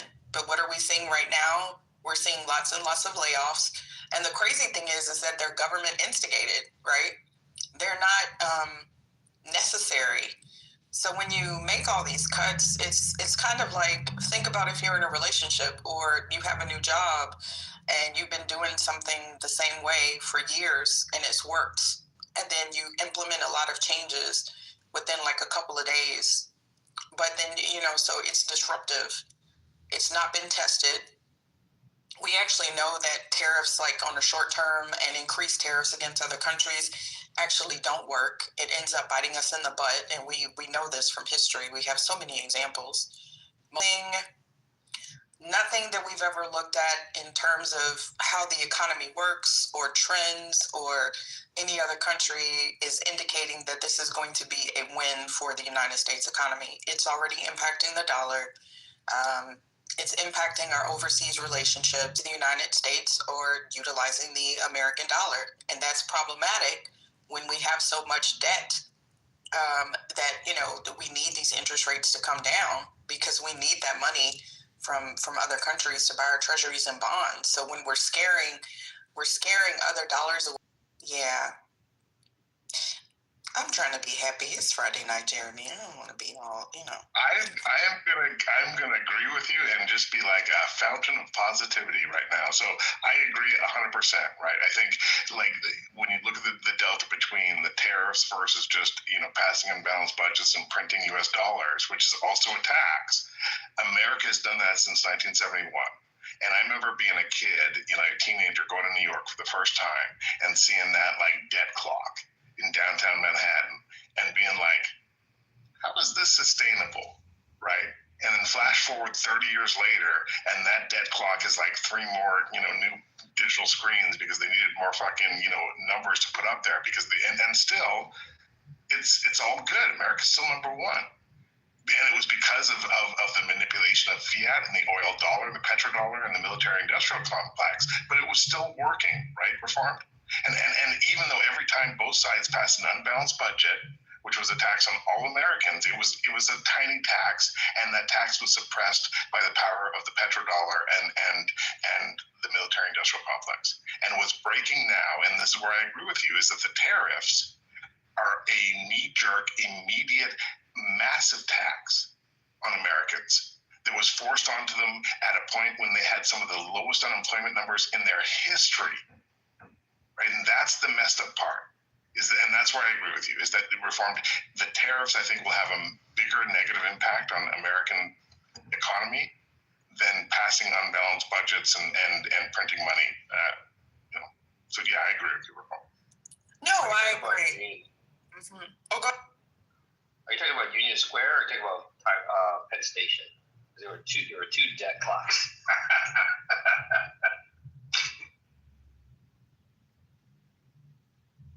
I mean, for the people saying that, like, it wasn't working, yes, do we have a lot of debt? Do we carry a lot of debt? But think about the average person. We also utilize debt. We have credit cards, right? We get a mortgage. We're not paying cash for our vehicles. We're not paying cash for our educations, right? We get a loan. Money that's kind of similar, right? Because we're not using our money. We pay our money, but using other people's money means that they want it back at some point, right? So when you think about it, you'd have to go back to like capitalism being this model where we leverage in order to gain more. Because if all of us literally lived within our means, I mean, think about it, right? It would be a challenge for us to just live within our means. I mean, don't use credit cards, don't use mortgages, don't lease your vehicles. What the fuck would that look like? Right? Where would you live? I know, but that's what I'm saying, right? Like, look, I'm in my bag tonight, literally. What does that look like? So that right? would, not to interrupt, but like, that would look like what this country would need to look like in 5 or 10 years. Because if one side is right and this economy keeps growing, fine, whatever. But if the other side is right that there is some kind of credit crunch and some kind of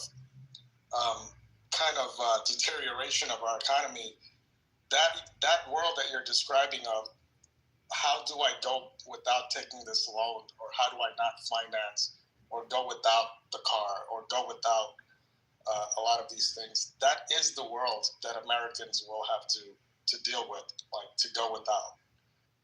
But we can't. We even finance, going to the doctor. We finance, Americans are consumer based. 70% of what you and I spend constitutes the GDP.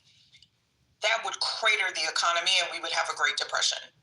That's literally how that works, because lots of us have jobs depending on these financed and mortgage things, right? I pay you, right? I'm your employer. Whether that be the government, whether that be corporate, whether that be a nonprofit, whether that be a healthcare system, I pay you, and then you in turn go out and you give a portion of that money, back to me. The Dillard's, the retail clothing place, I bought clothes at Dillard's with my discount, but I still bought clothes at Dillard's, right? So it was like a little ecosystem. And when we have dollars, we put dollars back into the economy. I mean, that's just how that works. a lot of people substantiate their economies, and U.S. consumers, even though we have poverty, even though we have low income, right, the United States. So there's like a price point for everybody. Are you going to pay what you are, right? So y'all see what I'm saying? But like, if you disrupt that balance, you're fucked. Which is why we have recessions, which is why it takes us a while to get out of recessions, which is why we have people that have almost cratered. Does anybody remember 2008, the financial system, the banking system? Remember Bank of America stock was like $8. The manufacturers, remember Ford and all of those? They were going to go under. AIG, Lehman Brothers, right? We lost a lot. So that's what I'm saying. Government has always been there to bail us out. But when government can't bail us out, what the fuck does that look like? Really quickly, and again, I'm a socialist maxi capitalist with me. So justice and democracy should be as separated from capitalism as possible, to the greatest extent possible. I think that what's best for a wealthy nation is that if you have a really smart citizen, their access to wealth shouldn't determine their access to higher education. Same thing with healthcare. Same thing with like monetizing prisons or allowing private prisons to dictate what laws determine who gets sent to jail, right? So I'm a maxi capitalist, but I also think that you have to segregate capitalism to the greatest extent possible in certain industries like healthcare, prisons, education, and nations that do that excel. And I think that's a big problem in America, is that you guys don't do that. Well, we're not all meant to excel in America. That's kind of the problem.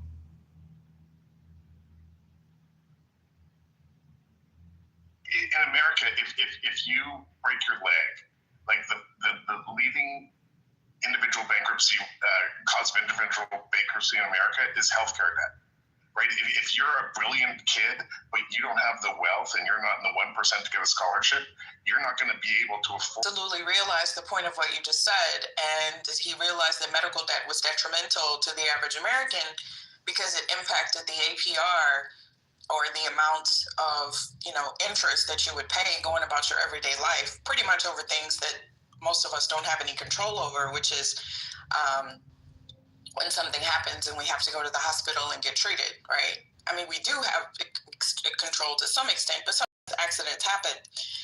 So medical debt was actually, for the first time ever, not going to be used in calculating your credit score. It was going to, I think, not be considered for like a number of 5 years, which would absolutely help most people because all they need is the opportunity to get on a payment plan. Well, the next president who was elected actually removed that ability. The person who put that in place was Joseph Biden. The person who removed it was Donald J. Trump. Most people who support Donald J. Trump are in red states, which are the most impoverished. You can't make this shit up. When you have someone, this is what's happened in this country, it's so polarized, and I'm not really sure why, because the haves are still the haves and the have-nots are still the have-nots. Electing a particular president because of, I don't know, they look like you, in this regard, I'm trying to find ways that a poor person would support the Republicans or even Donald Trump. For the life of me, I can never grasp that. You're basically fighting to give them a chance, a financial chance. And when they don't support that themselves, what exactly is supposed to happen? So that's where we are now. But I'll have. So I think that divide is coming from, like, half this country has the wrong hypothesis, right? So I think the central issue is housing. The Republican Party showed its poker hand, because if you're kicking out Mexican immigrants, right, or Hispanic immigrants, that means a few things. Like, do you think they're competing against them at W-2 jobs? They're not, right? So there's no way the large number of immigrants they're kicking out is competing against them at like a regular job, not even McDonald's. That's a W-2 job. Like your regular Mexican is not competing against you there. So I think the place where they saw the competition was in real estate, where it's like trying to get a house, but it's like crowded in that market. Or I'm trying to get an apartment, but it's like difficult to get one. So I think that's where they say where it's like it's just too many people. So they're right now, that divide, I think it's coming from something very economic and very core, like straight. I think it's straight housing. That's because nobody's stupid. Nobody's just gonna kick out a group of people and think it's gonna improve their life economically, unless they have a hypothesis in their head, which is, I think these groups are taking our housing. But that's not it. But that's a lie. So let me just say that. Yeah, you can say something, but let me just add to why I'm thinking that. Because Well, there are immigrants that compete with Americans for W-2 jobs, but it's such that the narrative does not talk about them, and I'm talking about Silicon Valley. Those aren't illegal. They're going through a process, and they usually have work authorization. Actually, most of the illegal immigrants in this country are here on expired visas. But I'm saying in terms of the job, like if you go to Starbucks and you don't have a work authorization, if you're illegal, you would need to show like fraudulent documents, which is against these Americans. The only specific group are the H-1B ones, which I actually kind of understand. Like, okay, I can see how they want to throttle that. But for the vast majority of immigrants they're trying to kick out, I can only think this is the only thing I can speculate. Like, it's got to be housing, man. People must be pressed on that. It's not housing. And this is what I'm trying to tell you, right? First of all, there's no housing issues in Middle America, right? If you're going to talk about Texas, and honestly, not even Texas really. I mean, things are getting more expensive. It's 2025. As people start to make more income, things go up. Inflation is something that occurs naturally. It's typically been held at about 2%. And these are just my opinions, right? I haven't read any white papers on it. But you have people that are making more money. You have influencers. You have people that can we have a global society, right? There's Canadians on Chatter that give rocket chats to Americans for talking in a room. There's people on TikTok that can get those little, whatever you call the little gifts that have money. That is a multi-billion-dollar industry that did not even exist 10 years ago, right? OnlyFans did not exist 10 years ago. Do you know how much OnlyFans brings in revenue? Most revenue profit. And link, thank you. Girl, you need to get on there and get you some money. Send me instructions. Also, I have a Federal Reserve, which is a non-governmental private entity. And Queen, I will mute up after this, lady, I promise. But you just like in a positive way said that we as Americans have a regulated, planned 2% tax, aka inflation, planned 2% annual inflation, aka tax, that we impose on all Americans. And most of them don't know that it is an annual imposed 2% tax, aka. I mean, things go up, right? Let me take Aram. Aram has a heart of gold. Literally. He has a heart if he'd ever encountered. But eventually we found our way, right, to mutual respect. At least for me. I'm pretty sure I irritate the hell out of him sometimes. But does he want to pay his employees more? Sure, because that's what I tell people. Inflation is also wage increase, right? It's also equity in your house. It's also an increase in the of our lives, right? It's like when you want there to be growth, right? You don't just want to do, I'm sorry, y'all, I have to go there. You don't just want to do that same position you did when you first met. You gotta keep it interesting a little bit. You know what I'm saying? Wow. That's kind of a missionary. But that's what I'm talking about. That's literally what I'm talking about, right? You don't just want to, I started out being a financial coach and I have 5 clients. 10 years later, I still got 5 clients. I'm also broke and homeless, right? So that's kind of like, what do we do? Like, is how much growth is too much growth? You know what I'm saying? So yeah, we do have that 2% that's kind of baked in. Where was I in a room where we were talking about Oh, with T, if you're lucky, you get that little 2 to 3% raise, which we're supposed to be overjoyed about. But that was just to keep up with inflation, to keep you at a job so you didn't go looking for another one, right? But that happens because we don't really have control over, what China is going to charge for something. And there's an economic term for this, but I can never remember it. It's where, we can use like the Birkins and all those luxury goods, which I love that China is like, you know what, United States, I'm telling all your freaking secrets because y'all are getting on our nerves, right? But Dior, like, yo, Dior, you're charging $1,000 for these sneakers and they literally cost you $42.32 to manufacture. You're full of shit. So this is what happened with we'll just say like Louis Vuitton. All of these things are mostly manufactured in China. Parts come from Indonesia, parts come from here, and then they land in France, and they like put a ribbon on it. Boom, manufactured in France. Get the fuck out of here, right? 80% of that shit was done overseas. Wasn't manufactured in France, my ass. But that's just how it works. That's how it works with American cars. Like the number one American car outside of Tesla that's mostly manufactured here, it's not even American. It's like a Honda Passport because all of the shit comes from everywhere else. I forgot my train of thought because y'all know I love these combos, so I'll pass the mic around.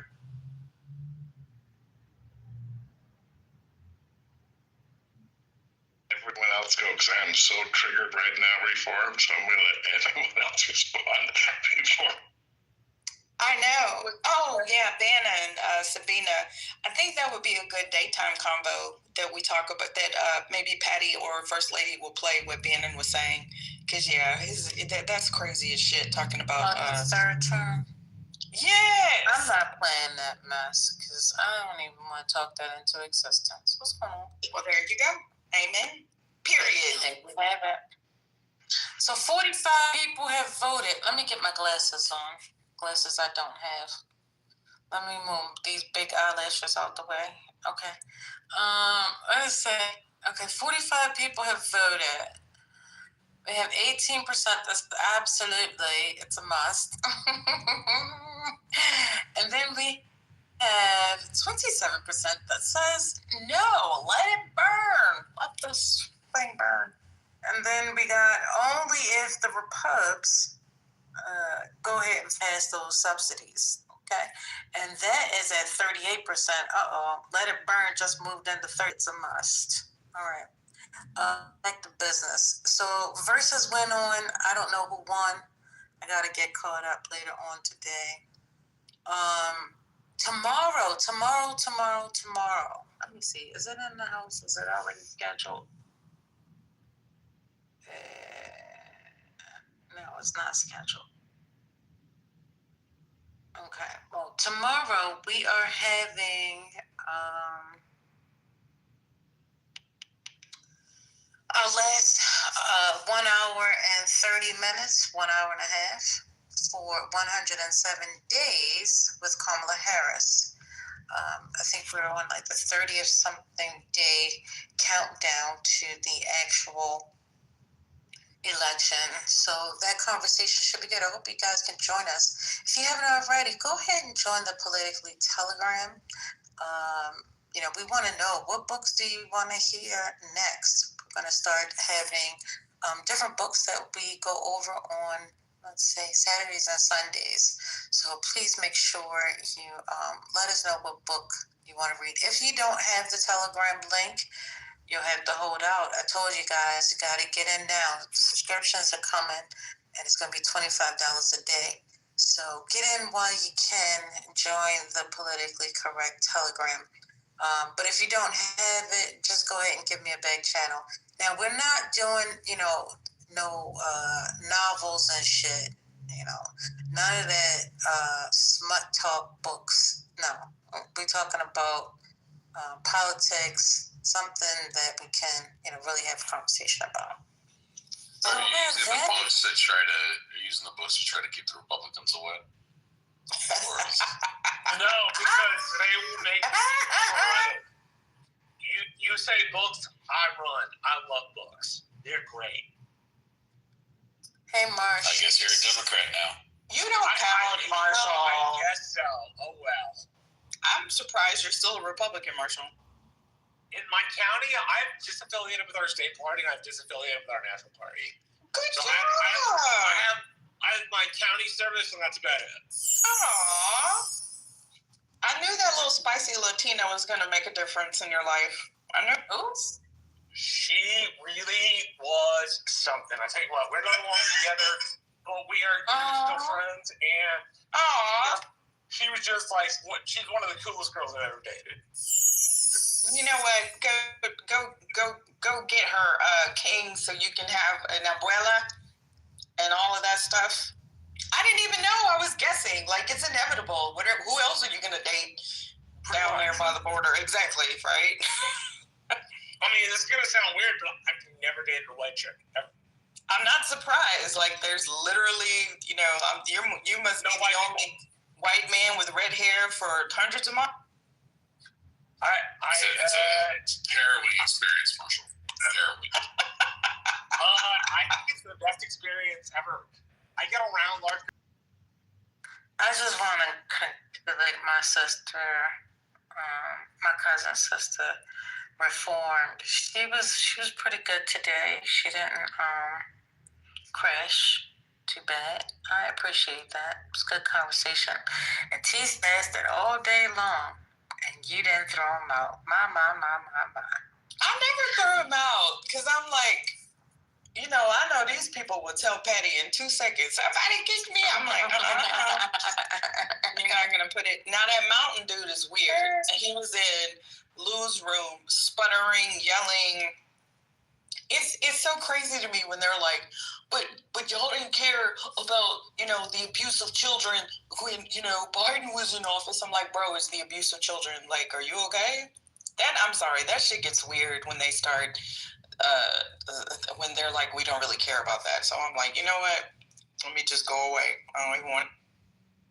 Yeah, now Mountain ain't one that I can tolerate too long because he is belligerent. Oh, every day of the week he's belligerent.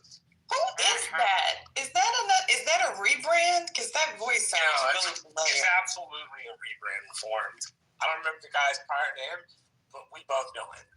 Yeah, because it's gonna pop in my head one day. But yeah. But what were we saying? So like, y'all see what I'm trying to say though? Like in terms of the economy and what's gonna in the middle class. But before we can even get to the middle class, I think the income challenge people are getting ready to have a goddamn fit. Like if they not, where there's extreme poverty for whatever reason, it can lead to extreme crime. We know this. I don't want to deal with it. I can't deal with it. I don't like crime. But Reformed and First Lady, and then I'm just going to push back a little bit. When you sit here and you're pushing back. So will you stop pushing? Go ahead. How dare you? How dare you? I will not take that bait, lady. $5 a year. You're living paycheck to paycheck in America. That's just a reality, right? And so when you're okay with inflation, when you're okay with the increase in cost, right? And so you look at China, and their income every month is a fraction of what it is in America, but their quality of life, their access to higher education, their access to healthcare, their access to be able to excel and have, just unbelievable quality of life metrics. That's the important thing. And America is no longer in the top 10 list of any quality of metrics. And China is, and other socialist nations are. And so Reform, that's where I push back, is when you're okay with a 2% inflation and printing unbalanced budgets and just printing money, then you're okay with the poverty that leads to the fact that you guys had 3 mass shootings in America today. 3. Today? I think, or at least in the last 3 days, yeah. Really? I ain't know one happened. Mass shooting? Are you sure?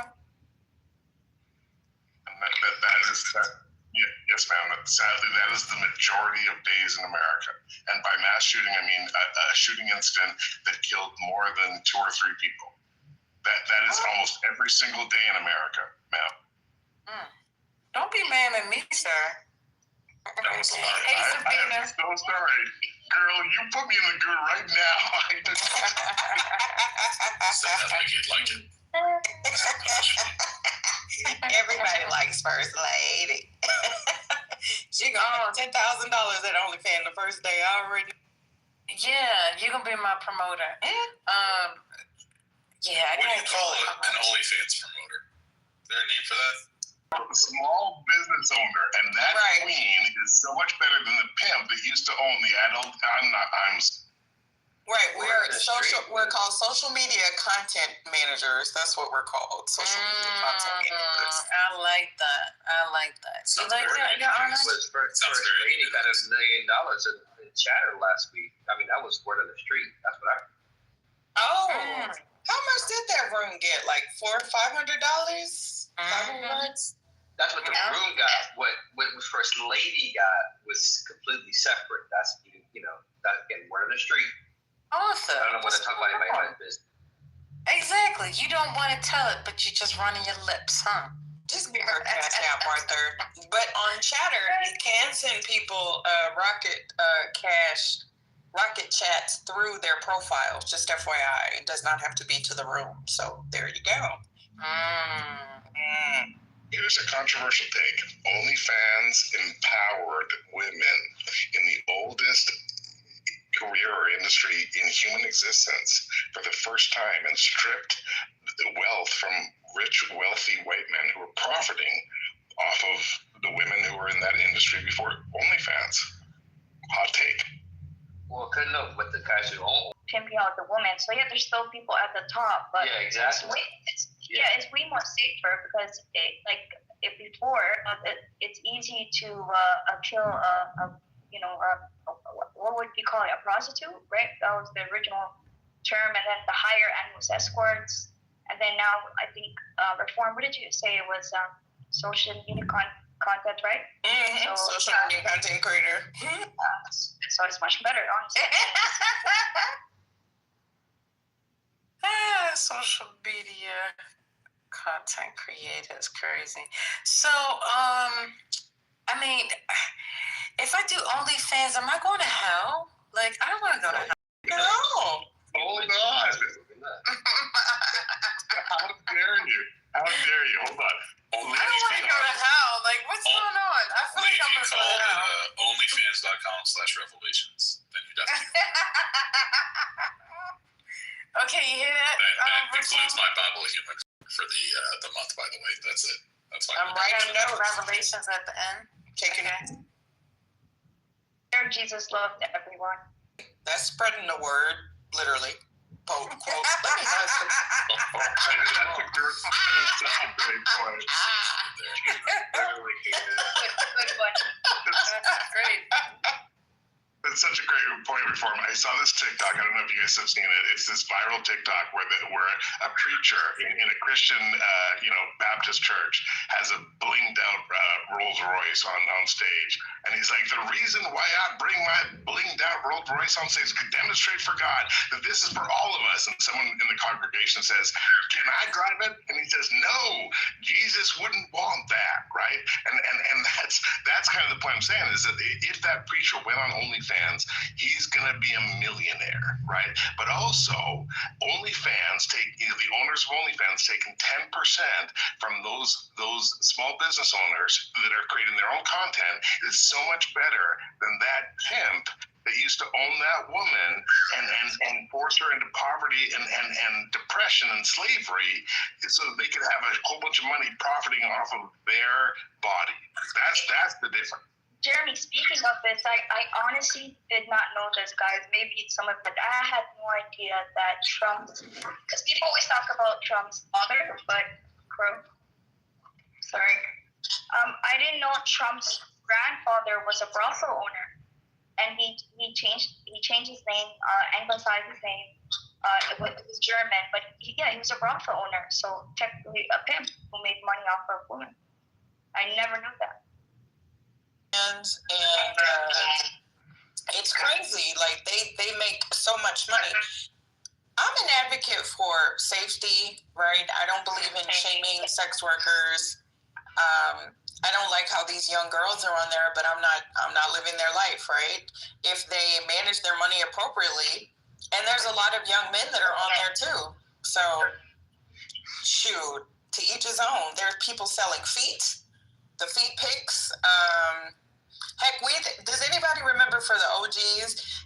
We thought that when eBay came around, that was also like such a big deal, because I was a stay-at-home mom during eBay, and I don't know, there was a woman, I don't know how she did it, y'all, but she had the cutest like polo shirts and shorts and everything, and I would spend like $300 for like 10 outfits for my boys. Now I'm like, she was probably stealing that some kind of way, but I didn't even think about it because I was such a goody two-shoes. But that was like a business model for people, right? You got your PayPal, you did your eBay, and you had all of these people that became sellers, and it was pretty revolutionary at the time. Now we have people that do Shopify, people that have websites, people that have affiliate links with Avon. Like, look at some of the more popular content creators. I'm not even talking about the streamers, right? Which, when you get into that is just insane to me how much money these young guys make. Like, they're a whole, conglomerate. I mean, they're meeting celebrities. They're even the Versus. The Versus arose primarily from COVID, from people using Instagram Live, which we didn't even have access to 10 years ago. So we got into this conversation. Castanet, there's also, look at that Nara. Yeah. All of these people. There's also that First Lady, have you seen her cleaning with Nikki? The black lady that first of all, is way too much consumerism for me. She has her closet, she has all of these products, every single product created on earth, she has it. She cleaned her, does anybody else know what I'm talking about?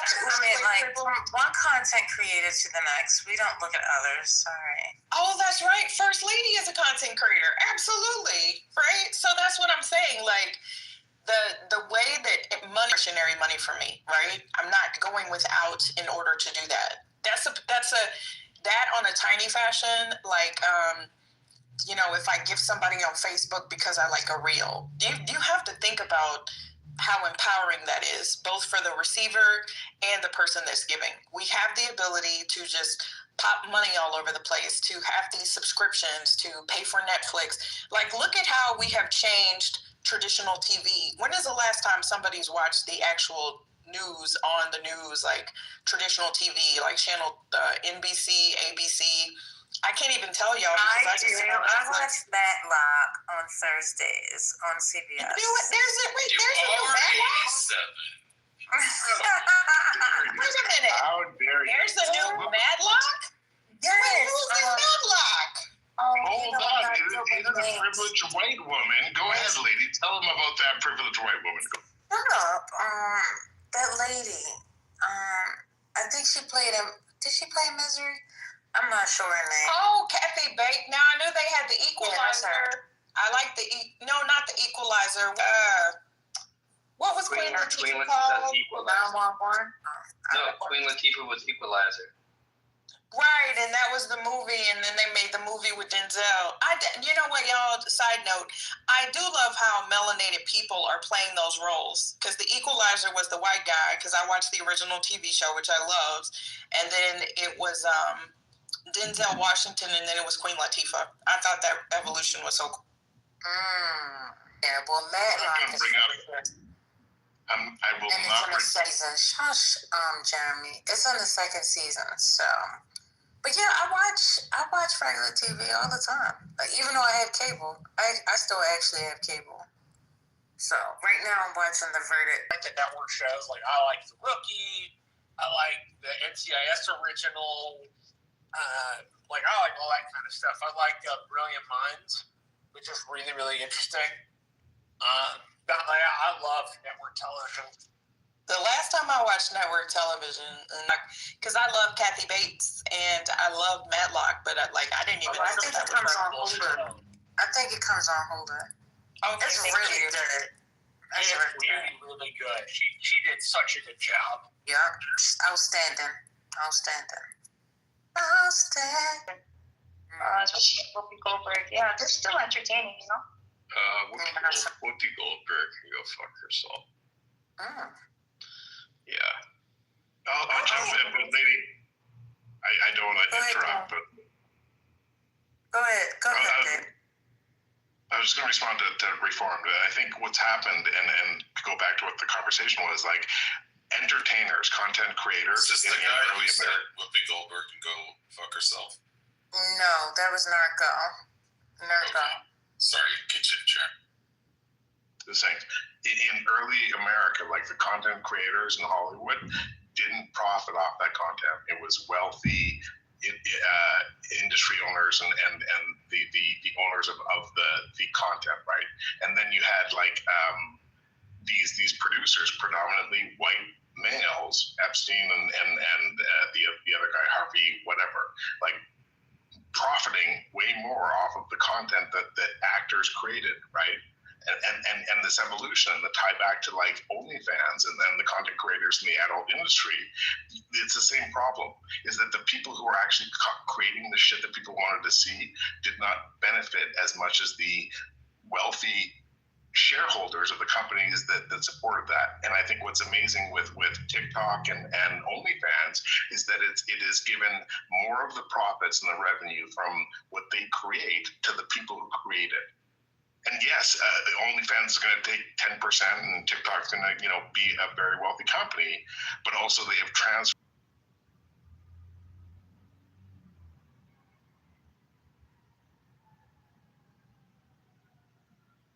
Sometimes it's like credible because there's, excuse my language, some retarded podcasters that, I think give podcasting a bad name because there's some that are like outstanding, doing great content, doing way better than the news, right? Some people on here, right? But I don't know. I think sometimes there's ones that make the industry a bit bad. I don't know. I don't know what they should do, but I don't know what, like a SAG or something that regulates it. I don't know. But yeah, there's really amazing left and right, like on both sides, have good podcasters. To me, the only left-wing commentator or podcaster I like would be Sam Cedar.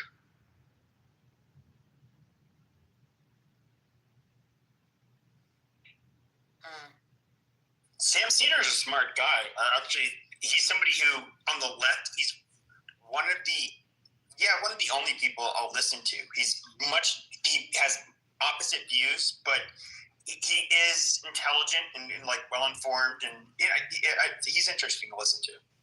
Yeah, I mean, just in general, though, it's like I compare his conversations in the Jubilee surrounded videos, and I don't know, it's just the way he talks, lets them finish, creates a more civil dialogue. But actually, I take that back. I'm sorry. I meant Ezra Klein. I'm so sorry. Sam Cedar I listen to sometimes. My bad. I'm a retard. Got my names mixed up, even though they don't sound alike. Gotcha. You kind of remind me of like a funnier Nick Fuentes, and he's Mexican too. You know what I'm talking about? Nick Fuentes? Of course, unfortunately. Like a white nationalist Mexican that he's on the far right though. Yeah, he pushes like third world nationalism. It's so like white people like us don't really like. We never knew that one. Yeah, so like a lot of us that are white. Well, first of all, there's a lot of reasons. W, like white. Now, how did PP get on this stage? What is going on? What? Well, no, I'm saying Nick Fuentes. It's an open secret. He is, and I'm not saying this to like shame him or anything like that. He is a homosexual. Like pretty much everybody knows. Okay, but so is Scott Bessent. Did you know that Scott Bessent is married into a man? Oh, I didn't do that. Okay, well, see, I didn't do that. Lindsey Graham. Let's not even start with Lindsey Graham, but let's go back to the conversation, right? Is that like, should content creators and the people who create the content benefit the most from their special skill? Or should a bunch of like privileged, wealthy, predominantly white shareholders be the ones that benefit? right? And that's and again, I'll go back to the poll, right? And I know we put the poll up a while ago. That will result in a lot of Americans losing, the most vulnerable Americans losing access to healthcare because they just can't afford the increase in their rates. Like, should the Democrats do that, or should they stand their ground? What is the best for America's democracy when it comes to midterms? I think that's the question we need to ask. I just think that the Democrats, if they just have to make the Republicans extend the ACA, because that's really the thing that principally is position as well. I think that if it probably goes like beyond a couple of weeks, then the Dems will just, they'll submit. Because I don't want to use the word submit. They will, because capitulate. Yeah. So can I ask you guys both a question? Which is, and I think this is the crux of the vote, right? What is politically more beneficial for Democrats in the midterm? For them to stand their ground with all the repercussions in order to really make the point that we do not want so many people to lose access to healthcare, or to capitulate and open up the government, potential cusp of whether American democracy survives or not. What do you guys think is the best move? Should the Democrats just let Americans feel the pain and open up government? Or should they let American federal workers feel the pain by keeping the government shut? But that's the thing. One thing that Clubhouse and social audio is good for is I really get to hear Trump supporters, you know what, I don't even want to call them supporters, Trump fanatics, that's what they are, substantiate is like my new word for the year, how much they are deeply ingrained with this man and everything he does. I remember when Barack Obama was in office, there was a really popular Facebook group with like thousands and thousands of members, and it was called Black Republicans. So the arguments there were about legislation, policy, maybe 5% of people made it personal, but not really. Because remember how the OG politics, like, yes, we talk about race, of course. Yes, we talk about legislation, but it was more nuanced, right? Like, you still criticized Bush. Hell, I don't know a single person that voted Republican that really liked W.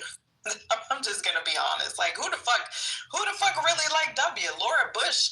You know what I'm saying? Laura Bush got more respect than he did. I'm being for real. Like, somebody cue me in. Like, was it like this for Abraham Lincoln? I don't think George Washington got glazed this much. These people fucking love this man. Like, I'm saying, like, beat you up on the playground if you dare to criticize him, right? Like, they have zero criticisms for what the fuck he does. Like, what? That's 40% of his core supporters. They don't give a shit. They will make every excuse. You just don't like Trump. You've got Trump PT, Trump. They made a little word for it. They buy the fucking merchandise. They buy the hats.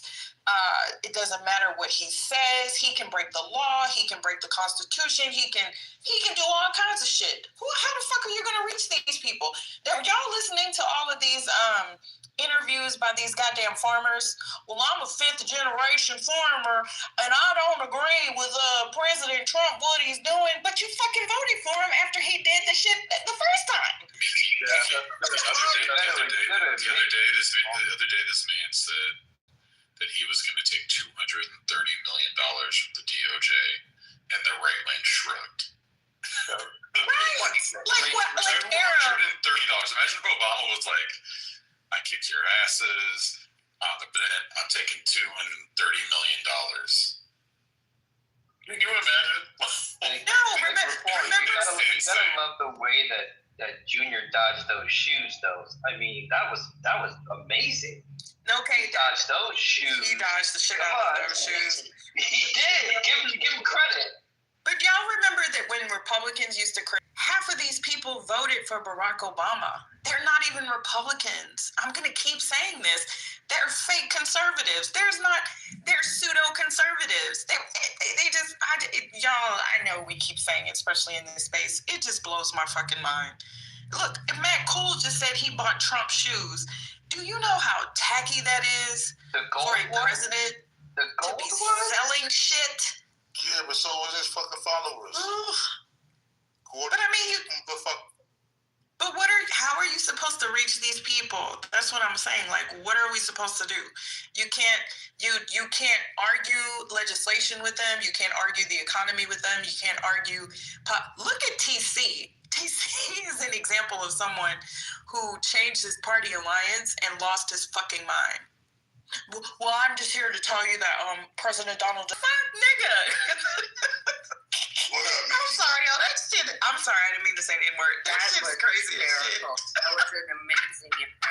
So the veteran. We did yesterday. Fool me what? Shame on you, fool me. Okay, can I ask you a question? Do you think that Obama was ever treated in that type of way, like the glazing? Would you say it's comparable? What do you think?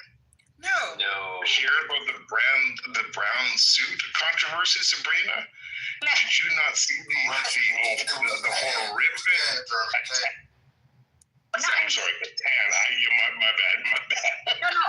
No, I know inside that he had a lot of opposition, right? But I meant regarding like the way people treated him. Like, you don't think there was a huge fanfare, or no? I'll say this, and I'm curious to hear other people's thoughts as well.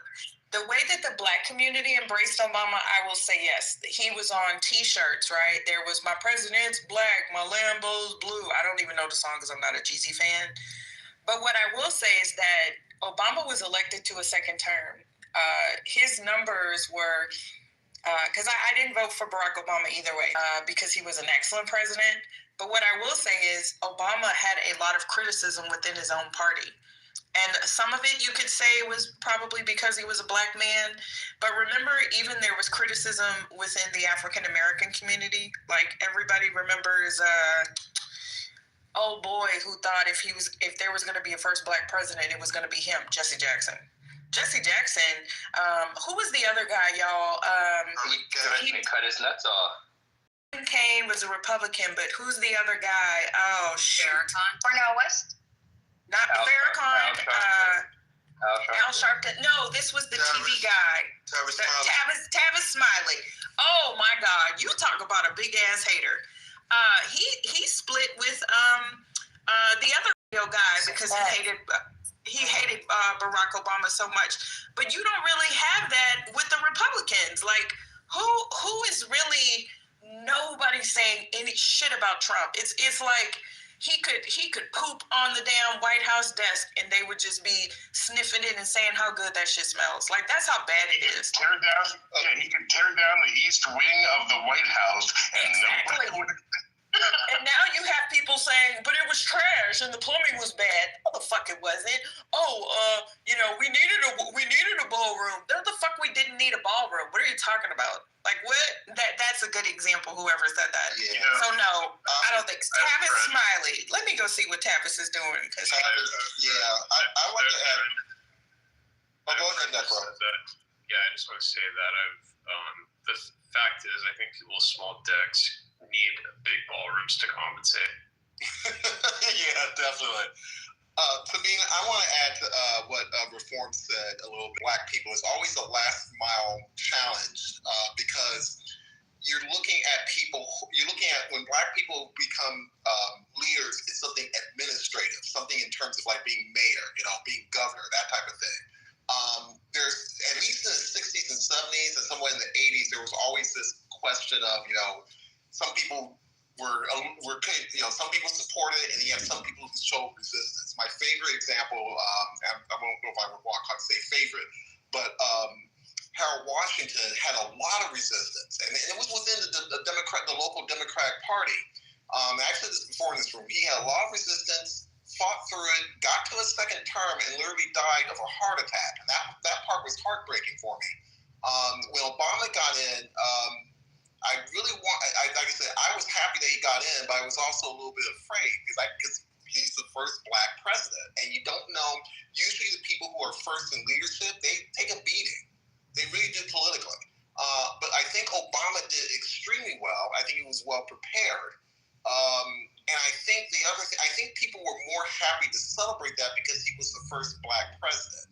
That's a different set of joy than Trump, which I believe is really much more reactionary than anything else. If you look at all this, reforms mentioned about Trump supporters and so forth not getting through to him, the people who are responding think that they have their own savior of sorts, and realistically he's not. He doesn't give a fuck about them. That's kind of how racism works politically. You get people that back somebody that they think is supporting them and they're not.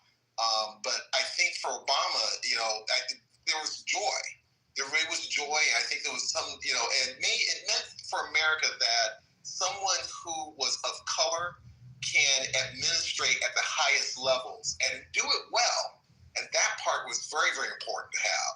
So to your point, I'll just let go of the mic. I think America celebrated. There was some pushback. And Reform, thank you for mentioning about Tavis Smiley too, because I didn't like that.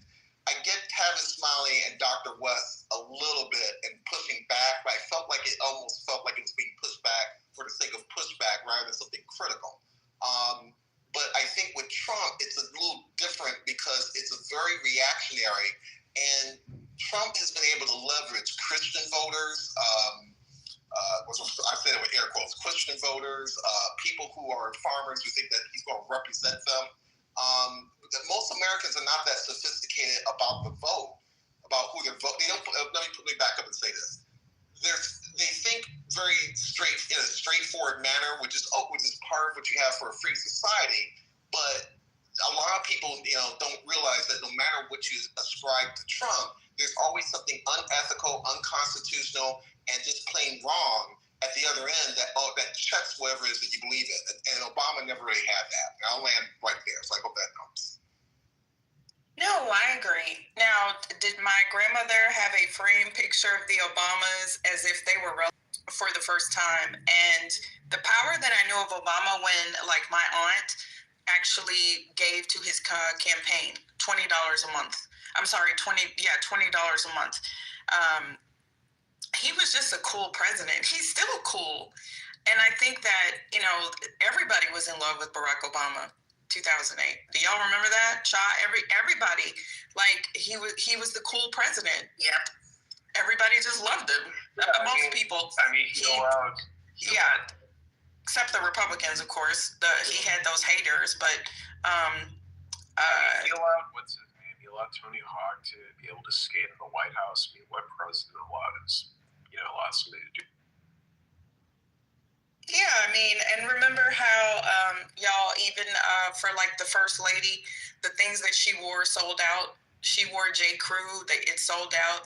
And I don't think they had paid attention to like a First Lady's fashion, because Barbara Bush, bless her heart, I love Barbara Bush, by the way. She still did. Hillary they didn't pay attention to my fashion. I don't get it. Why they didn't pay attention to my fashion? First Lady, oh my God, you should be up in there, girl. You should be up in there. Because I don't. We gotta find the first man first, so I can be the first lady. We taking you overseas. We taking you overseas, girl. Yes, let's go. We need some billionaire money. But be crazy. Barack versus Trump. Be crazy. Barack versus Trump in 2028. Yeah, Obama would kick Trump's ass. That's exactly what I thought. I was like, if they do that, then Obama could come right back in, so it's gonna go tick for tat. But I think they've back in, so it's gonna go tick for tat. But I think they've been attacking Shell, and she said many times she has no interest. I don't know why they keep bothering her.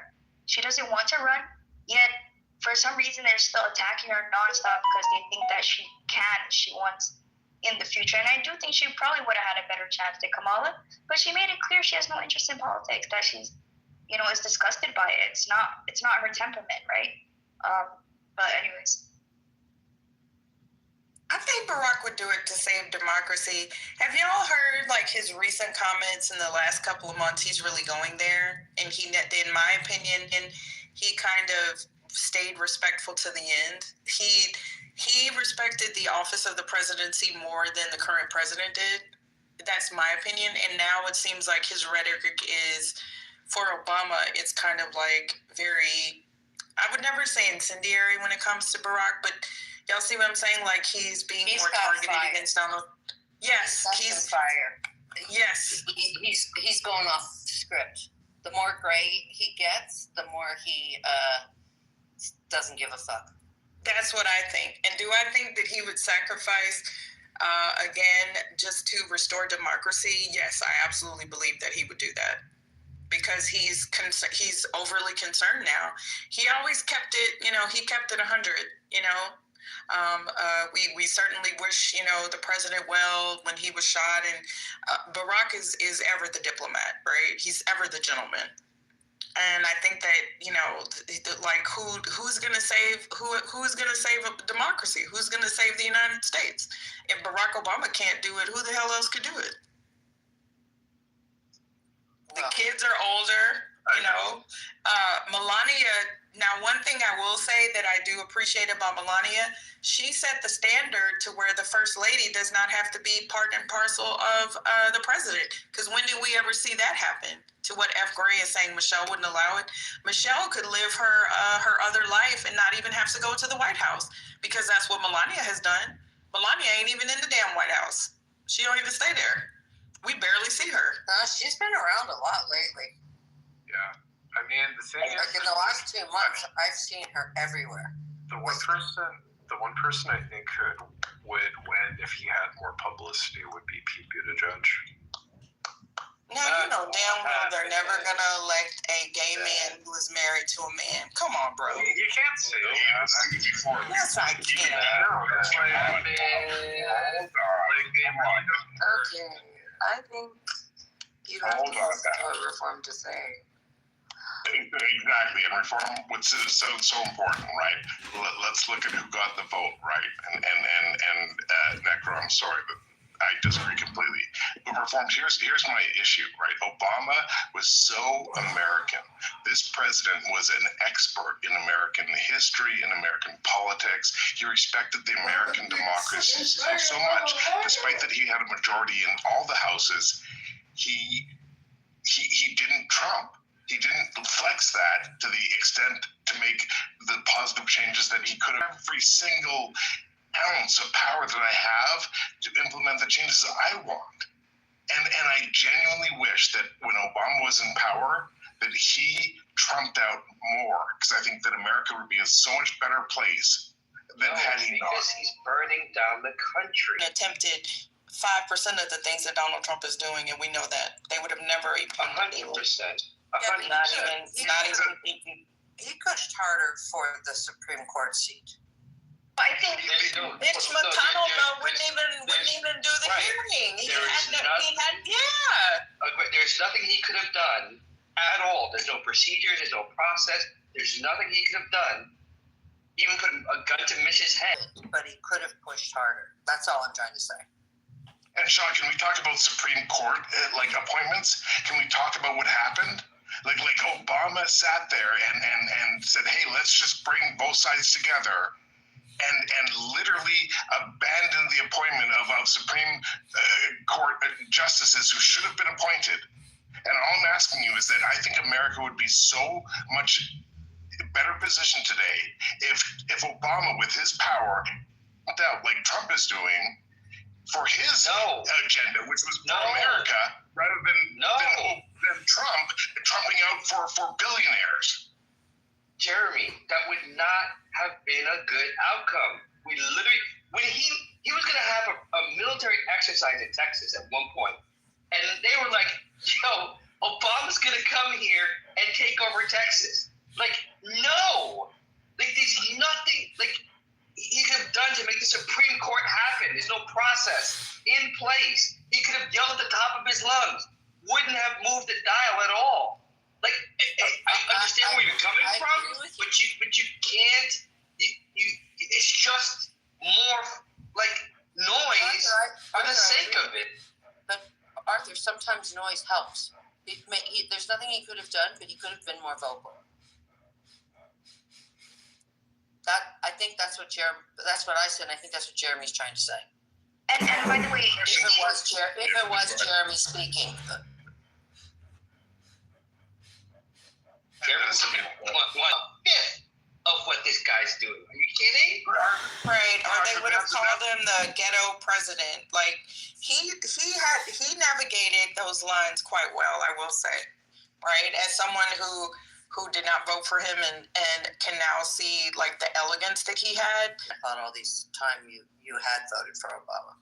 The point I was trying to make. No, that's what I tell people, Sha. I was a real Republican. I did not vote for Barack Obama either way. I know everybody thinks everybody black voted for him. But no, I mean, I was a conservative. There was no reason for me to vote for a Democrat. I regret it, but yeah. I love McCain. I really did. McCain was one of my favorites. But I mean, they would have told him he was ghetto or something. We know that. Like he had such a fine line that I think Barack Obama was so good in his presidency that it's like we almost add that he was the first black president as an afterthought, because nothing about how he conducted his presidency,